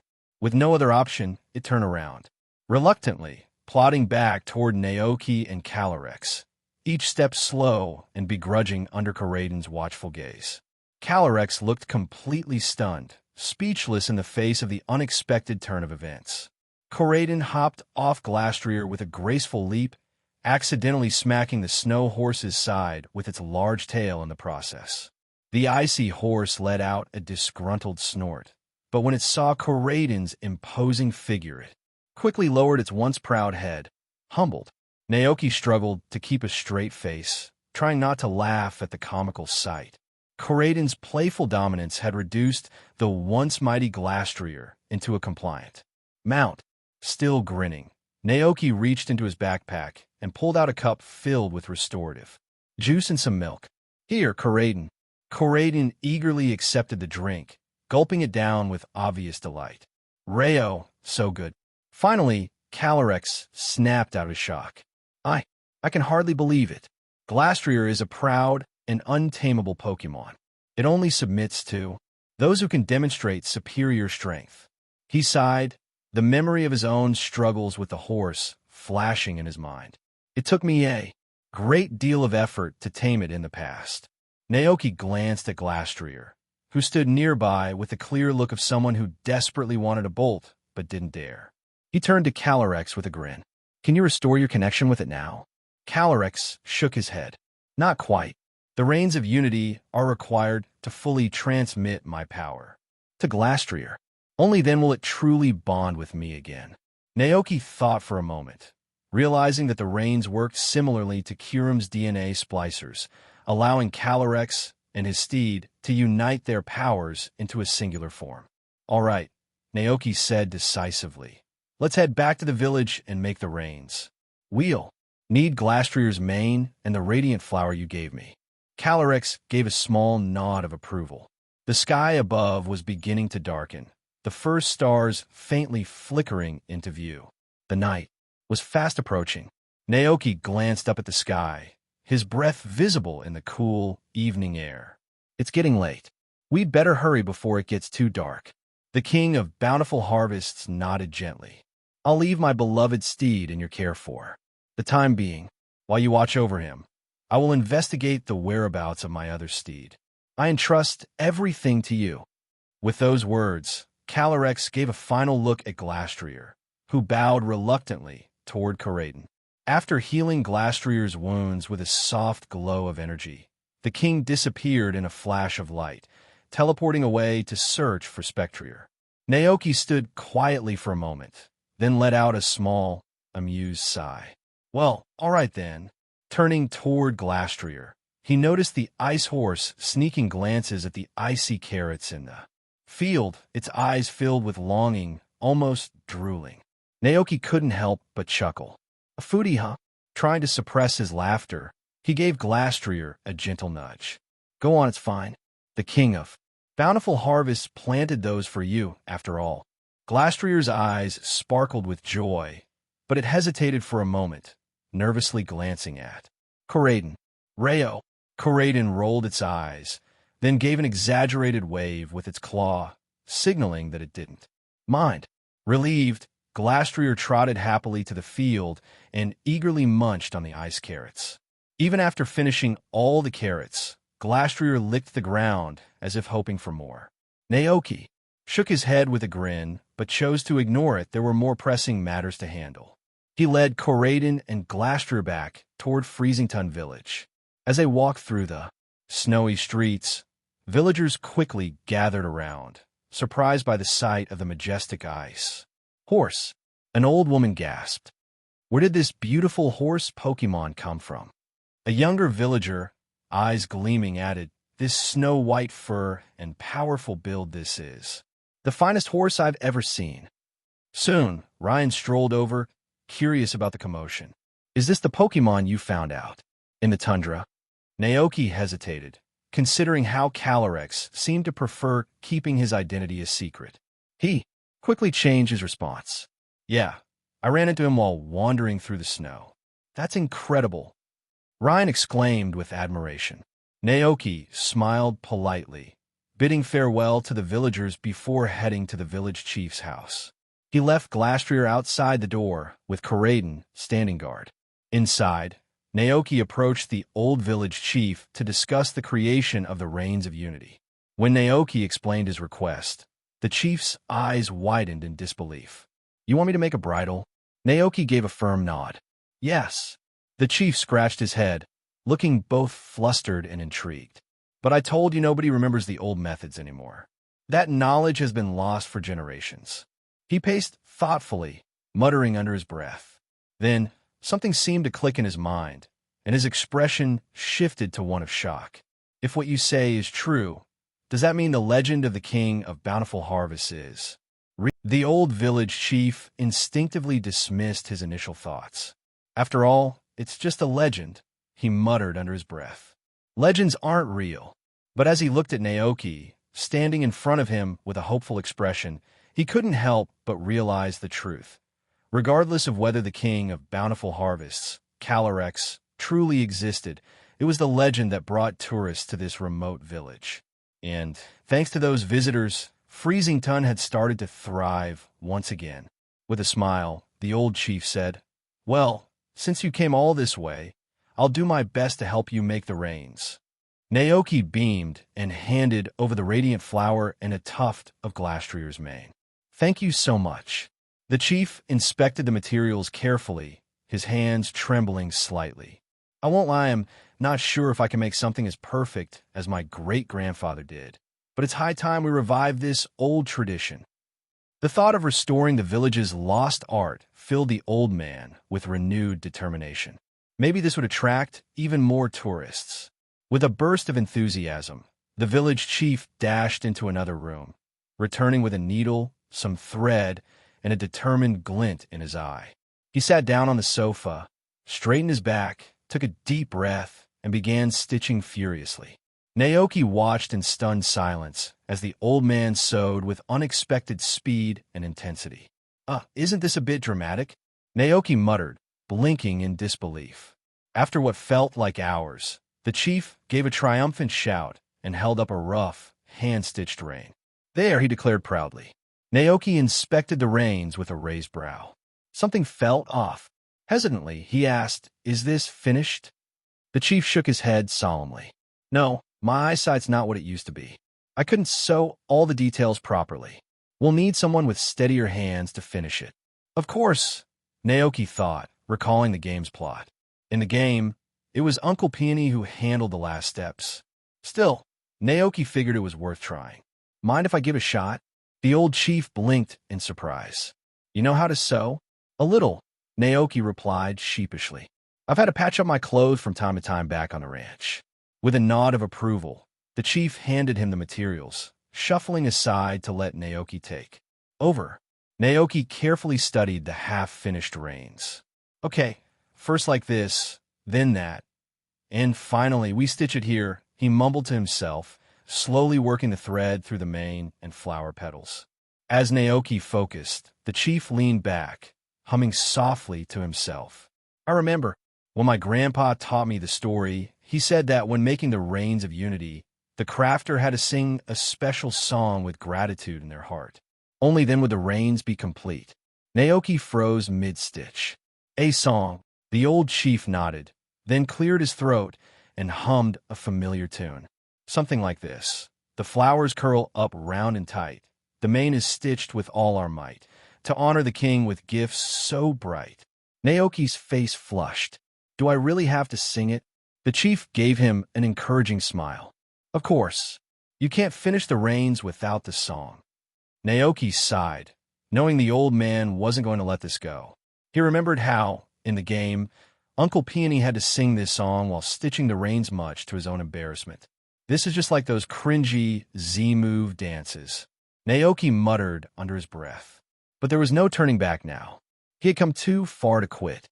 At least there wasn't a crowd watching. With a resigned sigh, Naoki gritted his teeth and began to sing awkwardly. "The flowers curl up round and tight. The mane stitched with all our might." "Yes, that's it." The old chief clapped his hands enthusiastically. "Now sing it again, with more heart." Naoki's face burned with embarrassment, but this time the words came a little more easily. "The flowers curl up round and tight. The mane is stitched with all our might, to honor the king with gifts so bright." As the final stitch was sewn, a snow-white rain sparkled under the soft light, emitting a faint, cool breeze. The old village chief's jaw dropped in disbelief. It's done. The rains are glowing. No way.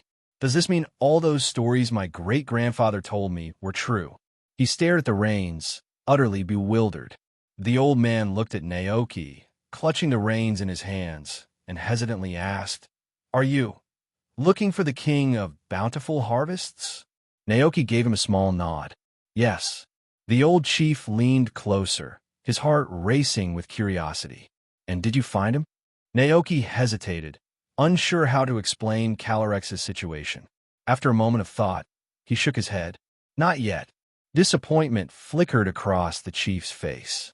He sighed before speaking again. If you really find the king of bountiful harvests, would you come tell me? I've always wondered if those old legends are real." Naoki smiled softly. "If I see him, I will." He thought to himself, that is if the king is willing. Later, after leaving the old chief's house, Naoki spotted a cozy bed-and-breakfast in the heart of the village. He decided not to bother the Ryan family again and instead booked a room for the night. Corraden trotted along beside him, while Glastrier was tied to the fence outside the inn. Since being defeated by Corraden, the once proud steed had become unusually compliant, bowing its head in quiet submission. Inside, the proprietress greeted them warmly and served a meal of hot soup and freshly baked bread. The room was dimly lit, with the flickering glow of lanterns casting soft light across the wooden walls, creating a cozy, welcoming atmosphere. After settling in, Naoki released Cyclizer from its pokeball. The three companions sat cross-legged on the tatami mat, sharing a meal and quietly enjoying the sight of snowflakes drifting lazily outside the window. Naoki glanced at the snow falling gently beyond the eaves, wondering aloud. The king hasn't returned yet. Maybe he's still searching for Spectrier. In the game story, both Glastrier and Spectrier resided within the crown shrine. But here, things were different. Calyrex had spent so long in hiding that even he wasn't certain where the spirit horse had gone. Still, Naoki wasn't too worried. He had faith that Calyrex, the king of bountiful harvests, would find his way to Spectrier eventually. All they had to do now was wait. After dinner, the snowfall lightened, leaving a fresh layer of powdery snow in the courtyard. The B&B owner smiled warmly. "It's not too cold outside now. Why don't you take your Pokémon out to play? You can make snowmen or have a snowball fight." Naoki opened his mouth to decline. He was in his 20s, after all. Snowball fights were for kids.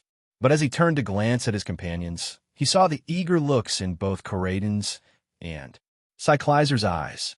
Naoki sighed in mock defeat. All right. Before he could finish, Corraden let out an excited shout. "Rayo, let's go." The Pokémon bounded into the snow, scattering flakes everywhere in its excitement. Meanwhile, Cyclizer cautiously poked a foot into the snow, only to recoil instantly as if the cold had stung. It looked up at Naoki with wide, pleading eyes. The effects of the translation seed crisps, which had allowed Naoki to understand Corraden and Glastrier, had worn off. Now, he couldn't make out what Cyclizer was saying, but judging by its tone and body language, it was clear Cyclizer wasn't fond of the cold. With no fur, just smooth skin, it made sense that the Pokémon would struggle with the chilly weather. Naoki thought for a moment, patting Cyclizer gently. "Hang tight, buddy," he said reassuringly. Then, he turned to Corraden. "Wait here for a minute." He made his way to the B&B's kitchen and politely asked the proprietress if he could borrow it. For a while, the owner smiled warmly. "Of course. Go right ahead." Naoki got to work, preparing several bowls of hot, clear soup with ingredients that offered some cold resistance. He ladled out portions for each of his Pokémon, including Glastrier. Glastrier sniffed at the bowl curiously, but quickly snorted and turned away, clearly unimpressed. Naoki just chuckled. "Figures," he murmured. Cyclizer, on the other hand, eagerly slurped the warm soup. As it drank, a pleasant warmth spread through its body, giving it the courage to brave the snow. Feeling energized, Cyclizer sprinted into the snowy courtyard, leaving a trail of small claw prints behind. Meanwhile, Koraidon had already rolled a few snowballs together. It had somehow managed to make 2 crude, lumpy snowmen, though no one knew where to learn such skills. When Naoki stepped back outside, Koraidon turned excitedly. "Rayo!" it called, gesturing toward the snowman. Naoki approached with a raised brow. "What's up?" Koraidon pointed at the smaller snowman, then at itself. "Rayo!" Then it pointed at the larger snowman and back at Naoki. Naoki's lips twitched with amusement. "So this one is you, and the bigger one is me?" Koraidon gave a big, happy nod. "Rayo, we'll always be together." Cyclizer, watching nearby, became intrigued.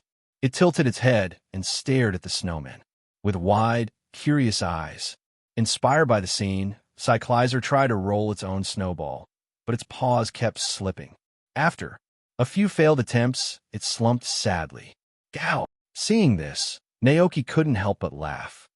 "That's not quite how you do it. Here, I'll show you." He knelt down, scooped up some snow, and carefully molded it into a small snowball. Then he placed it on the ground and rolled it back and forth. With every roll, the snowball grew larger, gathering more snow along the way. Cyclizer watched in awe, its eyes sparkling with admiration. "See? Just like that," Naoki said as he patted the now large snowball. "Now you give it a try." Determined, Cyclizer gave it another shot. It carefully shaped a snowball with its little paws, placed it on the ground, and started rolling. Before long, it had created a large, smooth snowball all on its own. Naoki smiled. "Great job." He rolled the new snowball over to join Koraidon's snowman and then stacked a smaller one on top. "There," Naoki said proudly, stepping back. "This one's you." Cyclizer beamed with joy, practically bouncing on the spot. "Gow! That's me." Cyclizer was overjoyed. Now it could stay with Naoki just like Koraidon. Koraidon stood to the side, watching the playful scene unfold with glimmering eyes. For once, it didn't feel jealous. The moment reminded Koraidon of a time long ago when Naoki had patiently taught it how to make a snowman, just as he was doing now with Cyclizer. Those memories filled Koraidon with warmth and nostalgia. "All right, keep having fun," Naoki called with a grin, brushing snow off his clothes. He then walked toward Glastrier, the reins of unity in hand. To his surprise, Koraidon trailed behind him, curious about what was happening. As Naoki stood in front of Glastrier, an idea popped into his mind. "I remember when Calyrex used the reins, he transferred his energy into Glastrier's body too. Merge with it," Naoki mused aloud. He tapped his chin thoughtfully. But what if another Pokémon tried?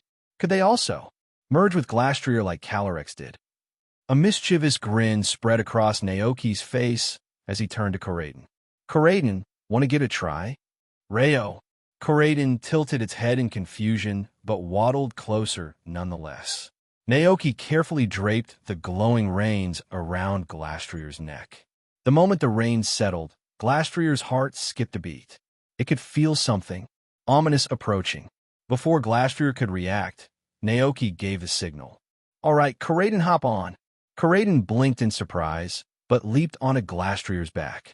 The ice horse staggered under Koraidon's weight, struggling to stay upright. It dug its hooves deep into the snow to avoid collapsing, its legs trembling from the effort. Glastrier glared back at Koraidon, ready to lash out, but quickly thought better of it. This Pokémon was far too powerful, and picking a fight would only end in disaster. Reluctantly, it let out a defeated snort, enduring the humiliation. "Easy there." Naoki gently patted Glastrier's mane, trying not to laugh. "Just bear with it for a little while, okay? We're just experimenting." Glastrier's face contorted into a comical mix of frustration and disbelief, like a child forced to endure an awkward photo session. Naoki, noticing how much the horse was struggling, called out to Koraidon, "Try holding the reins and see if you can channel your energy into Glastrier."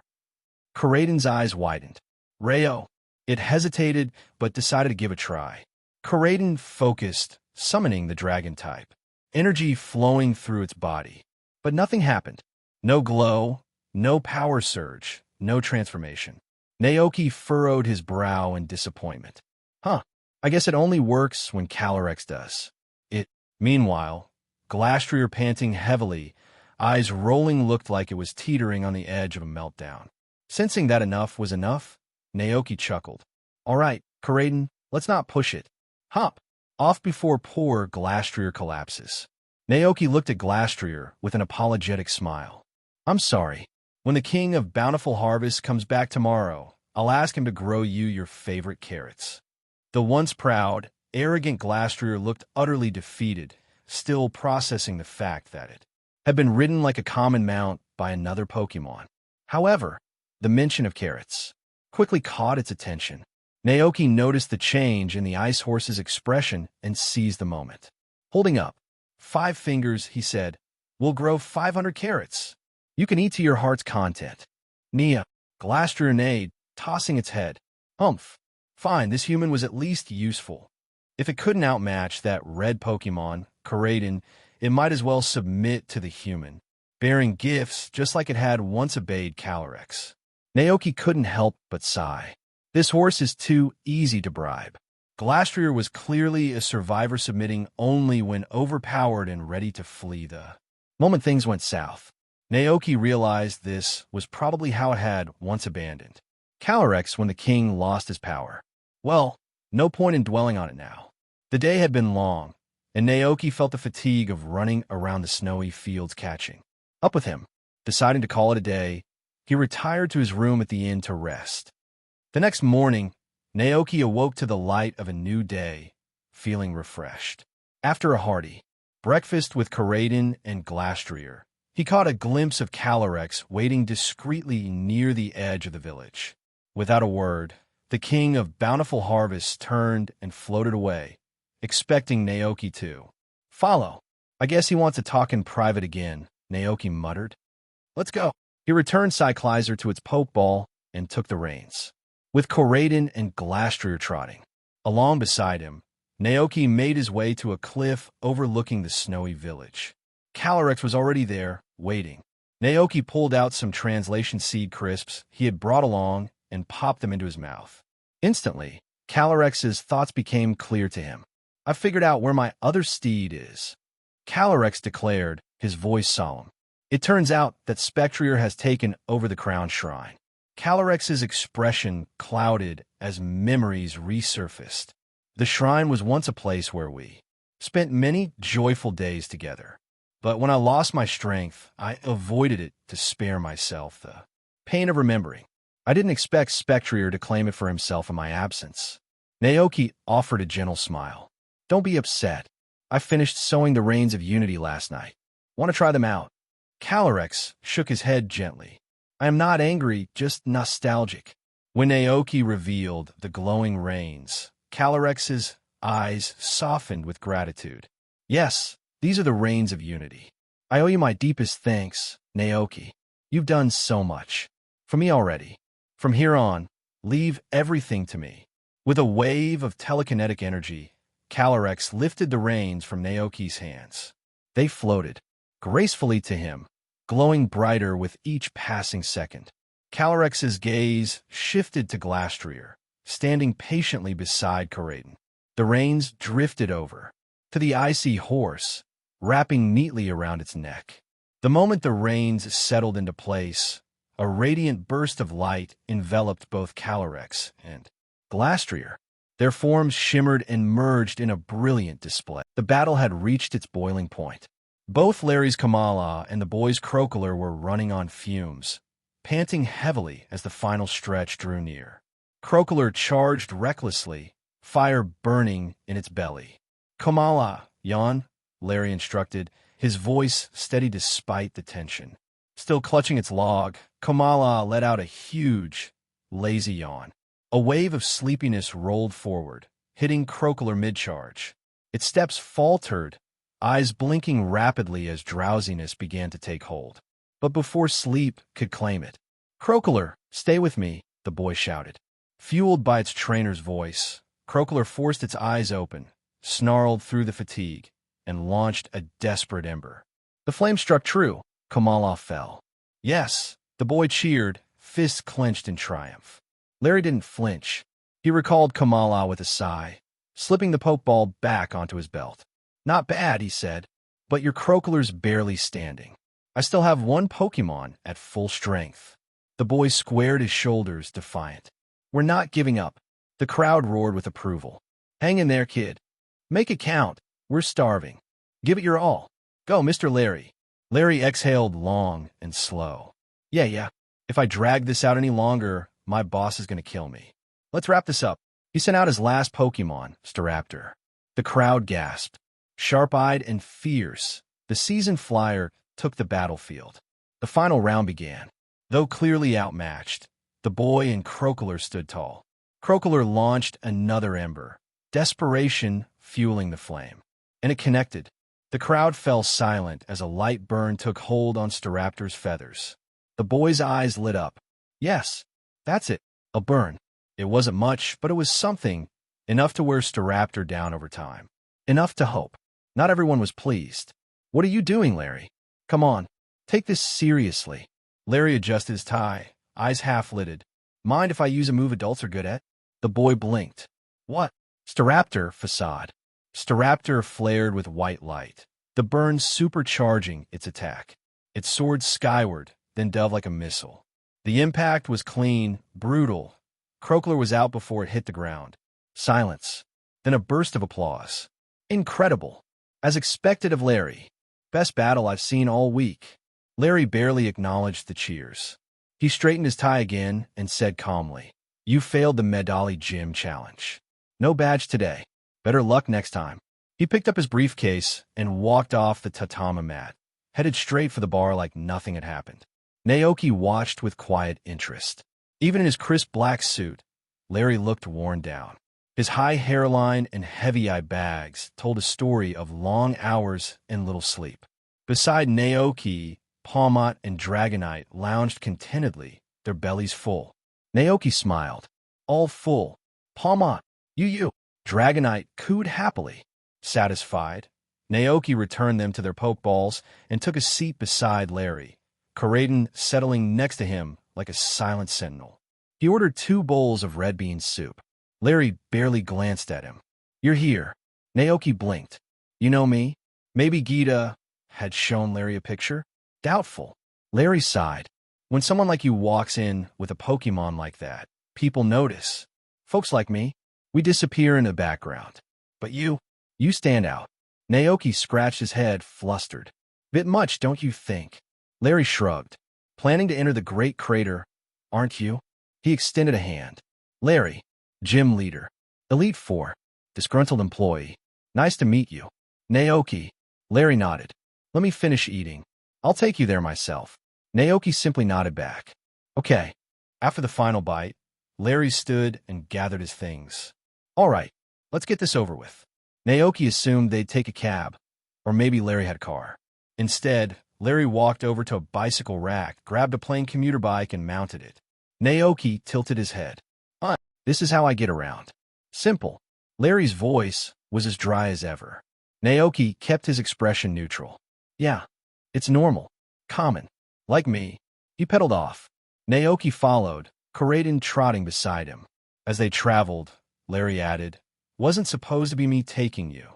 The guy scheduled for it took a day off. So here I am." "Thanks for the help," Naoki said. Larry shrugged. "It's just part of the job." Eventually, they reached the base of the Great Crater. Larry parked his bike. "We walk from here," he said. "No bikes making it up that." Naoki looked him over, concerned. "Need a break?" "I'll think of it as digesting my lunch." "Let's move." As they climbed, Naoki offered, "Want to ride Koraidon with me? It'll be faster." Larry glanced at the beast, then shook his head. "No thanks. I'll pass." They climbed in silence for a while until Larry spoke again. "That thing, you said it's called Koraidon." Naoki nodded. "Dr. Sada named it." Larry raised a brow. "She's the one who got her league clearance, huh? Guess they trust one can take care of myself." Larry studied him. "Maybe you're champion level. Did Gita offer you a league position?" Naoki blinked. "How'd you know?" Larry smirked faintly. "Lucky guess. If you accept, you might get a gym. Or end up like me, stuck juggling roles and paperwork." Naoki looked at him. "Taking me to the Zero Gate doesn't seem like your job. Larry sighed. That's adult life. Do what you're told. Try not to tick off your boss. Maybe earn a little overtime. Eventually, they reached the halfway point. A tunnel led them to a large facility embedded in the cliffs. Larry stopped. We're here. The Zero Gate. He swiped his access card and led Naoki and Karaden inside. Naoki marveled at the sci-fi-like interior. Whoa!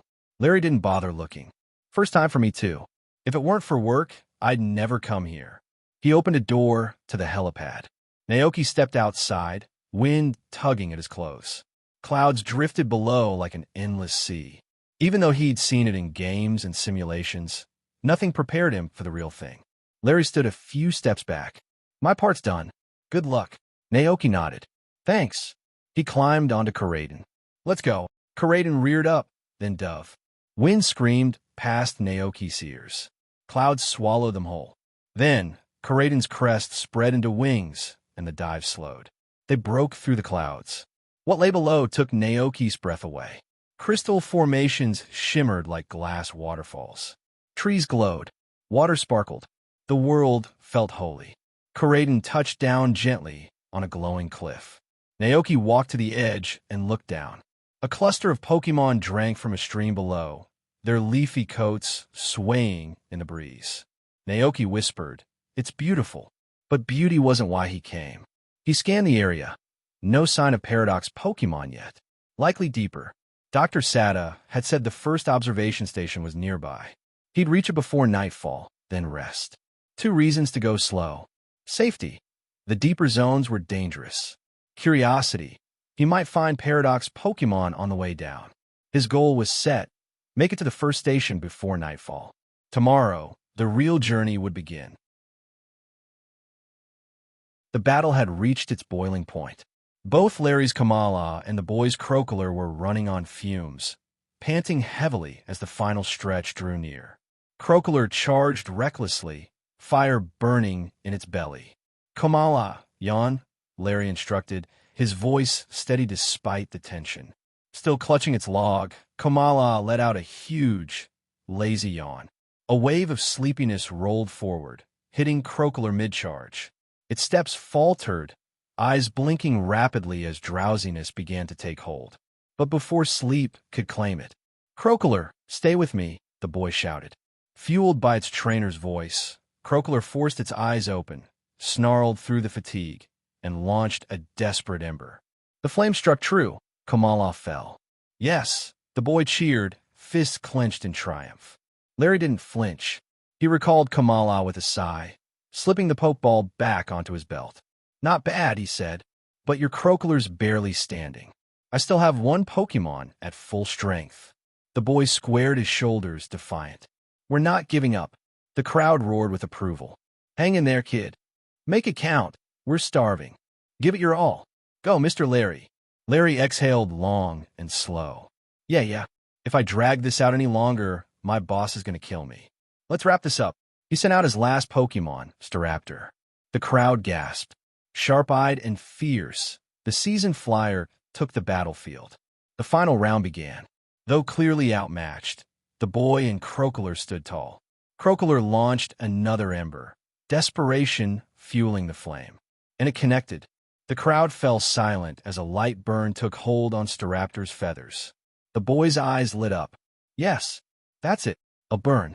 It wasn't much, but it was something, enough to wear Staraptor down over time. Enough to hope. Not everyone was pleased. "What are you doing, Larry? Come on, take this seriously." Larry adjusted his tie, eyes half-lidded. "Mind if I use a move adults are good at?" The boy blinked. "What?" Staraptor facade.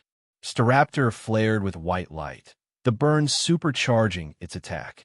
It soared skyward, then dove like a missile. The impact was clean, brutal. Crocoler was out before it hit the ground. Silence. Then a burst of applause. Incredible. As expected of Larry. Best battle I've seen all week. Larry barely acknowledged the cheers. He straightened his tie again and said calmly, "You failed the Medali Gym Challenge. No badge today. Better luck next time." He picked up his briefcase and walked off the tatami mat, headed straight for the bar like nothing had happened. Naoki watched with quiet interest. Even in his crisp black suit, Larry looked worn down. His high hairline and heavy eye bags told a story of long hours and little sleep. Beside Naoki, Palmot and Dragonite lounged contentedly, their bellies full. Naoki smiled. All full. Palmot, you. Dragonite cooed happily. Satisfied, Naoki returned them to their pokeballs and took a seat beside Larry, Coraden settling next to him like a silent sentinel. He ordered 2 bowls of red bean soup. Larry barely glanced at him. You're here. Naoki blinked. You know me? Maybe Gita had shown Larry a picture? Doubtful. Larry sighed. When someone like you walks in with a Pokémon like that, people notice. Folks like me, we disappear in the background. But you stand out. Naoki scratched his head, flustered. Bit much, don't you think? Larry shrugged. Planning to enter the Great Crater, aren't you? He extended a hand. Larry, gym leader. Elite 4. Disgruntled employee. Nice to meet you. Naoki. Larry nodded. Let me finish eating. I'll take you there myself. Naoki simply nodded back. Okay. After the final bite, Larry stood and gathered his things. All right, let's get this over with. Naoki assumed they'd take a cab, or maybe Larry had a car. Instead, Larry walked over to a bicycle rack, grabbed a plain commuter bike, and mounted it. Naoki tilted his head. This is how I get around. Simple. Larry's voice was as dry as ever. Naoki kept his expression neutral. Yeah, it's normal. Common. Like me. He pedaled off. Naoki followed, Coraden trotting beside him. As they traveled, Larry added, Wasn't supposed to be me taking you. The guy scheduled for it took a day off. So here I am. Thanks for the help, Naoki said. Larry shrugged. It's just part of the job. Eventually, they reached the base of the Great Crater. Larry parked his bike.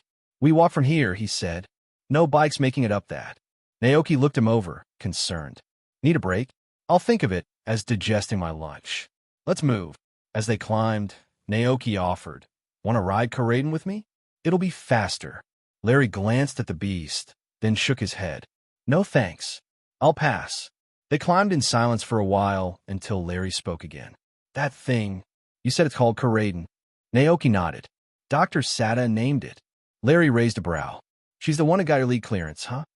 Guess they trust one can take care of myself. Larry studied him. Maybe you're champion level. Did Gita offer you a league position? Naoki blinked. How'd you know? Larry smirked faintly. Lucky guess. If you accept, you might get a gym. Or end up like me. Stuck juggling roles and paperwork. Naoki looked at him. Taking me to the 0 gate doesn't seem like your job. Larry sighed. That's adult life. Do what you're told. Try not to tick off your boss. Maybe earn a little overtime. Eventually, they reached the halfway point. A tunnel led them to a large facility embedded in the cliffs. Larry stopped. We're here. The 0 gate. He swiped his access card and led Naoki and Coraden inside. Naoki marveled at the sci-fi-like interior. Whoa! Larry didn't bother looking. First time for me too. If it weren't for work, I'd never come here. He opened a door to the helipad. Naoki stepped outside, wind tugging at his clothes.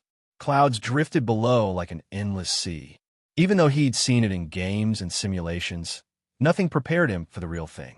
Larry stood a few steps back. My part's done. Good luck. Naoki nodded. Thanks. He climbed onto Coraden. Let's go. Coraden reared up, then dove. Wind screamed past Naoki's ears. Clouds swallowed them whole. Then, Coraden's crest spread into wings, and the dive slowed. They broke through the clouds. What lay below took Naoki's breath away. Crystal formations shimmered like glass waterfalls. Trees glowed. Water sparkled. The world felt holy. Coraden touched down gently on a glowing cliff. Naoki walked to the edge and looked down. A cluster of Pokémon drank from a stream below, their leafy coats swaying in the breeze. Naoki whispered, It's beautiful. But beauty wasn't why he came. He scanned the area. No sign of Paradox Pokémon yet. Likely deeper. Dr. Sada had said the first observation station was nearby. He'd reach it before nightfall, then rest. 2 reasons to go slow. Safety. The deeper zones were dangerous. Curiosity. He might find Paradox Pokémon on the way down. His goal was set. Make it to the first station before nightfall. Tomorrow, the real journey would begin. Calyrex sat atop Glastrier, holding the reins tightly. Glastrier responded with a resonating neigh, raising its front hooves high into the air. A brilliant light surrounded them, and from the large crown atop Calyrex's head, a vibrant green aura radiated outward. The king's cloak grew longer, transforming into a flowing mantle of white that shimmered like freshly fallen snow, rustling softly in the breeze. After a moment, the light faded, leaving an aura of quiet power in its wake. Calyrex sat tall on Glastrier's back, gazing down at Naoki with both dignity and warmth. A vibrant energy radiated from the Pokémon King, signaling that the former ruler of Galar had regained his strength. "Naoki, will you accompany me to the crown shrine?" Calyrex asked in a calm yet commanding voice.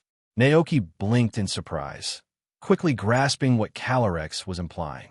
The king of Bountiful Harvest was ready to confront and reunite with his other steed, Spectrier, at the crown shrine.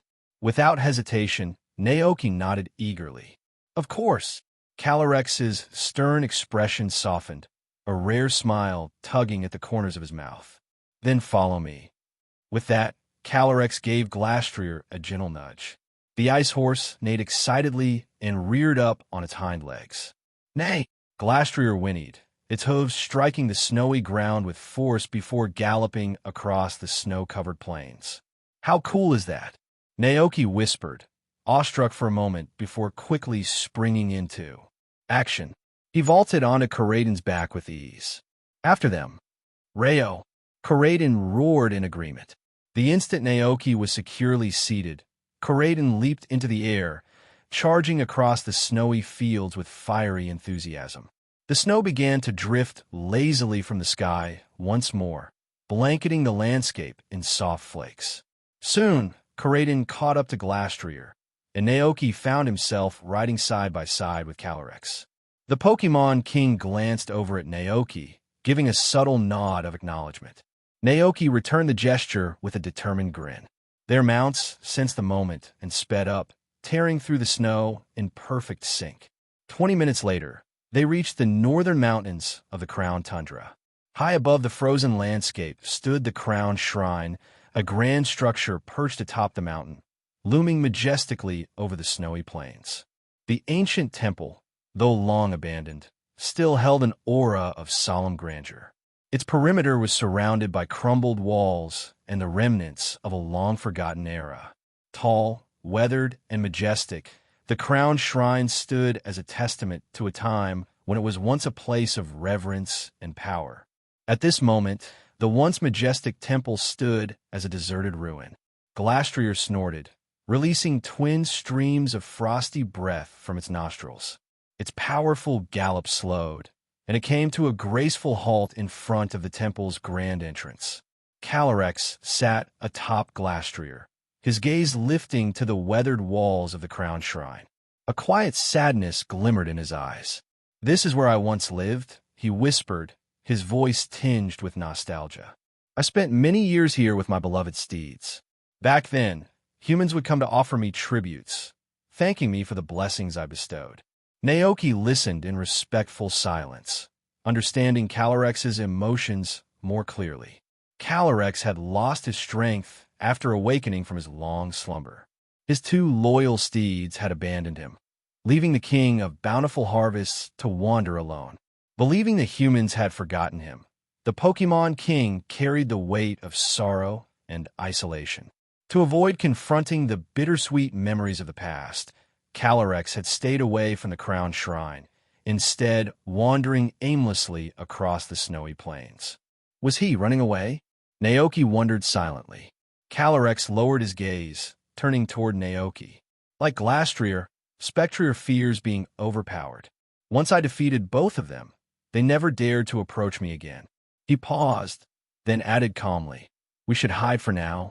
When Spectrier returns, I will emerge and regain control over it." Naoki nodded. The Crown Shrine was large, with plenty of places to hide. Following Calyrex's lead, Naoki, Coraden, and Glastrier quietly tucked themselves into a shadowed corner of the temple, waiting patiently for Spectrier's return. Time slipped by slowly. Just when Naoki felt his legs going numb and began to stretch his muscles, a faint sound echoed from the temple entrance. A sleek, jet-black Pokémon emerged, its deep blue mane flowing like mist, and a light blue tail swishing behind it. Wisps of ghostly energy drifted from its legs as it walked gracefully into the shrine. Naoki's eyes widened. Spectrier. In the blink of an eye, Calyrex sprang into action. With a flash, the king of bountiful harvests, still mounted on Glastrier, appeared in front of Spectrier, cutting off the ghost horse's escape. Spectrier's glowing eyes widened in fear, and it instinctively tried to turn and flee. But Calyrex had anticipated this. He urged Glastrier forward, and the icy steed charged toward Spectrier with tremendous speed. The ground beneath their hooves froze instantly, cracking under the pressure as they sped across the temple floor. Calyrex raised one hand high, his eyes glowing with blue energy. Psychic power surged through him, drawing on Glastrier's frosty aura. In response, delicate shards of ice materialized in the air, shimmering like tiny snowflakes.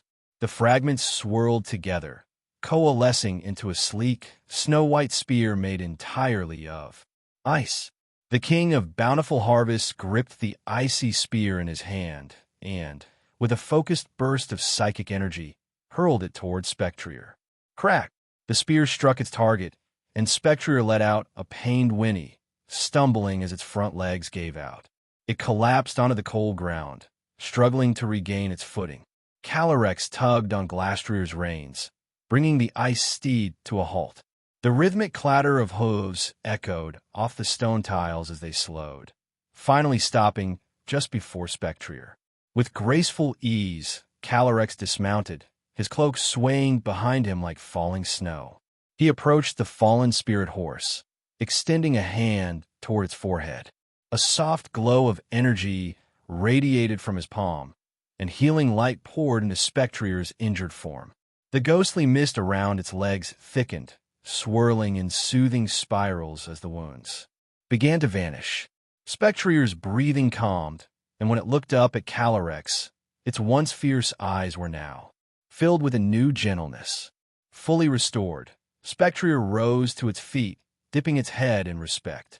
It moved gracefully to stand on the king's right, with Glastrier on his left, the two horses flanking Calyrex as if they had never left his side. Naoki stepped out of the shadows with Coradin by his side, raising an eyebrow. "Is that it? All good now." Calyrex shook his head gently, his expression calm but thoughtful. "Not quite. There's one more thing another bridle must be made." "Another bridle?" Naoki echoed, blinking in surprise before realization dawned on him. The reins Naoki had made earlier, crafted from Glastrier's mane and the radiant flower, were specific to Glastrier. To fully bond with Spectrier, a new bridle, made from the spear horse's mane, was required. Calyrex shifted slightly, a rare hint of hesitation in his voice. "I must ask for your help once more. This task is beyond me." He trailed off, his gaze softening with gratitude and something akin to guilt. He had asked so much of this kind young believer, and yet he felt as if he had given nothing in return. The weight of Naoki's earlier words and invitation to live together on his ranch echoed in the back of Calyrex's mind. It was a decision he would need to make soon. Before Calyrex could speak further, Naoki offered a reassuring grin. "Don't worry about it. I'll handle it. We've used up all the radiant flowers, but as long as I have Spectrier's mane, I know what to do." He gave Calyrex a playful wink. "Besides, it's easier the second time around. I think I've got this sewing thing figured out." Calyrex blinked, his eyes briefly widening in surprise before a soft, appreciative smile formed on his face. With a gentle nod, the king of bountiful harvests handed over the shimmering strands of Spectrier's mane. His regal demeanor was tempered with kindness and trust as he spoke, his voice calm but filled with emotion. "This will be the last task I ask of you. Once it is complete, I will give you the answer you've crowned shrine noon." Calyrex stood tall at the center of the ancient shrine hall, with Glastrier and Spectrier flanking him on either side. From time to time, The two horses exhaled frosty breath into the chilly air, creating small clouds of mist that lingered before dissipating. The three stood in silent anticipation, gazing toward the entrance as if waiting for something. The vast, empty shrine remained eerily quiet, broken only by the occasional shift of hooves against stone. After what felt like ages, Glastrier grew restless. Bored, it began to scrape at the shrine floor with its hooves, sending small chunks of stone skittering across the ground. Tap, tap, tap. The sudden noise echoed harshly in the stillness of a shrine. Spectrier turned its head sharply, glaring at Glastrier. The ghostly horse's mane shimmered with a soft, eerie glow, and tendrils of violet mist curled from its hooves, as if to emphasize its displeasure. HSSS. Spectrier hissed, its eyes glowing faintly in irritation. But Glastrier, distracted by the small hole it had scratched into the floor, completely ignored the ghostly steed's warning. Spectrier's ghostly form began to shimmer with impatience, its mist thickening. But before things could escalate further, Calyrex intervened. "Enough," Calyrex said gently, yet with the unmistakable weight of authority. Immediately, both horses calmed down, standing obediently beside their king. Just then, the sound of hurried footsteps echoed from outside. "I'm back." Naoki's cheerful voice rang through the shrine, instantly breaking the quiet stillness. Corraden trotted in beside him, both of them carrying large bags stuffed with supplies. The cold, solemn atmosphere of the shrine melted away as the two newcomers filled the space with lively energy. Calyrex blinked in mild surprise. "Why have you brought so much?" Naoki and Corraden plopped the bags onto the floor, rubbing their hands together to warm them. "It's not much," Naoki replied with a grin. "Just some carrot seeds for Glastrier and Spectrier, and a few supplies we picked up from the village." Naoki knelt and began unpacking the bags, pulling out neat piles of seeds and fresh ingredients, everything from potatoes to fish, and even some steaks. "We may have cleaned out most of the seeds from the village store," Naoki admitted with a chuckle. "And while we were there, I figured we'd stock up on food for everyone." Calyrex floated closer, gazing thoughtfully at the assortment of supplies. "In the past," he said quietly, "humans would offer us tributes like these, but I never needed such gifts." The king's expression softened with nostalgia. "Over time, my followers learned the preferences of my two steeds and began bringing them only the carrots they loved most." Naoki looked up curiously. "And what about you? Do you have a favorite food?" Calyrex pondered for a moment, his regal demeanor relaxing. "I'm different from most Pokémon. I do not need to eat to maintain my form. However, there was once a food that piqued my interest, and I found it quite enjoyable." "Oh," Naoki's curiosity deepened. "What was it?" Calyrex smiled faintly, as if recalling a distant memory. "It was an orange-red vegetable, similar in appearance to the radishes my steeds enjoy. One of my followers brought it to me from a distant city as a gift. It was unlike anything that grows here on the Crown Tundra." "An orange-red vegetable," Naoki repeated, tilting his head in thought. The image of a vegetable emerged in Naoki's mind. "Isn't that just a carrot? However, there's one thing that is of concern. That is, the land on the Crown Snowfield can only grow ice carrots and shade root carrots. Is it because of the soil or the environment?" All kinds of thoughts flashed through Naoki's mind. He thought for a moment and said to Calyrex, "That kind of carrots only grows outside the snowfields, and there are plenty of them in the Paldea region," Naoki explained. Calyrex tilted his head thoughtfully. "I see. It seems the land here in the snowfields is quite different." With a puzzled expression, Calyrex glanced at his two horses, deep in thought. Meanwhile, Naoki began preparing their lunch. He peeled and diced potatoes, tossing them into a pot along with some chopped meat to stew. There wasn't much variety in the snowfield, and the ingredients were far less diverse than those back on the ranch. With the harsh cold biting at them, a pot of warm, fragrant stew was just what they needed. The rich aroma of tender meat and potatoes filled the air, making everyone's mouths water. Naoki couldn't help but swallow hungrily as he set the pot over the campfire. As the stew simmered, he pulled out his needle and thread, along with Spectreer's mane and the radiant flower petals from his bag, and started crafting the second Reins of Unity. Koraidon and Cyclizer lounged lazily beside Naoki, watching the process with curious eyes. On the other side of the fire, Calyrex and his two horses stood quietly, their presence serene. The glow of the fire reflected in Calyrex's gaze, softening his once imposing expression into something graceful and calm. His horses, Glastreer and Spectreer, exhaled small clouds of mist, watching with quiet curiosity as Naoki's hands skillfully stitched the reins together. Piece by piece, the shimmering blue-purple strands of Spectreer's mane were woven into the rein, transforming under Naoki's hands. Soon, most of the work was complete. All that's left is the final step, Naoki thought, his brow furrowing slightly. Now I need to sing with gratitude. However, when Naoki glanced up, he was startled to find Calyrex watching him with an amused and elegant expression, as if patiently waiting to see how things would unfold. Feeling embarrassed, Naoki cleared his throat and mumbled, "Well, the next part is very important. It requires absolute focus, no distractions. I need to finish it alone." Calyrex's eyes sparkled with understanding. A soft chuckle escaped him as he gave a small nod. "I see. Then I will take my two steeds for a walk. We will return shortly."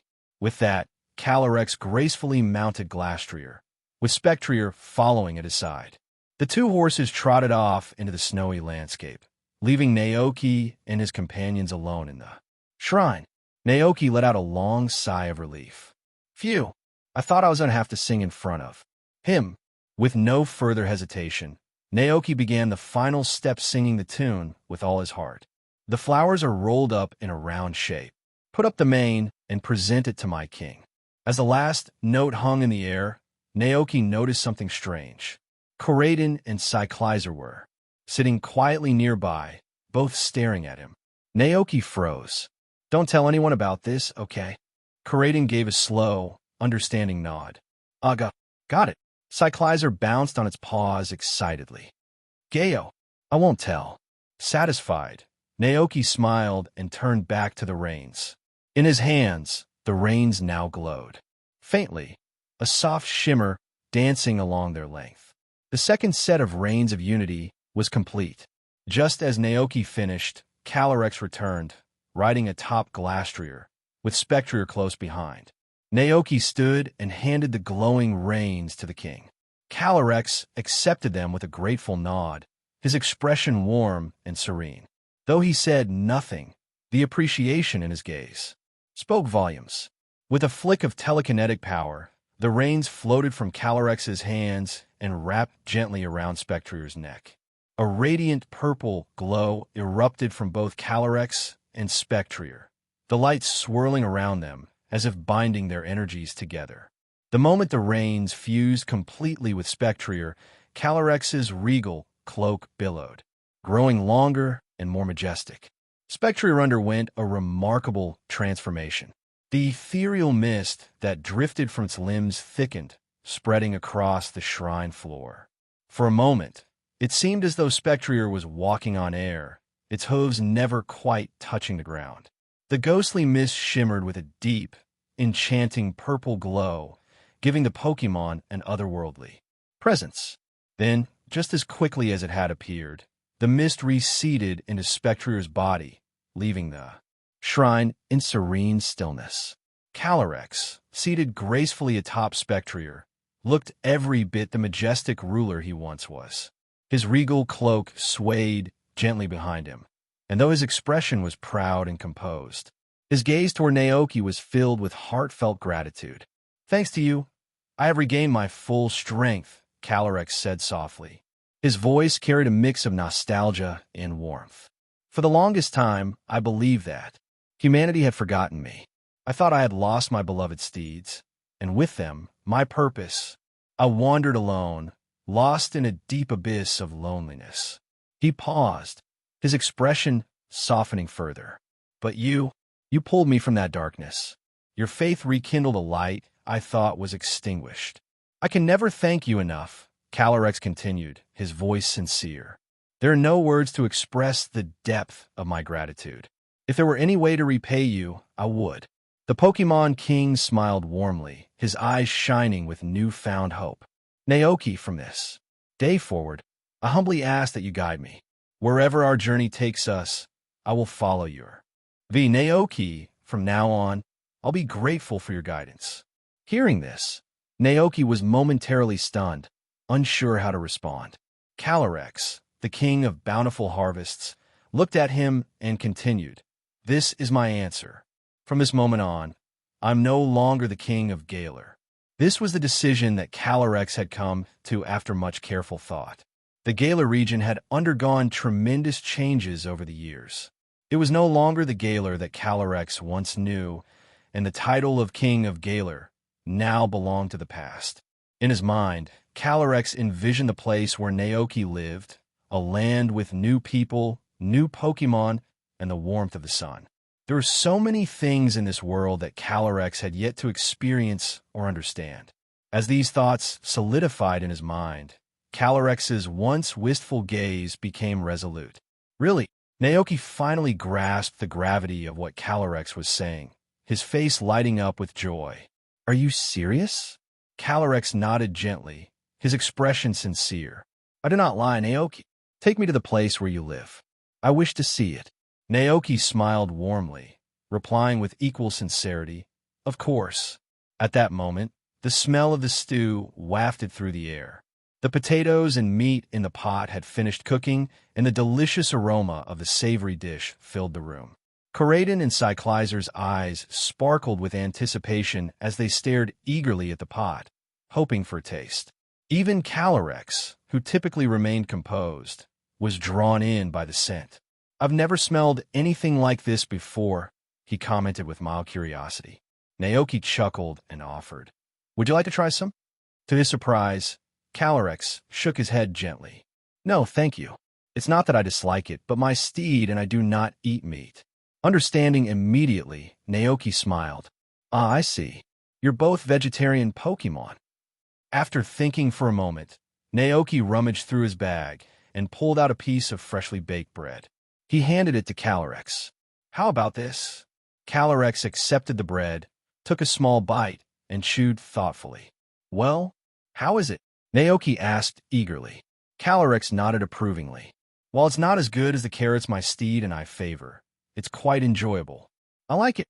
"Glad to hear that," Naoki said with a grin. He then fed similar pieces of bread to Glastrier and Spectrier, both of whom nibbled at it contentedly. Naoki turned back to the stew, lifting the pot's lid to check on the dish inside. The scent intensified as the steam rose. He couldn't help but smile when he saw the rich, hearty meal inside. A message popped into his mind. Meat and potato stew, B+ a high-quality dish made by stewing diced potatoes and meat together in a large pot over high heat. The broth has perfectly absorbed into the soft potatoes, and the soup is rich, making it an ideal meal for cold weather. Cooking effect, cold resistance recovery, level 2. After eating, the body will warm up significantly and physical strength will be restored. Lasts 6 hours. Comment: a dish that both fills the stomach and warms the body. Perfect for humans and Pokémon sensitive to the cold. Dual effect: keeping warm and restoring physical strength. Naoki chuckled to himself. Looks like hot soup noodles can be retired for now, he thought. Considering the time, it seemed the effects of the hot noodle soup they'd eaten earlier were starting to wear off. This hearty pot of potato and meat stew was the perfect way to replenish their energy and stay warm. Naoki served the stew to Cyclizer and Coraden. The two Pokémon eagerly dove into their bowls, happily munching away without hesitation. While they ate, Calyrex glanced at Naoki and asked thoughtfully, "When do you plan to return to Paldea?" Naoki paused, giving it some thought before replying, "Probably in a few days. I still have some things to finish up here, and once that's done, I'll head back." One of Naoki's tasks was to visit other cities to buy steel feathers from Corviknight. He planned to bring them back to the ranch. Beyond that, there were a few other matters he needed to address on the Crown Tundra. Glastrier and Spectrier, for example, both loved the ice and shade root carrots unique to this region. Since the two steeds would be joining them at the ranch, Naoki needed to figure out a way to keep them happy. The issue was that these special carrots could only grow on the snowy soil of the Crown Tundra, making them a rare regional specialty. Back at ranch, the two steeds wouldn't be able to eat their favorite carrots unless Naoki found a way to replicate the conditions needed to grow them. With that thought in mind, Naoki turned to Calyrex. I was thinking, if I can figure out why the ice and shade root carrots only grow here, maybe I can create a special plot of land at the ranch and grow them myself. That way, Glastrier and Spectrier can still enjoy their favorite food. Hearing this, Calyrex nodded slowly, lost in thought. Indeed, if we could cultivate those carrots at the ranch, it would make them very happy. Encouraged by Calyrex's approval, Naoki smiled. After lunch, I plan to explore the snowy valley and the old cemetery. I want to compare the soil and see if there are environmental factors that make those carrots grow here. Calyrex gave an approving nod. I'll come with you. After finishing their meal, Naoki packed up his belongings and strapped on his backpack. He climbed onto Coraden's back, ready to set off. Calyrex mounted Spectrier, with Glastrier trailing behind. The two horses moved in tandem with Coraden, the three Pokémon walking side by side as they made their way out of the Crown Shrine. As they reached the shrine's entrance, Calyrex paused and looked back at the ancient temple perched high on the snow-capped mountains. It would be a lie to say his heart didn't waver. After all, Calyrex had lived here for so long, and the snow-hardened stones of the shrine had borne witness to both his rise to power and his fall into obscurity. From once being revered as a king to being forgotten by the world, the Crown Shrine holds all the memories. At some point, snow began to fall again. Calyrex stood silently in the snowfall, gazing at the shrine, lost in thought. His expression reflected both sorrow and acceptance. It wasn't until a soft sigh escaped into the quiet air that Calyrex finally turned away. With one last look at the shrine, he spoke. Never mind. I'm no longer a king. Let's go. Naoki gave him a nod, understanding the weight of the decision Calyrex had just made. He knew it must have taken a great deal of resolve for the once king of bountiful harvest to let go of the past. They traveled quietly down the snowy path, the sound of their Pokémon's hooves crunching against the fresh snow filling the air. Midway through their journey, Calyrex broke the silence with a surprising question. Naoki, what does it feel like to be a farmer? Naoki blinked, caught off guard. After a moment of thought, he answered, maybe it feels like freedom? Everyone sees it differently. Some people enjoy a life full of excitement, traveling the world, while others prefer the peace of staying in one place, enjoying a simple, quiet life. Calyrex nodded thoughtfully. I see. In that case, I think I would like to learn how to become a farmer too. Naoki, I'll be counting on your guidance in the future. Naoki, wait, what? The puzzled expression on Naoki's face must have been too obvious, because Calyrex offered a patient explanation. The world has changed. The days of kings are long gone, and I no longer wish to be one. I've thought a lot about what I might do now that I've let go of being king. And when I saw you and your ranch, I realized it's something I'm interested in. Maybe farming is the right path for me. Naoki, seriously? The thought of Calyrex, the once revered Pokémon king, deciding to become a farmer was almost too absurd to process.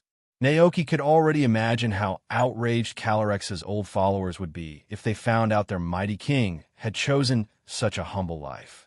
But if he thought about it, Calyrex would actually make a great farmer with his control over nature and his deep understanding of plants. He was more than qualified. Well, I'm looking forward to it, Naoki said with a grin. A soft smile appeared on Calyrex's face, his expression lighter and more hopeful than it had been in centuries. They continued their journey down the snow-covered path, riding Coraden and Glastrier side by side. The snowstorm swirled around them, but neither of them minded the cold. Snowflakes settled on their shoulders as they pressed onward together. The Snowy Valley. This was the first stop on Naoki and Calyrex's journey. A cool stream wound through the snow-blanketed land, its gentle gurgling the only sound in the serene valley. Naoki and Calyrex stood side by side at the edge of an open field, surrounded by quiet beauty. Naoki crouched down, scooping up a handful of soil with a small shovel. He sifted it through his fingers, comparing it to the soil from his ranch. It feels tough and compact, Naoki observed. Probably because of the environment, frozen solid, unlike the soft soil back at the ranch. Curious, Naoki took a closer sniff. Then on impulse, he put a pinch of soil in his mouth. It tastes like regular soil, he muttered before grimacing slightly. But there's a sharp, icy energy in it. Feeling the frosty tingle spreading from his mouth to his nose, Naoki spat out the dirt and rinsed his mouth with water. As he pondered the peculiar qualities of the soil, a thought struck him. This land is saturated with ice-type energy. Could that be why the carrots here mutate? The energy must infuse the seeds and turn them into the snow-white carrots Glastrier loves. Calyrex floated nearby, his serene gaze fixed on Naoki. "Have you discovered anything?" he asked. Naoki nodded. "I think so. If we could infuse soil in other places with the same ice energy, maybe we could grow these white carrots elsewhere." Calyrex considered this for a moment before replying. "When I ride Glastrier, I can channel ice-type energy through it using my powers. Let's try infusing the soil here with that energy." "Sound good." Naoki grinned, eager to test the theory.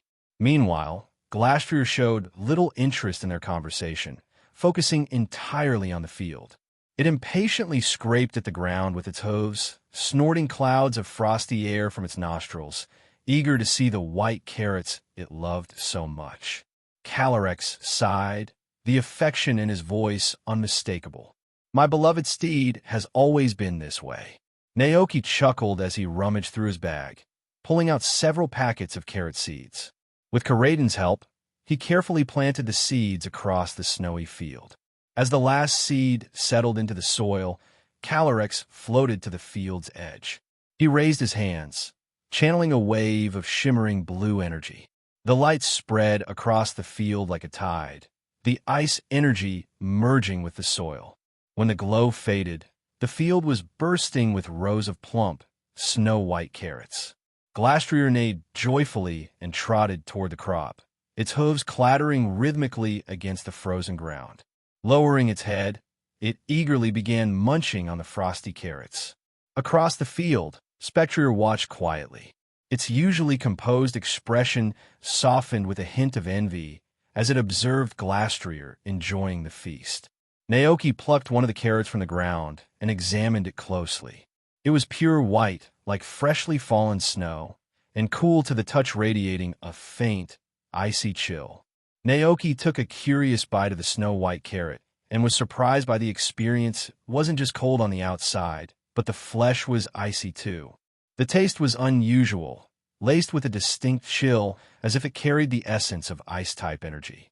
This strange discovery confirmed Naoki's earlier theory, but further experiments will be needed to fully understand the properties of these unique crops. Once Glastrier had finished munching down every last white carrot from the field, Naoki and Calyrex mounted their Pokémon Naoki on Karaden and Calyrex on Spectrier and set off toward their next destination, the cemetery. Though much of the Crown Tundra was covered in snow, the southern parts gave way to vast wilderness. By mid-afternoon, they had crossed the snowy expanse and reached a landscape full of greenery, dotted with trees, lakes, hills, and caves. Standing atop a hill, Naoki squinted toward the distant south and spotted something incredible, a colossal tree that towered at least 15 meters high. Near it, another field stretched out, dominated by a vibrant, light red fruit tree. Even though Naoki knew about the giant tree from the games, seeing it in real life was awe-inspiring. Calyrex followed Naoki's gaze and gave a thoughtful nod. That tree has stood here for many, many years. Its fruits sustain the Pokémon of this land, drawing powerful creatures to its trunk. Many great Pokémon have rested beneath its boughs over the ages. Naoki's heart skipped a beat. Wait, are you talking about the Galarian forms of the legendary birds? He recalled that, in the games, the legendary Triarticuno, Zapdos, and Moltres had visited the giant tree. And it wasn't just them. Other legends like the Regi Pokémon had also made their presence known here. Yes, they're among the many Pokémon drawn to this land, Calyrex confirmed. But not only the birds, other ancient giants rest here as well. They traveled further, soon arriving at the remnants of an ancient stone ruin. Cracked pillars and worn carvings hinted at its immense age, and a heavy sense of mystery hung in the air. Calyrex's voice was soft, filled with reverence. This ruin is known as the Giant's Bed. Long ago, ancient Pokémon slept here. They have slumbered for centuries, guarding this land. The sleeping giants, Naoki murmured. You mean the Regi Pokémon? His heart raced at the thought of encountering these powerful beings Regis, Registeel, Regirock, Regieleki, and Regidrago. Can I open the ruins and take a look inside? Naoki asked eagerly, his excitement getting the better of him. Calyrex, however, shook his head with quiet caution. I would advise against it. These giants rest peacefully now, but waking them could provoke their anger. Such a disturbance would not only endanger us, but also the nearby Pokémon. Naoki nodded in understanding. Right, it's best not to mess with them then. As they continued onward, Calyrex glanced ahead and pointed toward a patch of dark soil. This is where the shade root carrots grow. Naoki looked up and saw a deserted field nestled between graves. The area was scattered with crumbling tombstones, casting an eerie, ominous atmosphere. A faint chill lingered in the air, making the place feel as though it could easily be haunted. Ancient cemetery. The people buried here must be from centuries ago, right? Naoki thought to himself. He silently whispered an apology in his heart for disturbing the resting souls, then walked forward with his Pokémon trailing behind. Calyrex floated beside him, observing the field. Do you plan to continue your investigation? Here. I shook his head almost immediately. No, thanks. Humans can't sense ghost energy the same way Pokémon do. Calyrex gave a slow nod, understanding his reasoning. Very well. How do you intend to proceed with your experiment? Naoki pulled out a small pouch of carrot seeds from his backpack. Let's see if this soil can grow shade root carrots. I see, Calyrex replied, his voice calm and supportive. Working with Koraidon, Naoki planted all the seeds into the blackened soil. The seeds disappeared beneath the earth as he gently patted the ground, completing his task. Once finished, Calyrex floated forward. A soft glow surrounded him as he raised his staff, channeling his energy. In an instant, the seeds sprouted, transforming into a patch of dark purple carrots. Their eerie color glistened against the black soil, giving them a peculiar appearance. Naoki turned to Spectrier with a gentle smile. All right, Spectrier, these are for you. Go ahead and eat. Spectrier stared at Naoki for a moment, snorted quietly, and then stepped forward with elegance. Its movements were slow and deliberate, as if savoring the atmosphere. Lowering its head, it began nibbling at the freshly grown carrots with refined, measured bites. Unlike Glastrier's messy, ravenous eating, Spectrier's approach was calm and methodical, as though it was savoring every bite. The Pokémon's graceful demeanor made it seem as if even eating was an art form. Naoki watched, glancing back and forth between Glastrier and Spectrier. And now, the real question loomed in his mind. Which horse should he ride in next year's Pokémon race? Wherever Glastrier passes, the ground freezes instantly. Its immense strength and destructive power are undeniable, but its personality is rough, prideful, and battle-hardened. In contrast, Spectrier carries an air of tranquility. It never initiates conflict with other creatures and moves with graceful elegance, its hooves treading lightly on ethereal, ghostly mist. Its calm demeanor and sleek form give it an otherworldly beauty, like a fleeting shadow. In the moonlight, Naoki scratched his head, caught in a real dilemma. Spectrier continued nibbling at the shade root carrots near the field, savoring each bite with quiet satisfaction. Meanwhile, Naoki scanned the surrounding area, mentally noting the terrain and environment. To confirm the reason for the unusual mutation of the carrots in the Crown Tundra, Naoki knew the best approach was a side-by-side comparison. The location of the ancient cemetery marked the edge of the snowfield. Although it was still cold here, hardy green plants had managed to grow nearby, suggesting the area was less saturated with ice energy. After contemplating for a moment, Naoki walked toward a patch of land opposite the ancient cemetery. He paused and turned to Calyrex. By the way, if you keep using your powers to accelerate crop growth, will it take a toll on you?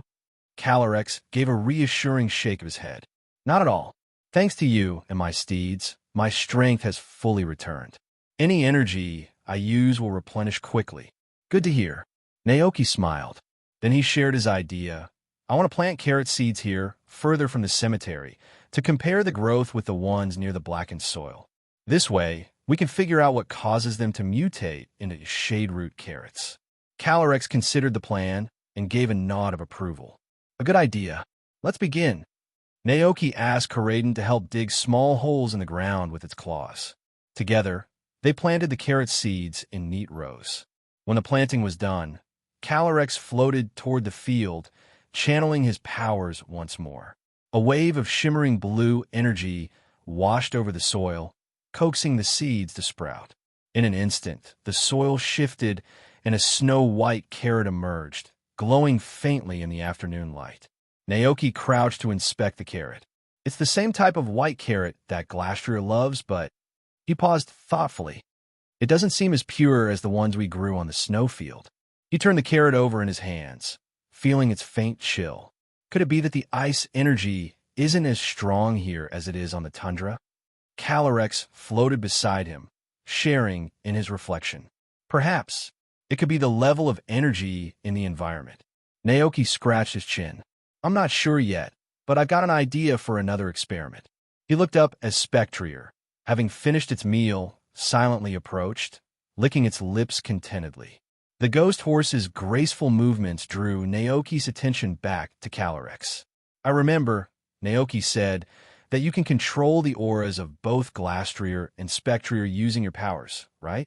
Calyrex nodded gently. Indeed. Over the years, my abilities have become intertwined with those of my beloved steeds. When I ride Glastria, I can focus my powers to harness the cold air it produces, forming massive ice weapons.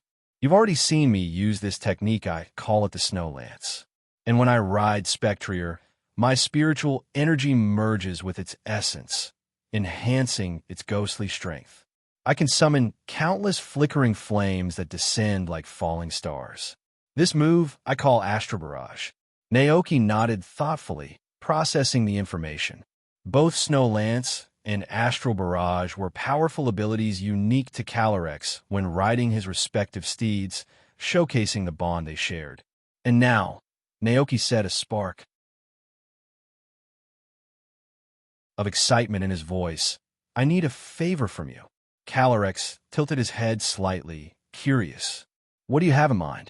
Naoki pointed toward the field. I'd like you to ride Spectrier and focus your energy to condense its ghostly aura.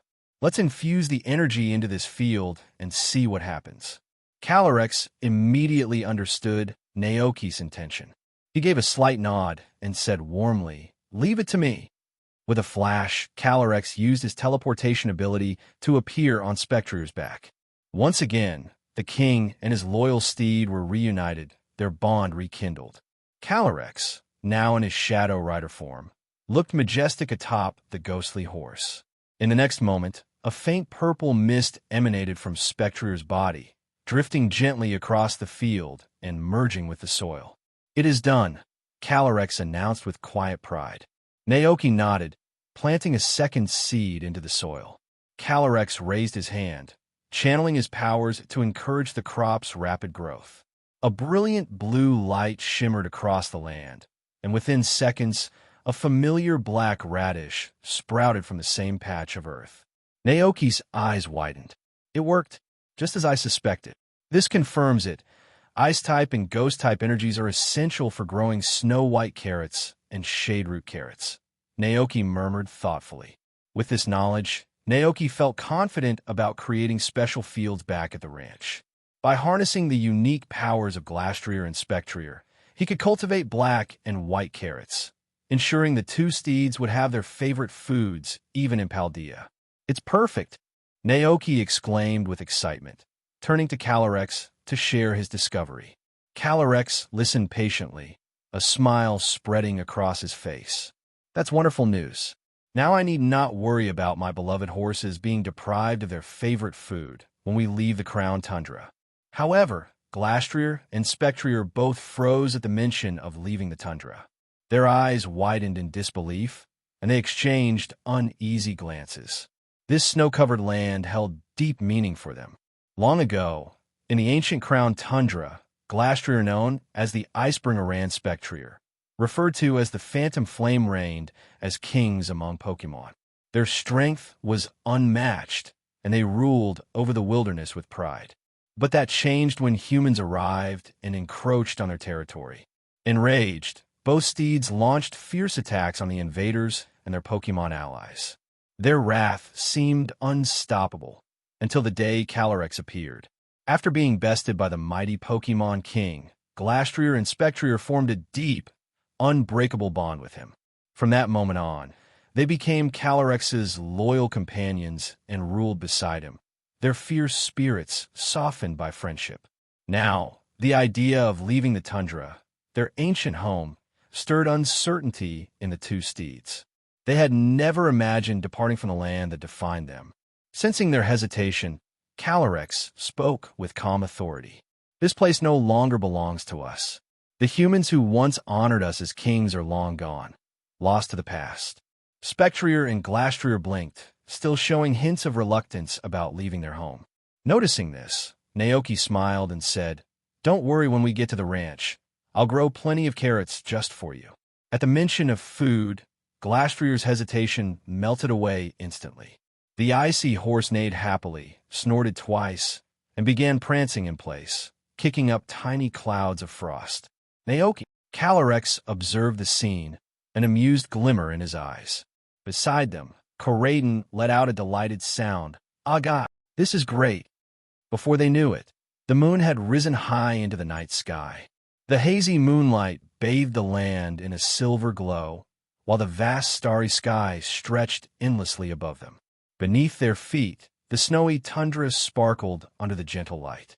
Naoki rode atop Glastrier, who trotted energetically through the night, kicking up snow as they traveled south across the Crown Tundra. Glastrier, with its fiery temperament, seemed eager to stretch its legs beneath the stars. To Naoki's left, Coraden sprinted in its mount form, keeping pace effortlessly. To his right, Calyrex rode Spectrier with quiet grace, the ghostly horse's hooves gliding silently over the snowy ground. Their destination, Giant's Bed, with the enormous pink tree, known for nurturing countless Pokémon, stood proudly. As they approached, the silhouette of the towering tree loomed larger and larger, its pink blossoms glowing faintly under the moonlight. Naoki marveled, craning his neck to look at the colossal tree. Turning to Calyrex, who rode calmly beside him, he asked, "How did it get so big?" Calyrex lifted his gaze toward the giant tree and answered with a soft, reflective tone. "This land nurtured it, just as it nurtures everything that lives here." Naoki blinked, trying to wrap his head around the idea. "Huh, the land nurtured it." Calyrex nodded gently. "Yes, the earth embraces all of its children, nourishing them so they may flourish. Through this tree, it provides for the Pokémon who call this land home." "Naoki, what?" He scratched his head, struggling to grasp the concept. "Are you saying the land itself has a will?" After a moment of thought, Naoki figured Calyrex must be referring to the forces of nature. "It's kind of like the Viridian Forest in Kanto." Naoki mused. "They say the forest blesses certain humans, granting them the power to communicate with Pokémon and even use the forest's energy." He remembered the Pokémon movie Secrets of the Jungle, where the boy Coco had used jungle healing, a move normally reserved for Zarude to protect his father. That must have been the forest's blessing, Naoki thought. The bond between Coco and Zarude must have moved the spirit of the forest, allowing Coco to use jungle healing even though he's human. "This world feels like a dream," Naoki thought with a wry smile.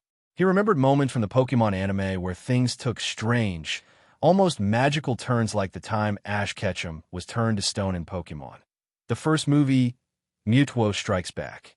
In that scene, Pikachu and all the surrounding Pokémon shed tears, and somehow, through the mysterious power of these tears, Ash was brought back to life. As a modern, logical person, Naoki couldn't help but feel baffled. It's just like those stories where characters defeat the final boss with the power of love, friendship, or some mystical bond. Way too cheesy, he muttered to himself with a sigh. By now, they had reached the tranquil shores of Lake Bolonlia, surrounded by the towering hills of the giant tree. Both Glastrier and Spectrier came to a gentle halt, their hooves barely disturbing the calm atmosphere. Naoki dismounted, along with Calyrex, and they decided to set up camp for the night. It was already 7 o'clock in the evening. Despite the fading light, they could still see wild Pokémon roaming nearby. Overhead, a Swablu drifted through the sky, and in the shadows of the trees, sharp-eyed Corvisquire perched quietly, keeping watch. In the grass below, herds of Wooloo grazed peacefully, while Cottonee drifted lazily with the evening breeze. At the water's edge, Barboach swam in lazy loops beside dull-eyed Magikarp, splashing aimlessly. Basculin darted about in small bursts, disrupting the stillness of the lake. Naoki marveled at the rich variety of Pokémon. The vibrancy of this ecosystem filled him with awe. These Pokémon, they're all nurtured by the giant tree, he realized, recalling Calyrex's words from earlier. The sight tugged at Naoki's heart, reminding him of a special tree back on his ranch. It's just like the world tree, he whispered aloud. He turned to Calyrex. There's a tree on my ranch, too. If it grows tall enough, do you think it could raise as many Pokémon as the giant tree does? Calyrex gave him a curious look. A tree? Naoki nodded. I call it the world tree. It's an incredible tree, but it takes 100,000 years to fully grow. Calyrex pondered this for a moment, his serene expression unwavering. The world tree, he murmured. I have never heard of such a tree, but if time is the only obstacle, perhaps I can help it grow. Naoki recalled the 3 goats on his ranch, who worked tirelessly to nurture the tree. Every time they channeled their energy into its growth, they were left utterly exhausted, completely drained, but with a look of satisfaction on their faces. If I wait for it to grow naturally, I'll never live to see it fully grown, Naoki thought somberly. He turned to Calyrex, a hint of hope flickering in his eyes. That might take a lot of your energy, though, he said cautiously. Calyrex smiled warmly. So what? You pulled me out of the abyss and spread my name across the land, giving me the strength to endure the harsh cold of the crown tundra. Naoki felt a wave of emotion wash over him. What a truly kind-hearted Pokémon. Just then, the sound of Koraidon's stomach growling shattered the heartwarming moment. Naoki turned and saw Koraidon tilting its head, giving him an innocent look as if to say, what happened? Naoki. Well, that ruined the mood. All right, I'll start cooking, Naoki announced, rolling up his sleeves. For dinner, Naoki prepared grilled steak and vegetarian sandwiches made with fresh vegetables. The steaks were for Koraidon and Cyclizer, while the sandwiches were set aside for Calyrex. As for Glastrier and Spectrier, they had already devoured over 100 carrots earlier in the afternoon. Their bloated bellies confirmed that they weren't hungry anytime soon. Making the sandwiches was simple. Most of the ingredients were fresh vegetables. He chopped the vegetables into neat slices, layered them between soft bread slices, and added a drizzle of ketchup and salad dressing. A perfect vegetarian sandwich was ready. Naoki glanced down at the sandwich, amused. This only boosts grass-type moves. Oh well. He shrugged and continued cooking. After preparing meals for the Pokémon, Naoki turned his attention to his own dinner. Tonight, he decided on Omurus, a warm and comforting dish for the chilly night. While cooking, Naoki suddenly remembered something the old chief from Freezing Dun Village had told him. He glanced over at Calyrex and asked, By the way, The chief, the descendant of those who once crafted the reigns of unity, wanted to know if you truly exist. He asked me to tell him if I found anything. Should I tell him about you? Calorex's serene expression didn't change. After a moment of quiet reflection, he shook his head gently. No need. I am no longer the king of bountiful harvests. From now on, I am just a humble farmer. Naoki. Naoki decided it was probably for the best. All right then. I won't say anything to the chief. With that matter settled, Naoki smiled. In that case, we'll set off tomorrow. There were still errands to run. Naoki needed to visit the major cities of Galar to purchase steel feathers shed by Corviknight. It would take a bit of time, but it was necessary. Once the errands were complete, he could return to the ranch with Calyrex and the others too. Spend a peaceful winter together. Calyrex gave a soft nod, his gentle gaze reflecting the trust he now had in Naoki. Okay. Night had fallen, and the world was silent. The Pokémon living near the giant's bed had returned to their nests, yawning and settling down to sleep. Occasionally, nocturnal Pokémon rustled through the tall grass, their movements barely breaking the stillness. From a hilltop, Naoki could see the surface of the Galar Sea shimmering under the moonlight. Thanks to the ocean currents, this area was warmer than the northern snowfields, creating the perfect environment for a rich and vibrant Pokémon ecosystem. Naoki sat in front of the campfire with his Pokémon companions and Calyrex, enjoying the peaceful evening. After hearing Naoki's plan to leave the Crown Tundra the next day, Calyrex cast his gaze toward the distant Galar region and spoke softly. Before we leave, I want to visit one more place. Naoki looked up in surprise. Where do you want to go? Calyrex's voice was calm but resolute. To the place where the hero and the warrior reside. Naoki's eyes widened in recognition. The hero and warrior. Do you mean Zacian and Zamazenta? Calyrex gave a slight nod. Yes, they were my allies during a time of great calamity. Naoki's heart skipped a beat. Do you mean the darkest day? The disaster caused by Eternatus? Calyrex's expression grew solemn. Yes, when the Galar region faced destruction, we stood together to prevent it. Naoki was curious. Could you tell me what really happened? The history books are vague, and most people only remember the hero with the sword and shield. The role you played has been forgotten. Calyrex nodded, the flickering firelight reflecting in his eyes. I will tell you everything. Naoki scooted closer to the campfire, eager to hear the story. With his Pokémon listening quietly, Calyrex began to recount the events of the past. A long, long time ago, I lived peacefully on this land with my beloved steeds and the humans who believed in me. One day, I saw a vision of a disaster and overwhelming darkness that would consume the Galar region.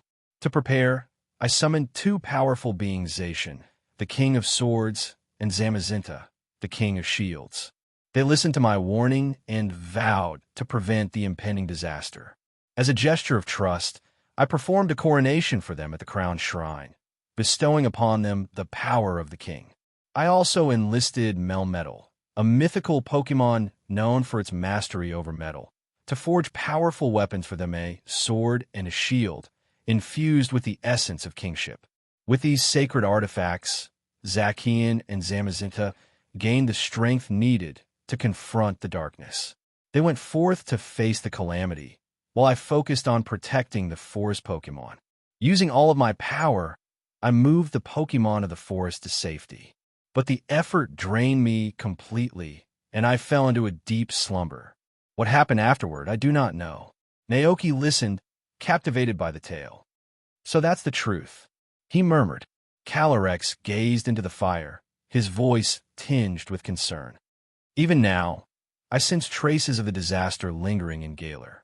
I fear that the danger was not fully eliminated. Naoki furrowed his brow.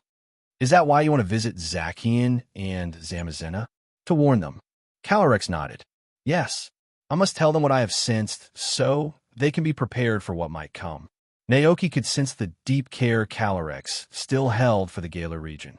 After a moment's hesitation, he asked, why not stay here and fight alongside them? They could use your help. Calyrex shook his head, his expression calm but resolute. I'm no longer needed here. When my power was fully restored, I glimpsed the future.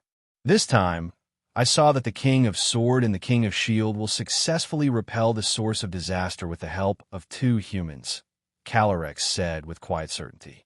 I see. Naoki nodded, realization dawning on him. The 2 humans Calyrex mentioned were most likely Victor/Gloria and Hop, Leon's younger brother. But something else caught Naoki's attention. The swords and shields used by Zacian and Zamazenta were actually crafted by Melmetal. Naoki muttered in disbelief. That was completely unexpected. After hearing the full story, Naoki sighed, imagining how these powerful Pokémon must have united during the ancient calamity to confront Eternatus together. Calyrex tilted his head, slightly curious. Why do you sigh? Naoki gave him a small smile. The disaster you're talking about is what humans now call the Darkest Day. After you fell asleep, Zacian and Zamazenta successfully repelled it. But when the battle was over, they went into seclusion. He continued with a hint of sadness. After the Darkest Day ended, the humans started to rewrite history. They founded a kingdom and claimed the deeds of Zacian and Zamazenta as their own, fooling future generations into believing that the royal family was responsible for saving the Galar region. Calyrex remained serene, his expression calm despite the weight of Naoki's words. I see. You seem to care more about this false recognition than I do. Naoki blinked. Don't you care about what happened? Calyrex shook his head gently, a faint smile forming on his face.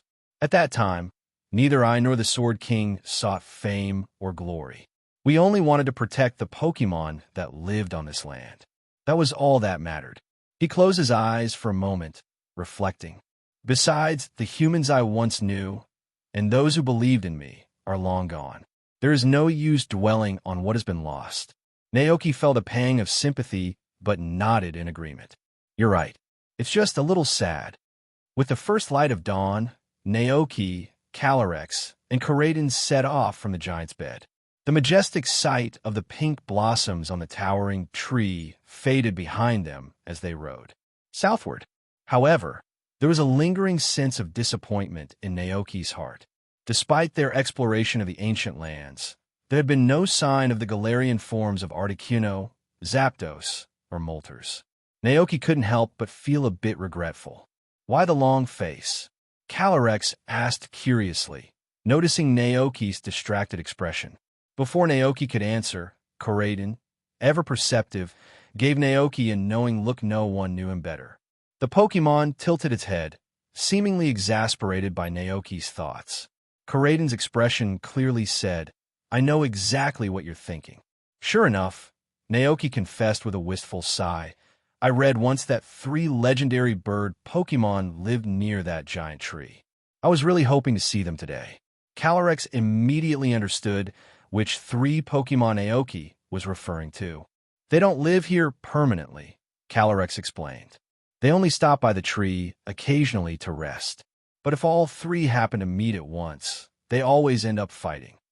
Looks like I picked the wrong time to visit. Naoki sighed with disappointment. Coradin let out a long-suffering groan. Aga! Calyrex chuckled softly. If you'd like, I can accompany you to find them next time. Naoki smiled, but shook his head. Let's leave it for now. There's a lot to do once we're back. For one, Naoki had to ask Kelly to help build stables for the horses and prepare for the forest restoration in spring. With both Glastrier and Spectrier in his carriage with a strong sense of territory, he needed to build separate stables to keep the peace. Instead of heading back to Freezington Village, Naoki and Calyrex took a different route towards Snowpoint Station, where the steam train to the Galar region awaited. As they neared the edge of the snowfield, Naoki brought Coradin to a halt and turned to Calyrex. We'll be traveling by train to Galar. You might meet other humans there. Do you mind that? Calyrex thought for a moment, his gaze distant. I suppose the humans of this era wouldn't recognize me anymore. It doesn't matter. Good. Naoki then glanced at Spectrier and Glastrier. There's one thing, though. The train doesn't allow large Pokémon on board, so I'll need to keep them in their Pokeballs for the trip. Is that all right with you? Pokeballs. Calyrex tilted his head in confusion. Naoki pulled out a standard red and white Pokeball, holding it up for Calyrex to see. It's a tool developed by humans to carry Pokémon. When you press the button, it stores the Pokémon inside, letting you take them anywhere. As they continued walking, Naoki explained the various ways humans now interact with Pokémon, covering topics like trainers, breeders, and the bonds that people form with Pokémon partners. Calyrex listened thoughtfully, nodding occasionally. When Naoki finished, Calyrex gave a small smile. I understand. In that case, you may keep them in the Pokeballs for now. Naoki approached the two steeds, gently placing a hand on their heads. First, he tapped the button of an empty Pokeball against Spectrier, who dissolved into a flash of red light and disappeared into the ball. Then, he repeated the process with Glastrier. Both Pokeballs shook briefly before settling with a soft click, signaling the capture success. Calyrex watched the entire process with wide eyes, clearly astonished by what he had just witnessed. How is this possible? Calyrex asked, his tone filled with wonder. Naoki scratched his head, a bit sheepishly. I've heard it has something to do with Pokémon being able to temporarily shrink their size when they're relaxed or conserving energy. But honestly, I don't know the full details, it's just a theory. Calyrex fell silent for a moment, his expression pensive. Then, with sudden curiosity, he asked, Can I enter a Pokeball too? After all, to you humans, I'm also a Pokémon. Naoki, is that okay? The king of Bountiful Harvests looked genuinely eager to try.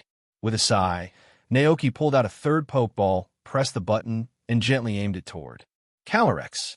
To Naoki's surprise, the Pokeball accepted Calyrex without even shaking. It clicked shut instantly, remaining perfectly still. Moments later, Calyrex emerged from the Pokeball on his own, an amused smile spreading across his face. Fascinating, the former king of Galar remarked, his voice filled with wonder. Humans truly are a clever species.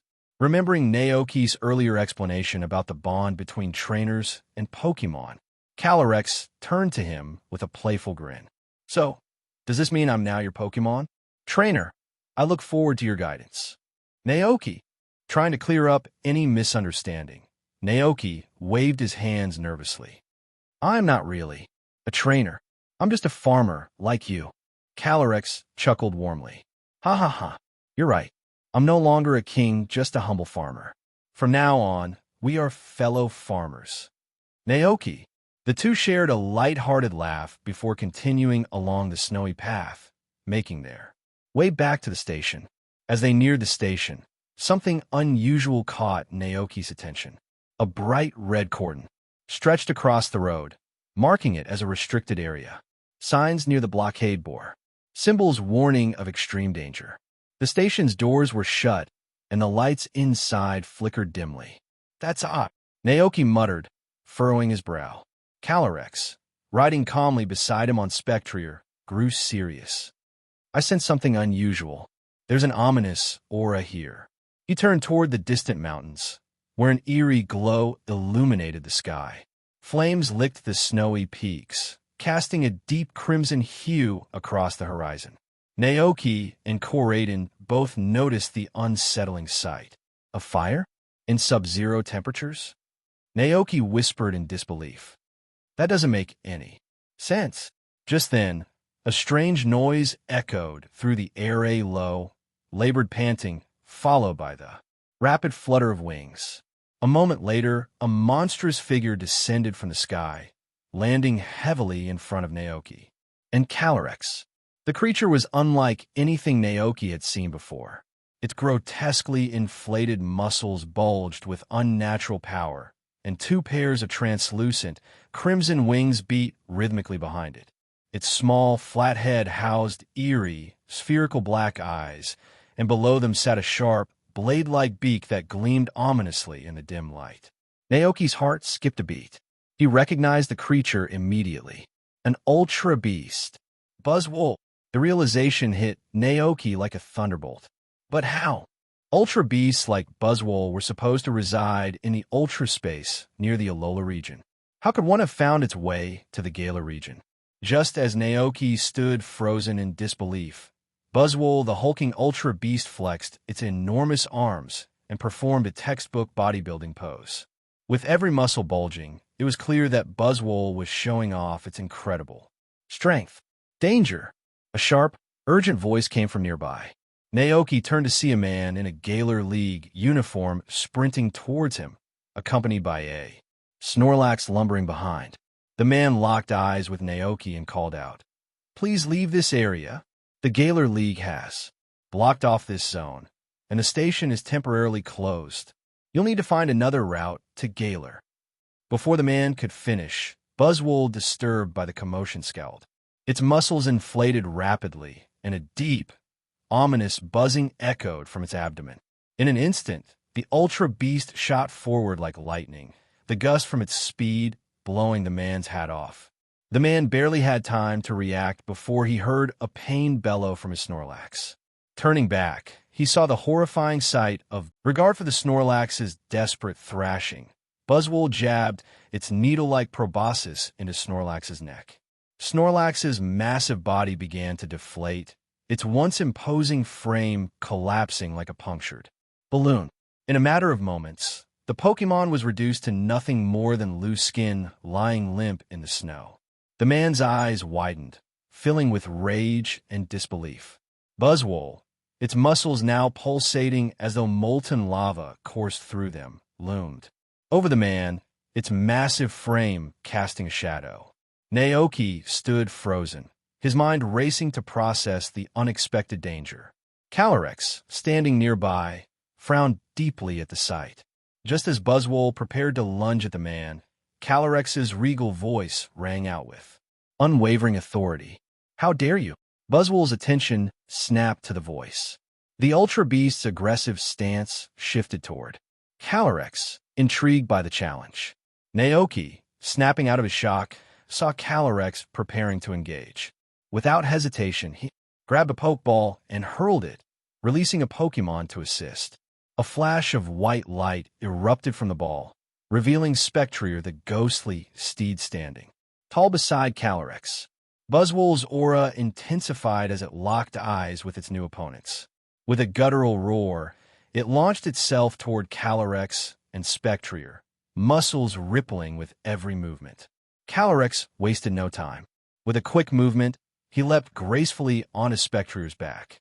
In an instant, a powerful psychic wave surged outward from Calyrex, causing the ghostly energy surrounding Spectrier to swirl and churn violently. Suddenly, countless dark purple, phosphorescent flames flickered to life around them, like embers drawn from another world. With a commanding sweep of his arm, Calyrex unleashed the flames. They shot forward like falling stars, raining down on Buzzwole from every direction. The man, still frozen in place, could only stare in awe at the spectacle unfolding before him. What kind of Pokémon is that? Buzzwole's muscles bulged wildly, as though molten energy surged beneath its crimson skin. Power rippled along its massive arms, each vein glowing with intensity. Its momentum surged, escalating rapidly with raw strength. With a thunderous roar, Buzzwole swung its fist straight into the sky, filled with ghostly, dark purple flames, as if it intended to punch the ominous fire away. But the moment its fist made contact with the phosphorescent flames, Buzzwole's eyes widened in shock, and it let out a pained screech. "Buzzwole! It hurts!" It stared at its fist in disbelief, realizing the spectral fire clung to its skin like an unrelenting parasite, draining the very essence of its vitality. More flames fell, igniting Buzzwole's back, arms, and abdomen in a cascade of purple fire. A searing sensation coursed through its body as the spectral blaze spread across its form. Buzzwole thrashed about in agony, roaring as it tried to extinguish the fire. It rolled frantically in the snow, desperate to snuff out the relentless flames. However, these were no ordinary flames. They were infused with the ghostly power of Spectrier, impervious to simple efforts. From atop Spectrier's back, Calyrex observed the Ultra Beast struggle with composed dignity. Gradually, Buzzwole's wild thrashing slowed, its strength drained by the relentless energy consuming it. Exhausted, the Ultra Beast collapsed, lying motionless on the snow, its massive chest heaving with labored breaths. Mark, the Galar League officer, stood frozen in disbelief, his eyes wide at the sight before him. He stared at the mysterious Pokémon that had defeated Buzzwole so effortlessly. Suddenly, a voice crackled through the communicator in Mark's ear. "Mark, report. What's going on out there?" Mark jolted back to his senses, quickly pressing the device on his ear. "We've found the target, but there's been an unexpected situation." "What kind of situation?" the voice on the other end demanded. Mark glanced nervously at the collapsed Snorlax. "The Ultra Beast drained my Snorlax dry. But a trainer no. Several Pokémon I've never seen arrived just in time to stop it." As he continued the report, Mark noticed Calyrex riding Spectrier, slowly approaching Buzzwole's limp form. "Wait, that Pokémon, it's healing the Ultra Beast," Mark exclaimed in disbelief, sprinting forward. A soothing aura emanated from Calyrex, enveloping Buzzwole in a gentle glow. Slowly but surely, the spectral fire faded, replaced by a warm energy that mended the damage. Mark hurried over, shouting in alarm, "Stop! It's dangerous!" Naoki, still calm, glanced at the badge pinned to Mark's uniform and realized the man was with the Galar League. "Relax," Naoki said reassuringly. Before Mark could protest further, Buzzwole's injuries were fully healed. The Ultra Beast slowly stood, wobbling slightly as it regained its footing. Its eyes, now filled with fear, locked onto Calyrex. Calyrex gazed at Buzzwole with calm authority. "Your offense is forgiven. Now, return to where you belong." Buzzwole paused, seemingly lost in thought. It raised one arm and scratched its head, looking perplexed. "Buzzwole, I don't know where to go." Calyrex remained silent, watching the Ultra Beast with a serene but curious expression.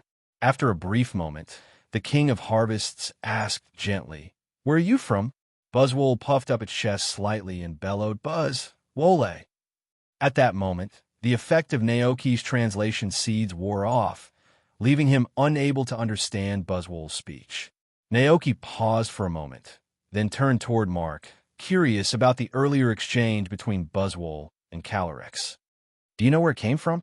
Mark blinked, slightly caught off guard, then answered reflexively, "From a complicated cave." Hearing this, Naoki nodded thoughtfully. "Just as I suspected, Buzzwole must have escaped from an ultra wormhole." He recalled that in both the games and the anime, there was mention of an ultra wormhole appearing in the Galar region. Specifically, this wormhole could be found deep within the Crown Tundra's cavernous depths, the very same cave where trainers embark on Dynamax adventures. In the Pokémon anime, Lily's father, Moan, had also disappeared through an ultra wormhole, only to eventually resurface. After mulling it over for a moment, Naoki said, "It looks like Buzzwole lost its way. We should help it find its way back to the wormhole." Mark stared at Naoki, his expression a mixture of awe and confusion. "Wait, you can understand Pokémon speech." Naoki gave a subtle smile, neither confirming nor denying it. "One of my Pokémon is telepathic," he said casually. "Oh, that makes sense," Mark said with sudden realization. However, with a nervous glance at Buzzwole, he added, "Could you help me get it back to the cave? I mean, before it causes more trouble." Naoki popped a translation seed crisp into his mouth and turned to Calyrex. Before Naoki could respond to Mark, Calyrex said, "I intended to head there anyway. That unusual energy, I sensed earlier it's coming from the same place." Naoki nodded. "All right, let's go together." With that, Calyrex shifted his gaze toward the collapsed Snorlax. Riding gracefully on Spectrier, Calyrex extended his right hand. A vibrant, green energy began to flow from his palm, radiating life into Snorlax's deflated form. In mere moments, the once withered Snorlax began to reinflate like a balloon, its body slowly returning to its original, round shape. Mark stood there, mouth agape, utterly stunned by what he had just witnessed. He glanced at Naoki, then at Karaden, and finally at Calyrex and Spectrier. "Hey, are they all your Pokémon?" Naoki gave a small nod. "Yes." Mark's eyes widened in disbelief. "That's incredible." As a league staff member and trainer, Mark knew well that there was no record of such Pokémon in the Galar region. This could only mean that the powerful trainer standing before him must have come from another region. Mark led the group forward, glancing back curiously. "May I ask where you're from?" Naoki smiled. "Of course. I'm from Paldea and just arrived in the Galar region not too long ago." Paldea. Mark's interest instantly piqued. That means the Pokémon accompanying Naoki ones he had never seen before were also from the Paldea region. Looking at their well-trained and lively appearance, Mark couldn't help but marvel. "That's incredible. You must be a really skilled trainer." "Naoki, here we go again." With a polite smile, Naoki responded, "No, I'm actually just a farmer." Mark blinked, stunned. "A farmer? That can't be right. How could a simple farmer raise such powerful Pokémon?" Seeing Mark's disbelief, Naoki sighed inwardly. Why did no one ever believe him when he said he was just a farmer? Mark, unaware of Naoki's thoughts, kept sneaking glances at him as they walked. After a moment, Mark suddenly exclaimed, "I've got it." "Naoki?" questioned Mark. What exactly did he figure out? Before Naoki could question him further, they reached their destination. They had arrived in a secluded area surrounded by steep cliffs. Various police cars and helicopters were parked on the snowy terrain. Naoki noticed some of the vehicles were scorched and still smoldering, as if a major explosion had taken place recently. Mark gestured toward the scene. All this destruction, it was caused by that mysterious Pokémon. It's strong enough to send a car flying with a single punch. We had to deploy a lot of people to handle it. A group of officers standing nearby noticed their arrival and shifted their attention toward Naoki, Calyrex, and Karaden. Naoki expected that someone among them might recognize Calyrex, the former king of bountiful harvests. But to his surprise, nothing. Not a single flicker of recognition crossed their faces. Calyrex glanced at the ominous, gaping cave ahead. His expression was serious as he spoke. "I can sense that the strange energy is coming from that cave. It seems to connect to a world beyond our understanding." Naoki blinked, suddenly realizing what Calyrex meant.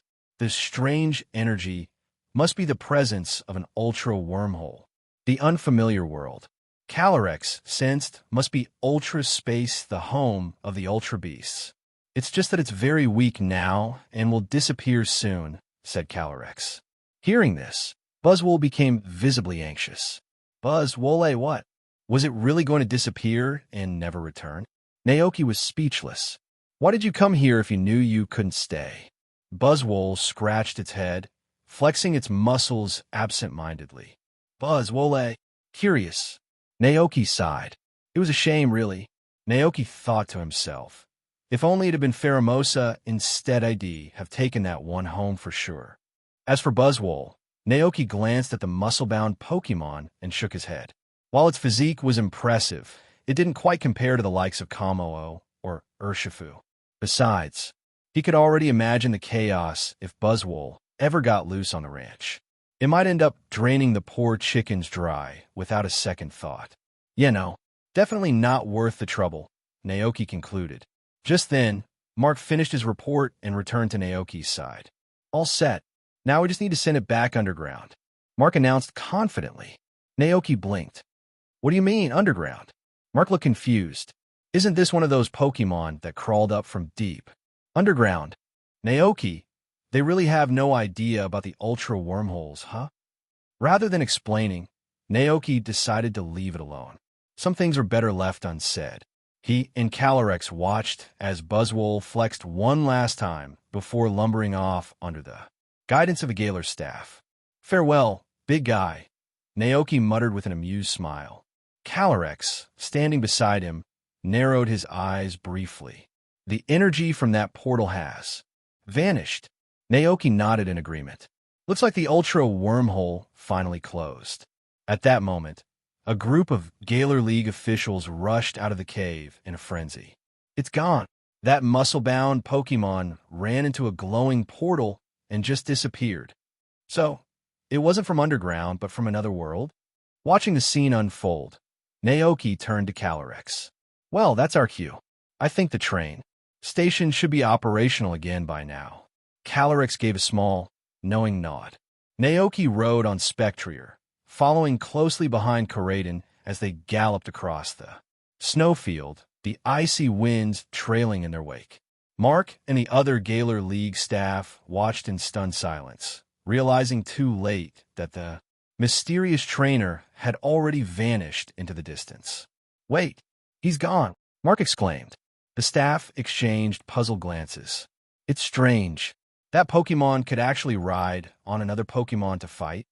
Yeah, and according to your report, it only took one move to defeat that Pokemon. To capture such powerful Pokemon, that guy from Paldea must be an incredible trainer. What a shame we missed the chance to thank him.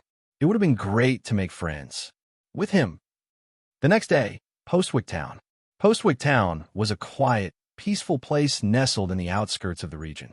The streets were calm, with only the occasional sound of wild Pokemon calling in the distance.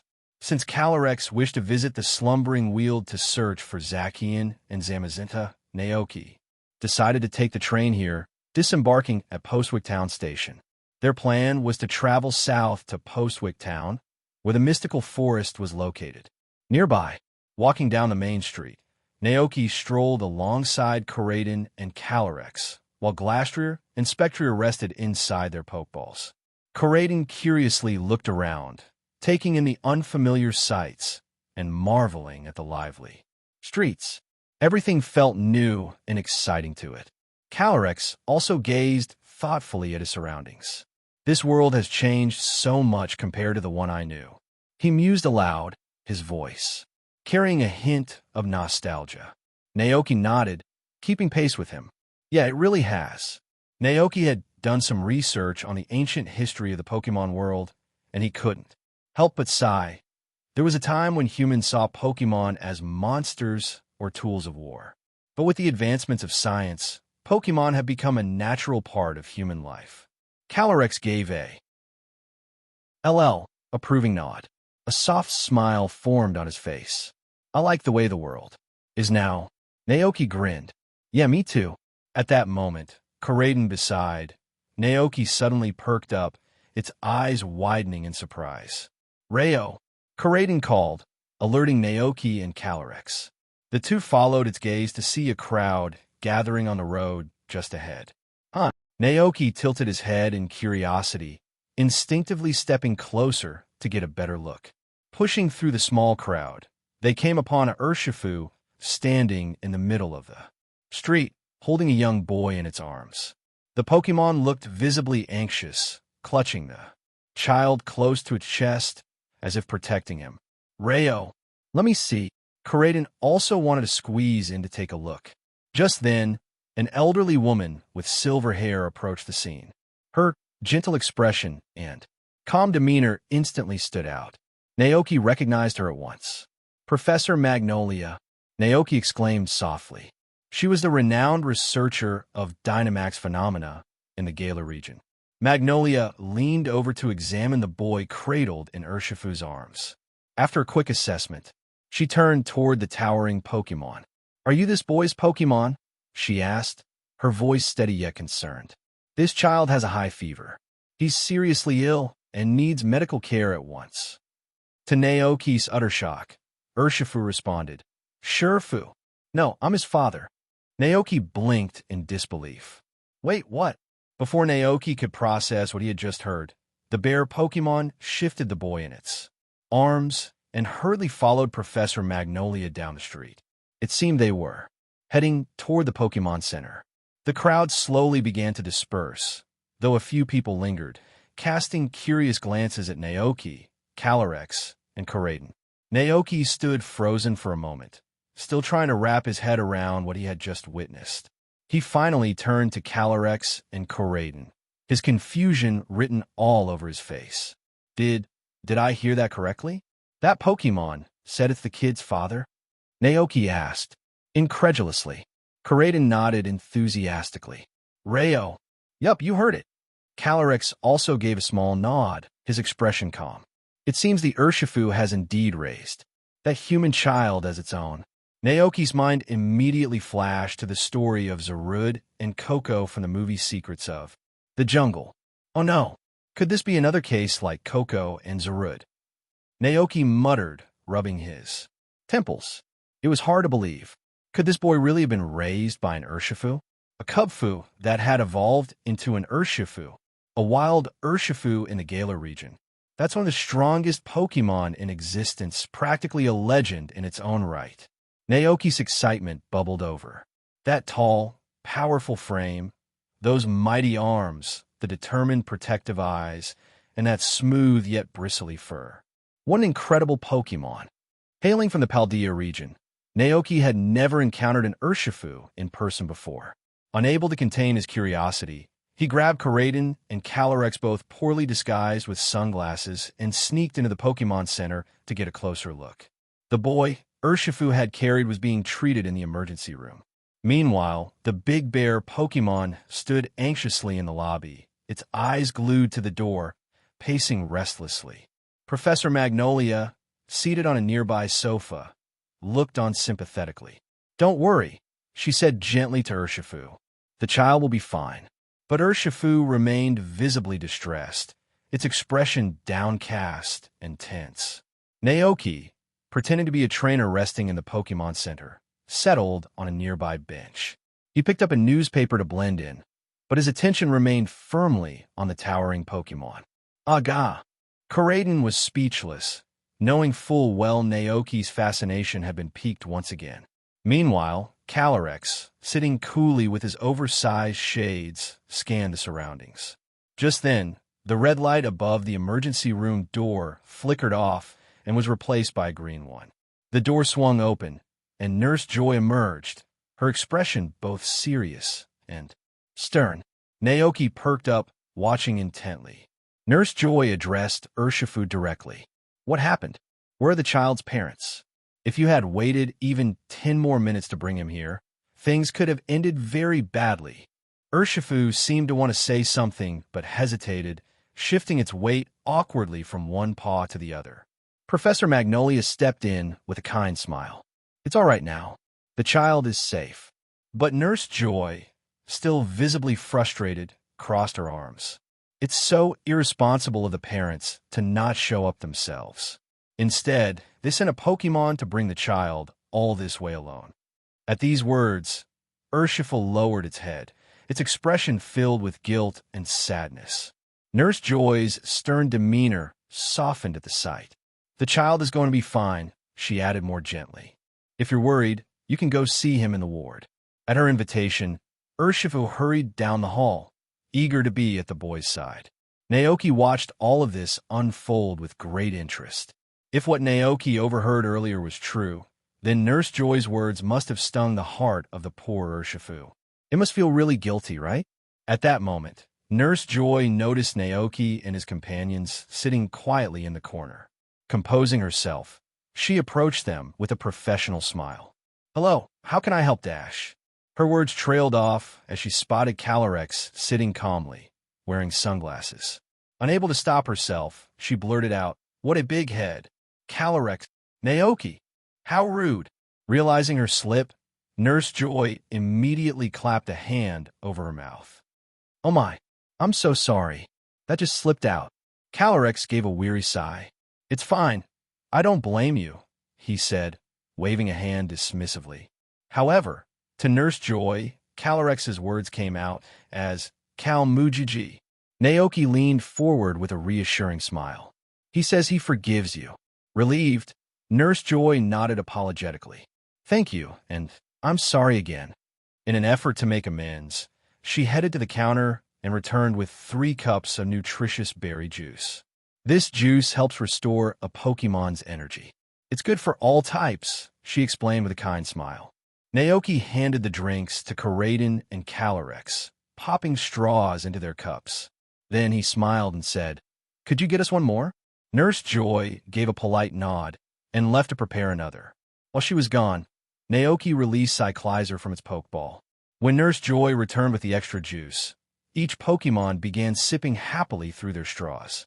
Calyrex held his cup carefully with both hands, sipping from the straw with a judging by his contented look. The juice must have been delicious. After finishing the drink, Calyrex gave a small nod of approval. This is indeed quite good. The temperature on the Crown Tundra is too cold for fruit trees to grow, so I haven't had a drink like this in a very long time. Naoki smiled warmly. There are plenty of fruit trees on my ranch. You can drink as much juice as you want when we get back. Calyrex chuckled softly. I'm not a child, you know. You don't need to talk to me like one. But I appreciate the sentiment. Though he wouldn't admit it, he didn't mind the kindness at all. Naoki scratched the back of his head, a bit embarrassed. Haha, Karaden and I are just used to it. Just then, Urshifu the martial arts Pokemon came rushing out of the room with a determined stride. Naoki blinked in surprise. Where's it going? Calyrex floated closer, equally curious. Shall we follow? Naoki nodded, and together with Karaden and the rest of their Pokemon, they trailed after. Urshifu, the bear Pokemon, marched through the streets of Postwick Town without stopping, eventually crossing the town's borders. Naoki furrowed his brow. Is it running away? At that moment, Urshifu abruptly stopped in its tracks. It turned toward them, eyes narrowing, with cautious wariness. Oru, who are you? Naoki tensed slightly, realizing just how sharp Urshifu's senses were. This one must be incredibly strong. Deciding to confront it directly, Naoki called out, You left the boy back at the Pokemon Center. Urshifu's expression flickered with a mixture of pain and hesitation. Haru, it muttered. Softly. Naoki raised an eyebrow. Haru. Urshifu's eyes widened. Wait, can you understand me? Calyrex floated forward, radiating calm reassurance. We mean no harm, he said kindly. We're just curious about your relationship with the human boy. Urshifu hesitated, glancing between Calyrex and Naoki. After a long pause, it sighed deeply, its gaze softening. He's Haru, my son, Urshifu admitted quietly. Naoki and Calyrex exchanged a knowing glance. Just as we thought. Meanwhile, Karaden's jaw dropped in shock. Aga, can Pokemon have human children? Naoki shot Karaden a flat look. Seriously? He's a male Pokemon. How would that even work? He couldn't help but marvel at Karaden's wild imagination. Urshifu glanced at Karaden, shaking its head. No, I found him. I raised him. As Urshifu spoke about the boy, its face softened with love and pride. The affection in its voice was undeniable. This boy meant everything to it. It was a long time ago, Urshifu explained. I was practicing my moves under a waterfall when I saw him, just a baby, drifting downstream in the river. It was clear that humans had abandoned him. If I hadn't taken him in, he wouldn't have survived, Urshifu said, his voice soft with emotion. So I adopted him as my son and named him Haru. I love him deeply. I used to take him across the grasslands to gather food, and he'd join me at the waterfall to practice martial arts year-round. Haru is a smart child he helps Pokemon in the forest. Even the more aggressive ones grow calmer around him. As Urshifu reminisced, his expression became tender, his eyes filled with affection. Calyrex listened quietly before asking gently, Then why did you leave him? Urshifu's expression clouded with sadness. Because Haru is human. The forest is no place for him to live. That human nurse was right. I am not a suitable father. I can't keep Haru tied to me, away from the world he belongs to. If he stays among humans, he'll grow up safe and healthy. He won't have to worry about hunger or illness, and he'll sleep in a warm room, protected from storms and the cold. Naoki nodded slowly, beginning to understand Urshifu's feelings. After a moment, he said, You've already proven yourself to be a good father. Urshifu looked at Naoki, startled. But I don't think Haru knows you left yet, Naoki added gently. Urshifu's face shifted with uncertainty. Calyrex spoke next, his voice calm but filled with understanding. I can feel the love in your heart. If you care so much about him, why are you leaving? Naoki chimed in. When he wakes up, the first person he'll want to see is you. But if you're not there, everything in a human world will feel strange and overwhelming to him. Beside them, Koraden nodded his head in agreement. Ah, God. Urshifa blinked, imagining Haru waking up alone and frightened. A sudden wave of panic washed over him, and without another word, he turned on his heel and own. Naoki watched the bear's retreating figure, feeling a warm sense of admiration. I never thought I'd witness something like this, he murmured, touched by the scene. It makes me like Pokémon like Urshifu even more, Naoki added with a smile. It's just a shame. They're so rare. He couldn't just take someone else's father, could he? Well, forget it. With Koraden and Calyrex at his side, Naoki felt more than content. The key to life is knowing when to be satisfied, he reminded himself with a grin. Calyrex beside him observed the encounter with a sense of renewed hope. The former king of Galar murmured thoughtfully, "This has shown me new possibilities between humans and Pokémon." He then smiled warmly and added, "I hope that boy recovers soon. All right, it's time to get moving," Naoki declared enthusiastically. Calyrex gave a small nod in agreement. And so, the group resumed their journey, heading towards the town as the sky began to glow. With the warm hues of evening, the setting sun blanketed the landscape with shades of gold, as if the whole world were submerged in the fizz of summer orange soda. Like Kosagi Town, this town also thrived on ranches, but instead of raising Knackley or Miltank, the fields were filled with fluffy woolither round forms grazing lazily under the sunset, radiating a peaceful atmosphere. Naoki admired the tranquil sight. It felt as though time had slowed to a gentle hum in this sleepy town. Calyrex observed the scene, his voice soft with nostalgia. It's been so long since I've experienced such a peaceful life. Now, I think it's something I can look forward to again. Beyond the rolling hills lay a quiet forest, shrouded in evening's glow. Calyrex turned his gaze toward the woods and said with certainty, "Let's go. Zacian and Zamazenta are waiting for us in the forest ahead." Naoki felt a wave of excitement surge through him. Was he really about to meet Zacian and Zamazenta? I've only been in Galar a short time, and I've already encountered 4 legendary Pokémon.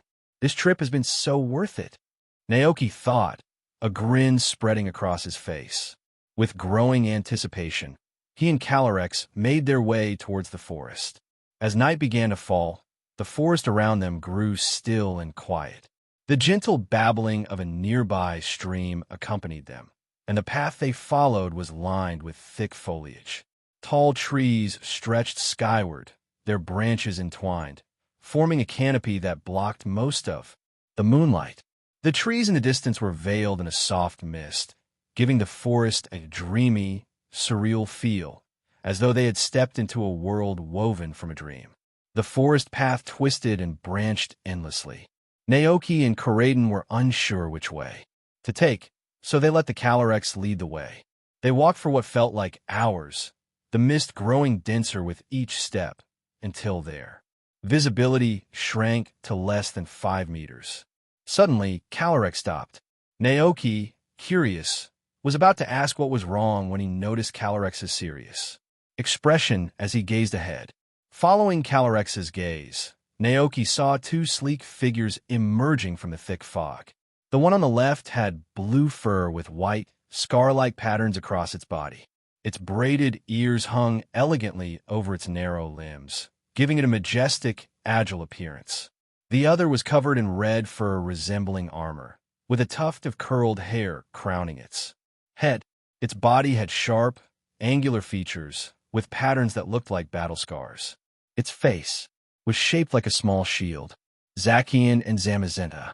The 2 legendary Pokémon stood with calm composure, casting quick glances at Naoki, before turning their focus to Calyrex. Like knights honoring their sovereign, they knelt before Calyrex. Calyrex's voice was calm and regal as he spoke. There is no need for formalities. The 2 Pokémon stood as if understanding the purpose of Calyrex's visit. They lifted their heads to the sky and howled in unison, their cries reverberating through the mist. Arf! Awoo! We have driven away the darkest day. Calyrex gave a small nod. I know, but the darkness has not been fully vanquished. Its remnants still linger across this land. A flicker of confusion crossed Zacian and Zamazina's faces. Calyrex met their gaze and spoke softly. I am no longer the ruler of this land. Soon I will leave. From now on, everything here will be in your care. The two Pokémon widened their eyes in shock. Zamazinta stepped forward, tilting its head with a soft whimper. Whoa, why are you leaving? Is it because of this human? Calyrex glanced at Naoki and gave a serene smile. Yes and no. The people of this land no longer need me. They have learned to walk their own path. Zacian's ears flattened in worry. Woof, woof. But the darkness still lingers. If you leave, are we truly enough to stop it? And our weapons are rusted and worn. Calyrex shook his head gently. I have given you the power of kings. That power will guide you when the time comes. And know this, I have seen the future. This time, the darkness will be defeated for good. The two Pokémon lowered their heads slightly, their expressions mixed with uncertainty and determination. Calyrex continued, his tone reassuring. Until that day comes, you only need to wait. In the deepest part of slumbering Weald lay the hero's rest, a quiet, mystical court concealed by thick forest and layers of mist. The remains of a broken stone arch, covered in soft moss, stood proudly amidst the greenery. At its base was an ancient stone tablet, the carved words long eroded by time, their meaning lost to the ages. Before the tablet rested two weathered, rusty weapons, one a sword and the other a shield. Both relics lay dormant, bathed in soft beams of moonlight filtering through the canopy above. This place was the sanctuary of Zacian and Zamazina. In ancient times, after banishing the looming darkness, the two heroes had retreated here to live in peaceful seclusion. Naoki and Calyrex, the king of bountiful harvests, stood before the royal court, observing the old, sacred artifacts glowing under the moonlight. On either side of Calyrex stood Zacian and Zamazina, their gazes focused on their ancient weapons. In deep, low growls that sounded like words carried on the wind, the legendary Pokémon spoke. Woof! While battling the darkness, our weapons were damaged by its power. When peace returned, we laid them to rest here in the hero's rest. Naoki listened in silence, absorbing the weight of their words. He glanced at Zacian, whose noble form stood steady beside Calyrex. Both Zacian and Zamazina were still in their hero of many battles forms. Without their sword and shield, they could not transform into the crown sword and crown shield forms that once defined their legendary strength. Woof! King, when will you leave? Zamazina asked, breaking the quiet with a note of concern. Calyrex shifted his gaze from the rusted artifacts to the forest beyond and answered with calm finality. I will leave this place once Naoki has completed his work. Naoki blinked in mild surprise at the mention of his name, but before he could react, the two legendary Pokémon turned to study him with curious expressions. Zacian and Zamazinta exchanged glances, sensing that the human standing before them was no ordinary traveler. Naoki felt the weight of their gaze, aware that his presence was being scrutinized. Zamazina's sharp eyes wandered toward Karaden, who stood silently by Naoki's side, radiating an aura of quiet power. Zamazina's hackles raised slightly in unease.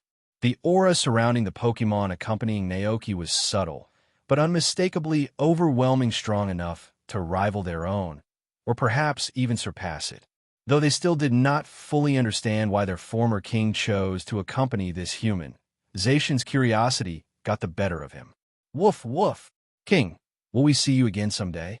Calyrex offered no definite answer. Instead, he spoke gently, as if leaving behind a riddle. Once your duty is fulfilled, should you wish to see me again, follow the traces I leave, and you may find me in another land. Hearing this, Zacian and Zamazina's expressions brightened. Woof, we understand. watching the two legendary Pokémon bow respectfully to Calyrex. An amusing thought suddenly crossed Naoki's mind. These two, they don't seem like swimmers. Like Groudon, they probably can't fly either. So, how would they manage to cross the ocean if they had to? That's a problem. It was getting late, and to give Zacian and Zamazenta a bit more time with Calyrex, Naoki decided to set up camp nearby. He pitched a tent and lit a small campfire, with Caradon and Cyclizer lending a hand. The Spectrier and Glastrier stood quietly nearby, snorting occasionally as they grazed on the soft grass at the edge of the royal court. Zacian and Zamazenta rested close to the fire, their heads gently laid on their front paws, eyes calm as they watched the flames dance. The sight stirred something in Naoki's heart. They really do look like big dogs, and they're adorable. He sighed wistfully. If only I could bring them back to Paldea. Naoki mused dreamily. Imagine Calyrex running a farm, with Zacian and Zamazenta working as sheepdogs or guard. Dogs. But Naoki knew it wasn't possible. Zacian and Zamazenta had an important mission to defend the region from Eternatus. Taming them wasn't an option. I wish I had brought a camera, Naoki muttered to himself. Getting a photo with two legendary Pokémon would have been amazing. With a shake of his head, Naoki shifted his gaze from the resting wolves to Calyrex, who sat calmly by the fire. We'll head out early tomorrow, Naoki said to Calyrex. Once we wrap up everything here, we can finally head back to Paldea. Calyrex gave a slight nod of approval. Yes. The next morning, Naoki packed his belongings, carefully restored the campsite, and prepared to set off with his Pokémon companions. Zacian and Zamazenta stood proudly in the morning light, their noble expressions calm as they watched Calyrex, the former king of Galar, take his leave. Calyrex gave the two Pokémon a respectful nod before turning to follow Naoki out of the slumbering Weald. When they reached Postwick Town, Naoki noticed a group of children playing and laughing together on the street. He paused for a moment, watching them. Calyrex turned to him, tilting his head in curiosity. What's on your mind? Nothing, Naoki said with a soft smile. It just feels a bit strange. He thought about Victor and Hop, two young trainers who would soon become the heroes of Galar. Right now, they're probably about the same age as these kids, wetting their beds crying when they lose their favorite toys. He chuckled quietly to himself. Who would have thought that, in a few years, they'd save the entire region? Let's go, Naoki said, his gaze softening.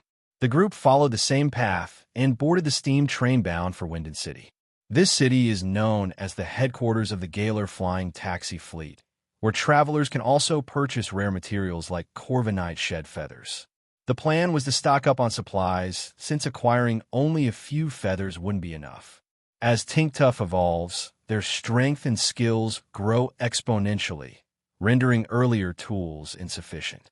These Pokémon need to forge new and stronger hammers during each stage of their evolution, consuming large amounts of metal in the process. Additionally, Naoki also had to gather materials for Palmot's hammer, ensuring the Pokémon had the best tools to work with. Collecting everything in one trip seemed like the most efficient option, as it would save time and prevent unnecessary back and forth journeys. The train, known for its impressive speed, swiftly carried them across Galar. After roughly 8 hours, they arrived at Winden City. The moment Naoki and the Calyrex stepped off the platform and out of the station, they were taken aback by the bustling industrial landscape. As the largest city in the Galar region, the sheer scale of Winden City seems even grander than Lumio City in Kalos. Skyscrapers tower over the landscape, with two interconnected monorail lines circling the city, threading through modern districts and bustling hubs. The architecture is a blend of past and future, featuring the Palace Gate Arena, resembling a giant pink rose in full bloom, and luxurious hotels inspired by Victorian and Gothic styles. In contrast, sleek, high-tech towers stand proudly, flaunting the city's modernity. At the heart of it all lies a vast central park that offers a tranquil oasis amidst the urban sprawl. At the center of the park, a giant black statue of a Corviknight dominates the scene. The steel wings of the statue shimmer under the sunlight, giving off an imposing aura of strength and majesty. Above, flocks of Rookidy and Corvusquire glide through the sky, filling the air with their playful cries. The streets are alive with movement. Office workers, dressed in sharp suits and holding briefcases, weave through the crowds, while fashionable upper-class ladies carry small, ornamental fans or silk pouches, and the sounds of cars, chatter, and the occasional Corviknight wingbeat create the rhythm of the city's life. It is indeed a metropolis shaped by the vision of Chairman Rose. His influence is visible in every corner of the city, from its infrastructure to its sense of ambition. Even Calyrex is struck with awe, gazing at the gleaming silver towers that reach for the heavens. After a moment of silent reflection, he murmurs, "Humans are truly remarkable. To think they have built something so grand is beyond my expectations." Corviknight flying taxi headquarters. Naoki strolled through the bustling streets of Winden City alongside Coraden and Calyrex. They followed signs in the city center, making their way toward their destination. The streets were lively with people coming and going, most accompanied by one or two Pokémon. Some were casually shopping, while others were trainers visiting the Winden market for the first time, marveling at its wonders. In this world, shopping with Pokémon was as ordinary as breathing. Despite Coraden and Calyrex being extraordinarily rare Pokémon, they drew little attention mainly because no one recognized them. That didn't stop the occasional overeager trainer, though. Every now and then, an excited young trainer would catch Naoki's eye, rushing over to block his path and issue a challenge. Just like now, a boy wearing a red and white baseball cap, with a Scorbunny hopping excitedly at his heels, stood in front of them. His eyes sparkled as he pointed at Coraden and Calyrex. "A Pokémon I've never seen before. You're a trainer too. Right, let's have a battle." Naoki glanced down at the energetic little rabbit and couldn't help but smile. "You must have just started your journey, huh?" The boy proudly held up 3 fingers. "It's been 3 months." Naoki gave him a polite, encouraging smile. "You've come far, but it wouldn't be fair for you to battle me. You might want to wait until you've grown a bit stronger." Undeterred, the boy puffed up his chest. "We already have 3 gym badges. We're ready." Naoki raised an eyebrow in surprise. 3 badges. He thought for a moment, then shook his head gently. "Even so, I think it'd still be a little unfair. But hey, good luck on your journey. Maybe we'll battle someday." He gave the boy a friendly wave and stepped around him to continue on his way. However, they had barely gone a few steps before another young trainer approached. This one walked with a confident stride, flanked by a Farfetch'd holding its leek like a sword. Naoki let out a quiet sigh. It really is a city that lives and breathes trainer battles. He gave the Farfetch'd a glance, noting how much stronger it looked compared to the previous trainer's Pokémon. But, unfortunately, he wasn't here to battle. The new trainer grinned. "Come on, let's have a match." Naoki shook his head with a friendly smile. "Sorry, I'm not a Pokémon trainer. I'm just passing through, so I'll have to turn down your challenge." The boy hesitated, clearly taken aback. He looked around 15 or 16 years old. "That can't be right. You look just like a trainer. And that Pokémon, it's so strong. It must have been through countless battles."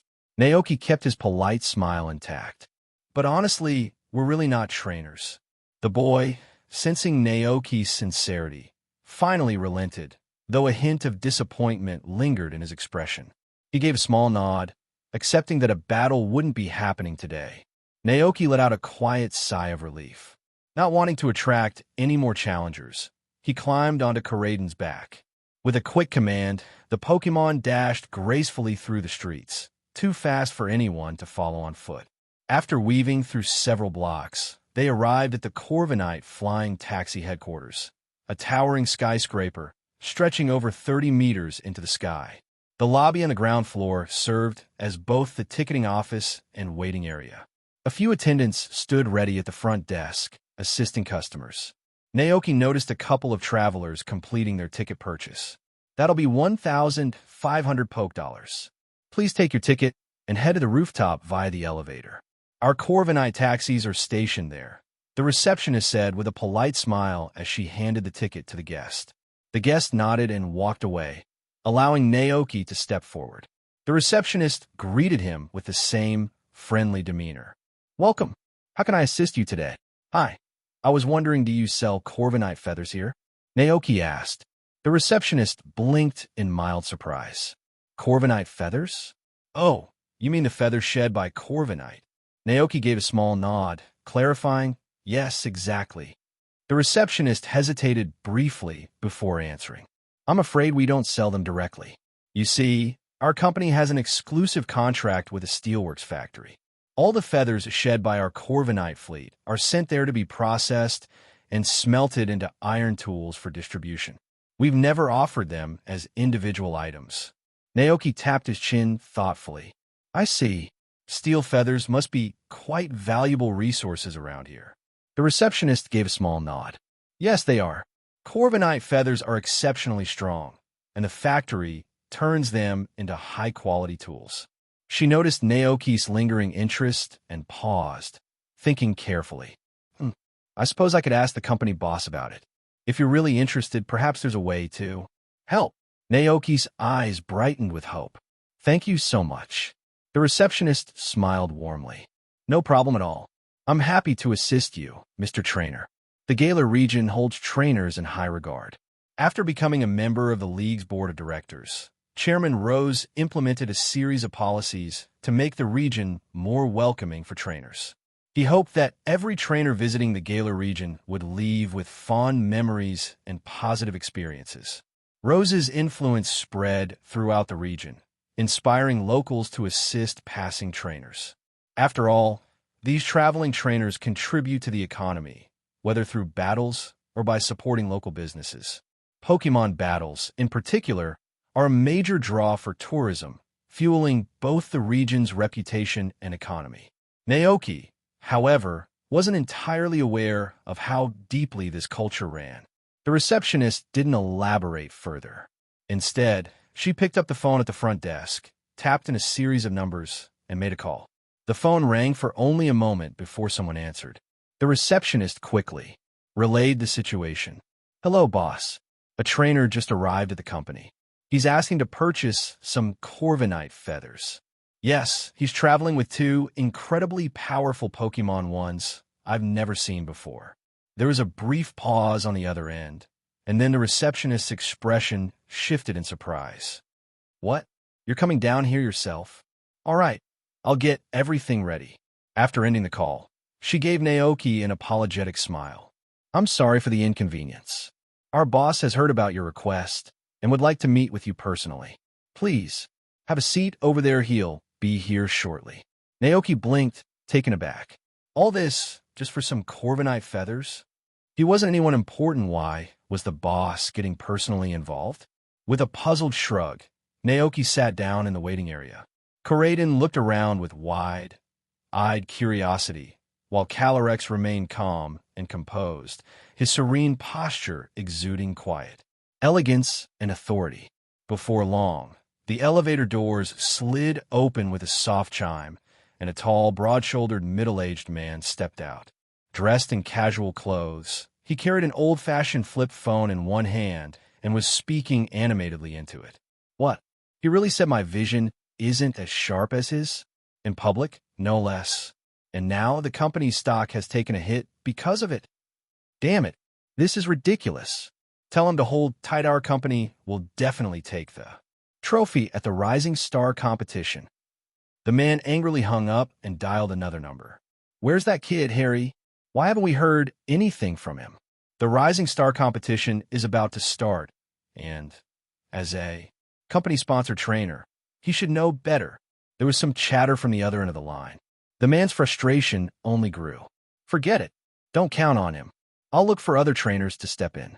We can't afford to lose this competition, not to those other companies." He ended the call with an irritated sigh and turned toward the front desk. The receptionist gave a polite nod, then gestured toward the lounge area. The man followed her direction, striding confidently toward Naoki. As he reached the young man, his sharp gaze landed on the two Pokémon standing by Naoki's side. The first was Corraiden, with its powerful build, fierce eyes, and commanding presence. This was clearly no ordinary Pokémon. The second was... The man blinked, startled. Why is this Pokémon's head so big?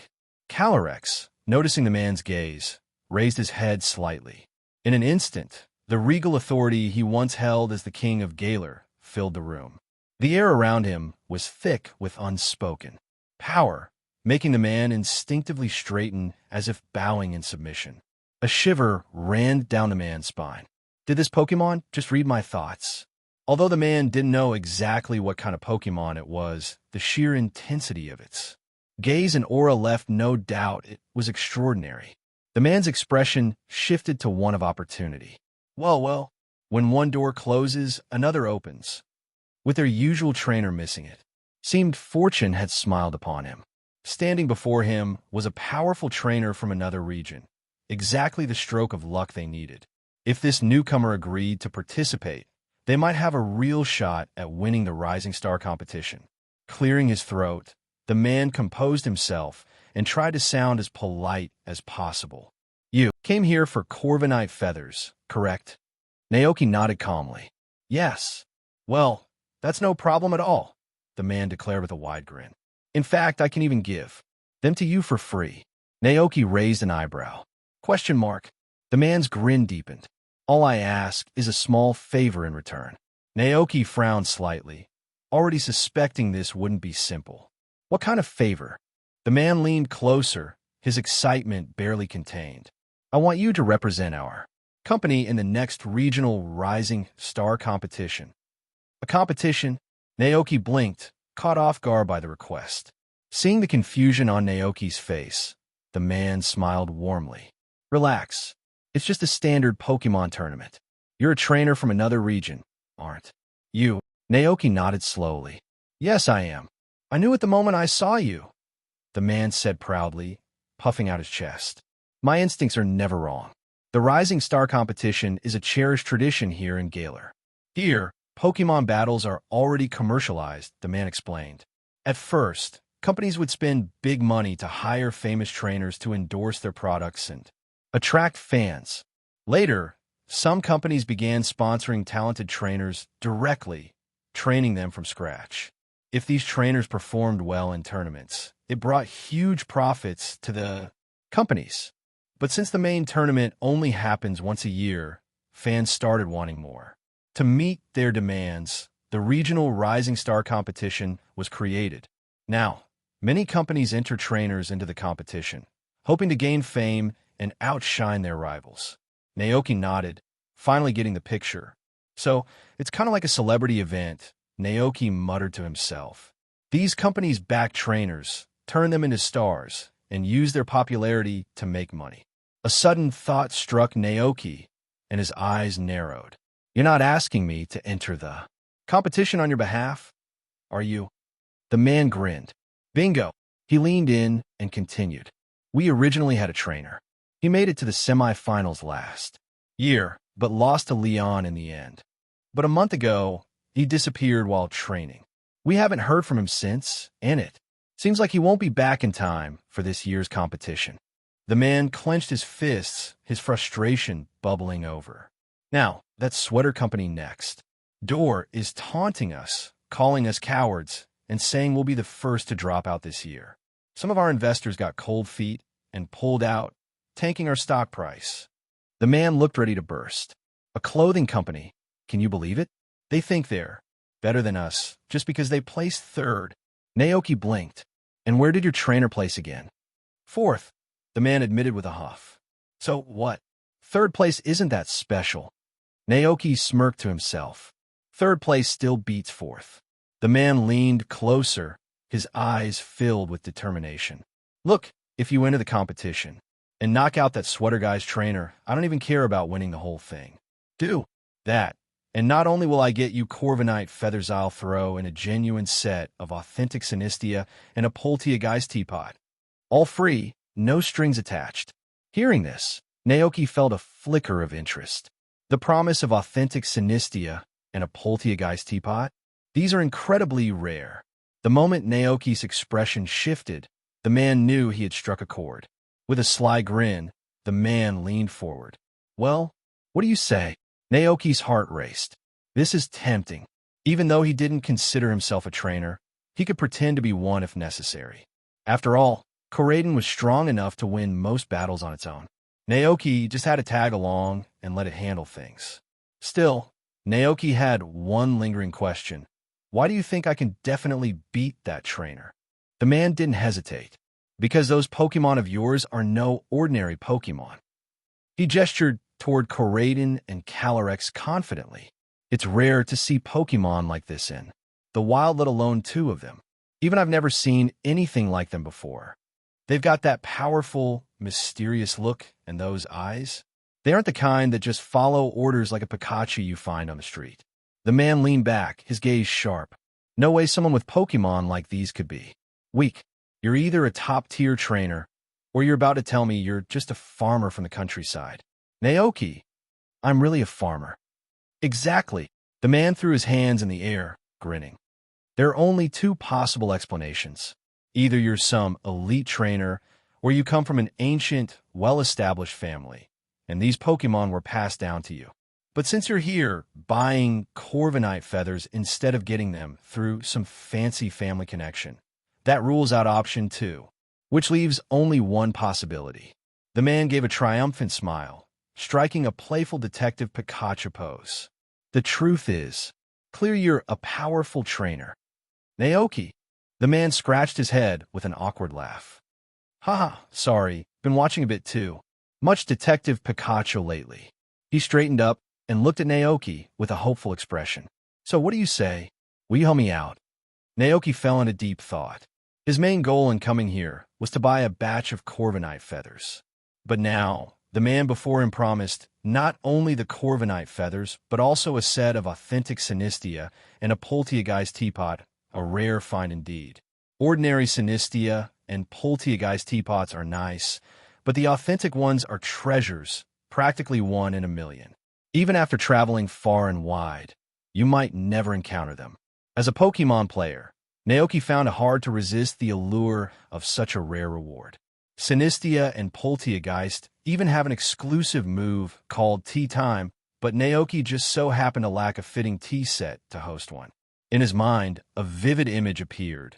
A sunny garden filled with blooming flowers, where Pokémon gathered to hold a charming tea party, sharing berries and laughter. Still, Naoki decided to confirm everything. So, as long as I compete on your behalf and succeed, I'll get the Corviknight feathers and the genuine Sinistia teapot. The man nodded eagerly. Exactly. I don't need you to win the entire competition, just defeat the trainer sponsored by our rival company. And we're set. He continued, I'll give you the Corviknight feathers up front, but the Sinistia and Polteageist set is yours only if you succeed. Naoki was tempted, but still cautious. The value of the authentic tea set is pretty high, isn't it? Are you sure it's worth it? The man waved his hand nonchalantly. Don't worry about that. They were part of my granddad's collection. When he passed, I inherited a lot of antique treasures. I've already sold a good chunk when I started my business, and these are just what's left. Naoki. So he's not just determined, but also practical. Suddenly, the man banged the table in frustration. I just can't stand losing to that other company. Whatever it takes, I want to wipe that smug grin off their faces. Naoki. It seemed the man wasn't aiming for the championship, he just wanted to defeat his rival. If Naoki succeeded, he'd walk away with the Corviknight feathers, Sinistia, and the Polteageist teapot. This deal sounded more beneficial than risky. All right, Naoki nodded. But I need to understand the strength of my opponent. The Galar region's competitions are similar to other regional tournaments. You need 8 gym badges to participate. Anyone making it to the top 4 wouldn't be an easy opponent. The man beamed, thrilled that Naoki agreed. That's no problem. Come with me to my office, and I'll show you everything you need to know. They stepped into the elevator together. As the elevator ascended, the man grumbled, Don't worry too much. That guy's top 4 finish was pure luck. The trainers he fought along the way were all pushovers. What about the time? When does the competition start? Naoki asked. The man adjusted his tie and replied, The event kicks off this afternoon. 8 trainers are competing, and your first match will be against that guy. You won't need to battle anyone else. This afternoon, Naoki blinked in surprise. It was already 10 in the morning, just a few hours left. Isn't that cutting it a bit close? The man shrugged. That's exactly why I asked for your help. We don't have time to find anyone else. Soon, the elevator chimed, signaling their arrival on the top floor. In his office, the man pulled out a folder from his desk drawer and handed it to Naoki. Here's the list of trainers participating. It also includes the Pokémon they used in previous tournaments. Naoki took the papers and flipped through them. His eyes widened at the first name on the list. Leon. Yes, even though Leon is the reigning champion, he's endorsed by several companies and often participates in these competitions for promotion. Seeing the concern on Naoki's face, the man added, Don't worry, you won't have to fight Leon. Look at the 6th row, the one named Briar. Naoki scanned the list until he found the trainer named Briar. His thoughts briefly drifted to Leon. In the games, Leon was undefeated until he faced Victor or Gloria, cementing himself as the most powerful trainer in Galar. But this time, Naoki's opponent wasn't the champion. His gaze settled on the trainer Mike had mentioned. Name, Briar, representative of the Braided Wool Sweater Clothing Company. Gender, male. Number of gym badges, 8. Rank in previous tournaments, 4th. Pokémon team, Torterra, Leafeon, Appleton, Shiftry, Lilligant, Rillaboom. Naoki scanned the lineup again, noticing a trend. All grass types. He considered it for a moment. With Koraidon's fire-type moves, dealing with these Pokémon should be easy. His confidence grew. This seems doable. Well, how does it look? The man asked eagerly. Naoki nodded. It looks manageable. The man grinned. That's fine. Oh, by the way, I almost forgot to introduce myself. My name is Mike. What's your name? Naoki extended his hand. Naoki. At that moment, Naoki remembered something. Will the trainers in the competition be using Dynamax? Mike nodded eagerly. Of course. This is a Sign E feature of battles in Galar. Oh, right. You're not from Galar, so you probably don't have a Dynamax band. Huh? That could be a problem. Mike began pacing anxiously. When Pokémon Dynamax, their power skyrockets. If your opponent Dynamaxes and you can't, you'll be at a huge disadvantage. He scratched his head in frustration. Dynamax bands are only given out by the Galar League to qualified trainers, so I can't just get one for you. Naoki gave a small, reassuring smile. Don't worry about it. I think we'll be fine. He knew that there were instances where ordinary Pokémon could still defeat Dynamaxed ones. It would be challenging, but not impossible. Feeling hungry, Naoki decided to take Koraidon and Calyrex out for a meal before the competition. 15 minutes later, at a fish and chips restaurant, Naoki sat at the table, watching Koraidon devour its food with alarming enthusiasm. A flicker of concern crossed his mind. This is going to be fine, right? Koraidon's powerful presence could easily make people forget that it was a legendary Pokémon. As if sensing Naoki's doubt, Koraidon thumped its chest confidently. Rayo, no problem. No matter who the opponent was, it was determined to win. But first, it needed to fuel up. Nearby, Cyclizer flinched, clearly intimidated by Koraidon's way of eating. Gayo, Calyrex, seated by the window, elegantly sipped a cup of sweet black tea. Watching Koraidon eat, his expression held both curiosity and amusement. He glanced at Naoki. Is this what you mentioned earlier? Trainers commanding Pokémon in. Naoki nodded. Yes. In battles, trainers give strategic commands, either attacking, defending, or setting up combinations to gain an edge. Calyrex hummed thoughtfully, swirling the tea in his cup. After a moment, he asked, Do you have a strategy prepared for Koraidon in the upcoming battle? Rayo. Hearing Calyrex mention his name, Koraidon paused mid-chew and turned to look at Naoki. Naoki thought for a moment, then said, How about all-out attack, all out? Calyrex raised an eyebrow, intrigued. Yeah, it means using sheer strength to overwhelm your opponent. No need for fancy strategies, just hit with your strongest moves and take them down. Calyrex gave Naoki a contemplative look as if considering the reckless nature of the plan. For a moment, he seemed about to protest. But then a memory stirred. Time he used Glastrier's Snow Lance to clash head-on with Spectrier's Star Shatter, and quietly swallowed his words.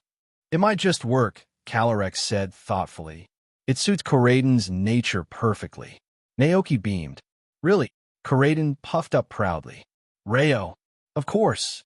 Watching the joyful exchange between Naoki and Coraiden, Calyrex smiled to himself. But, after a moment of reflection, he asked curiously, now that my steeds and I are with you, are we your Pokémon too? Naoki blinked in surprise, caught off guard by the question. To be honest, treating someone as intelligent and regal as Calyrex as a Pokémon felt odd. In Naoki's mind, Calyrex was more like a human definitely, not someone he could imagine commanding like a Pikachu. Besides, Naoki couldn't help but think that Calyrex would probably be better at strategizing in battle than he ever could. Seeing the hesitation on Naoki's face, Calyrex chuckled gently. Don't overthink it. You pulled me from the abyss of loneliness once. Now, I simply wish to lend you my aid. Naoki relaxed and joked. Well then, if Coraiden ever gets defeated, I'll have to count on you. At that, Coraiden stopped chewing abruptly. Its expression soured in indignation. Rayo, that's never going to happen. I mean if, and that's a very big if it ever happened. Coraiden huffed, still unconvinced, though it went back to eating. Naoki shook his head and pulled a napkin from the table. Are you full? He asked. If so, wipe off that ketchup around your mouth first. Coraiden, now full, grabbed the napkin with his paw, wiped his face messily, and let out a satisfied burp. 1 p.m., Winden Arena. Naoki arrived at Winden Arena with Coraiden and Calyrex to meet up with Mike. Are you ready? Mike asked, looking a bit anxious. After all, this was a trainer he had picked last minute, and he wasn't entirely sure about Naoki's strength. Naoki gave a modest nod. Mike exhaled in relief. It's good to see you're confident. The match is about to start. Head to the contestants' hall and wait there. You'll be up first. I understand. Naoki wasn't a seasoned competitor, but after watching plenty of Pokémon battles in anime, he felt somewhat prepared. While Mike made his way to the audience, Naoki headed towards the contestant hall. The hall was bustling with activity. Trainers were scattered around, taking care of their Pokémon in preparation for battle. Initially, Naoki was concerned that someone might recognize Calyrex. But to his relief, no one paid much attention to him. He took a quick glance around, noting the variety of Pokémon present: Grimmsnarl, Cinderace, Coalossal, Dragapult, Graploct, and Phalanx. The room was filled with Pokémon of all shapes and sizes, some tall, others tiny, some with sleek fur, others covered in scales. Some were calm, while others radiated fierce energy. Surprisingly, Coraiden and Calyrex blended in well among the crowd. Naoki scanned the trainers and Pokémon, wondering if Leon would be among them. However, instead of Leon, he spotted a familiar face: Raihan. The dark-skinned boy stood at ease, his friendly smile as bright as ever. Naoki blinked in surprise. Is that Raihan? He whispered to himself. Naoki thought for a moment and immediately realized why Raihan would be here. As Leon's fiercest rival, Raihan had likely come to this event hoping for another chance to challenge the Galar champion. After all, defeating Leon seemed to be Raihan's ultimate life goal. Raihan noticed Naoki's glance and offered a warm, friendly smile in return. Hey, are you a competitor in the Rising Star competition? Raihan asked as he approached, his gaze shifting to Coraiden and Calyrex standing by Naoki's side. Naoki greeted him politely. Hello. Raihan's eyes lingered on Coraiden for a moment. As a dragon-type specialist, he could immediately sense the power radiating from the mysterious Pokémon. At that moment, the sound of the event announcer echoed through the arena. Hearing his name called, Naoki gave Raihan an apologetic smile. Sorry, I have to go. My match is starting. He excused himself, walking past Raihan and heading toward the contestants' entrance. Welcome, everyone, to this year's regional Rising Star competition. I'm Vivian, your host for today's event. Thank you for your patience. Our first match will begin shortly. Let's welcome our two competitors to the stage. Vivian's voice echoed across the stadium, and the crowd erupted with excitement. Introducing First Briar, sponsored by the Braided Wool Sweater Company. The audience cheered loudly as a young man, with a composed expression, strode confidently onto the stage from the dimly lit entrance. His demeanor was cool and distant, radiating an aura of determination. Vivian continued with enthusiasm. "Ah, it's Briar, just as expected. As a three-time semi-finalist in the Champions Cup, I'm sure many of you are familiar with his journey. His unwavering perseverance and unbreakable spirit have inspired fans everywhere." The crowd began chanting in unison, "Briar, Briar, Briar." Many of Briar's fans filled the audience, their cheers echoing throughout the arena. Hearing the overwhelming noise, Mike, seated in the front row, scowled and muttered, "So noisy." A plump, middle-aged man sitting nearby laughed heartily. "Mike didn't get enough sleep last night. Why not take a nap? After all, today's Rising Star competition doesn't really concern you." Mike shot him a sour look. "It's not over yet, Robbie. Don't count your victory before it's earned. Just wait, you'll see." He crossed his arms, glaring silently ahead as the crowd buzzed with excitement. Vivian's live landed on the field. There it is. Vivian's voice rang out in awe. Briar's trump card Pokémon, Gigantamax. Rillaboom. Naoki gazed up at the colossal Rillaboom, feeling an overwhelming sense of amazement. "So, this is Gigantamax," he thought, captivated by the sight. Behind him, Calyrex, the king of bountiful harvests, observed the energy around the arena thoughtfully. This power was strikingly familiar, reminiscent of the darkness he had once confronted. The final showdown had officially begun, and the audience held their breath in anticipation, eager to see which would prevail, the Gigantamaxed Rillaboom or Naoki's fiery Koraidon. "Rillaboom, use Max Drum solo," Briar commanded, his voice filled with determination. "Roar!" Rillaboom let out a powerful bellow, and its energy surged to new heights as an enormous green sphere began forming above the battlefield, charged with intense grass-type energy. "Koraidon!" Naoki felt a twinge of excitement and nerves, but Koraidon simply glanced back at Naoki as if to reassure him. "Rayo!" Seeing this, Naoki smiled and nodded. "All right then, Koraidon, give it everything you've got with a full-power collision course." As soon as he finished speaking, Rillaboom moved, launching the massive sphere of energy toward the ground like a meteor. Koraidon's eyes locked onto the target, and, timing his move perfectly, he erupted in a fiery blaze. Red flames surged from his body as he charged forward, racing to meet Rillaboom's max overgrowth head-on. Then, Koraidon leaped up, charging straight toward the massive green energy sphere. At that moment, the entire arena fell silent. Everyone held their breath, eyes fixed on the scene. Even Leon watched the screen intently, completely absorbed. Under the crowd's watchful eyes, Koraidon, cloaked in fiery energy, burst through the enormous green energy sphere and crashed into the towering Rillaboom with unstoppable force. Rillaboom staggered from the impact, and a powerful surge of energy pulsed outward as it tried to maintain its footing. Its massive form began to shrink rapidly, losing the Gigantamax. Power had gathered. A soft green glow filled the arena as Vivian's voice rose with excitement. "Incredible! Rillaboom has been forced out of its Gigantamax state in just one hit. What a stunning move from Koraidon!" "It's over," Leon thought, recognizing the outcome the moment Rillaboom started to shrink. He realized then that Naoki and Koraidon were truly a force to be reckoned with already, preparing himself for a future match with them. In the audience, Mike's face lit up in shock and joy. Unbelievable. Meanwhile, Robbie, his rival, flushed with embarrassment, recalling the pre-game champagne he'd popped, now feeling more than a little regretful. Without a glance back at the battle, he stood up and left the arena, unable to face the defeat.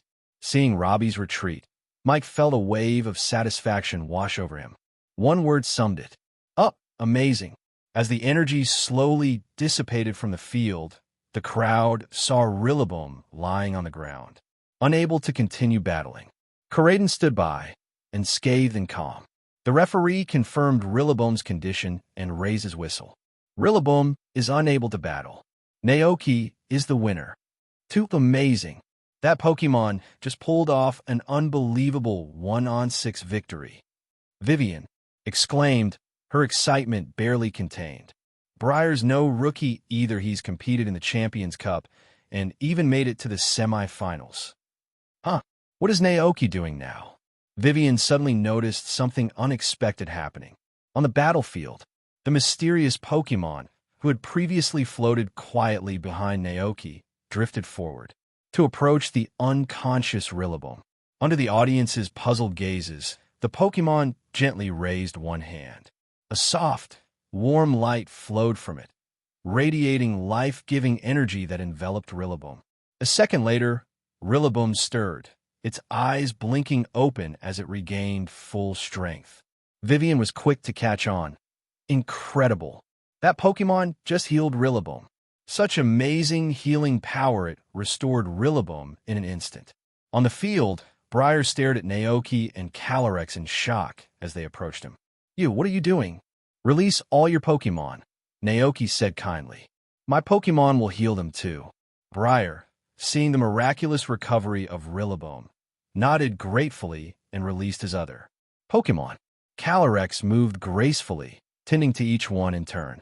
Once every Pokémon had been healed, Briar looked at Calyrex with deep gratitude. Thank you.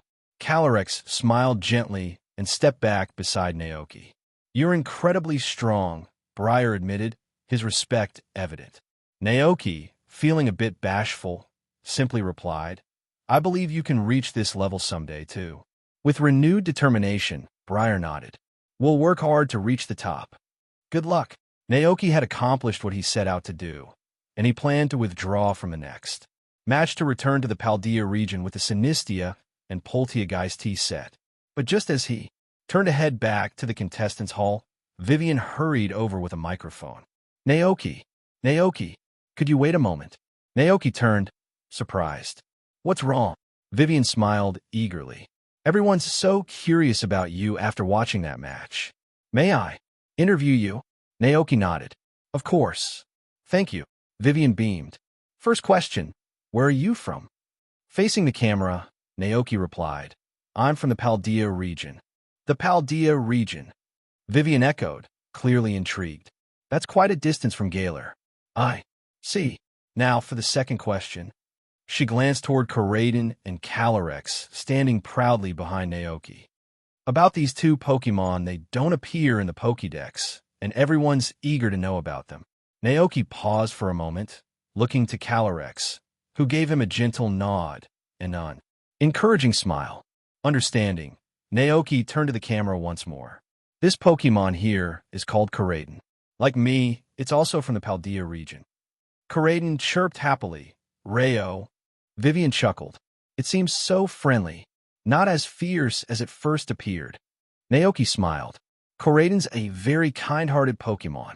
I see, Vivian said, nodding before turning to the Pokémon beside Corraden. And what about this one? Naoki looked at Calyrex, who gazed back with calm dignity.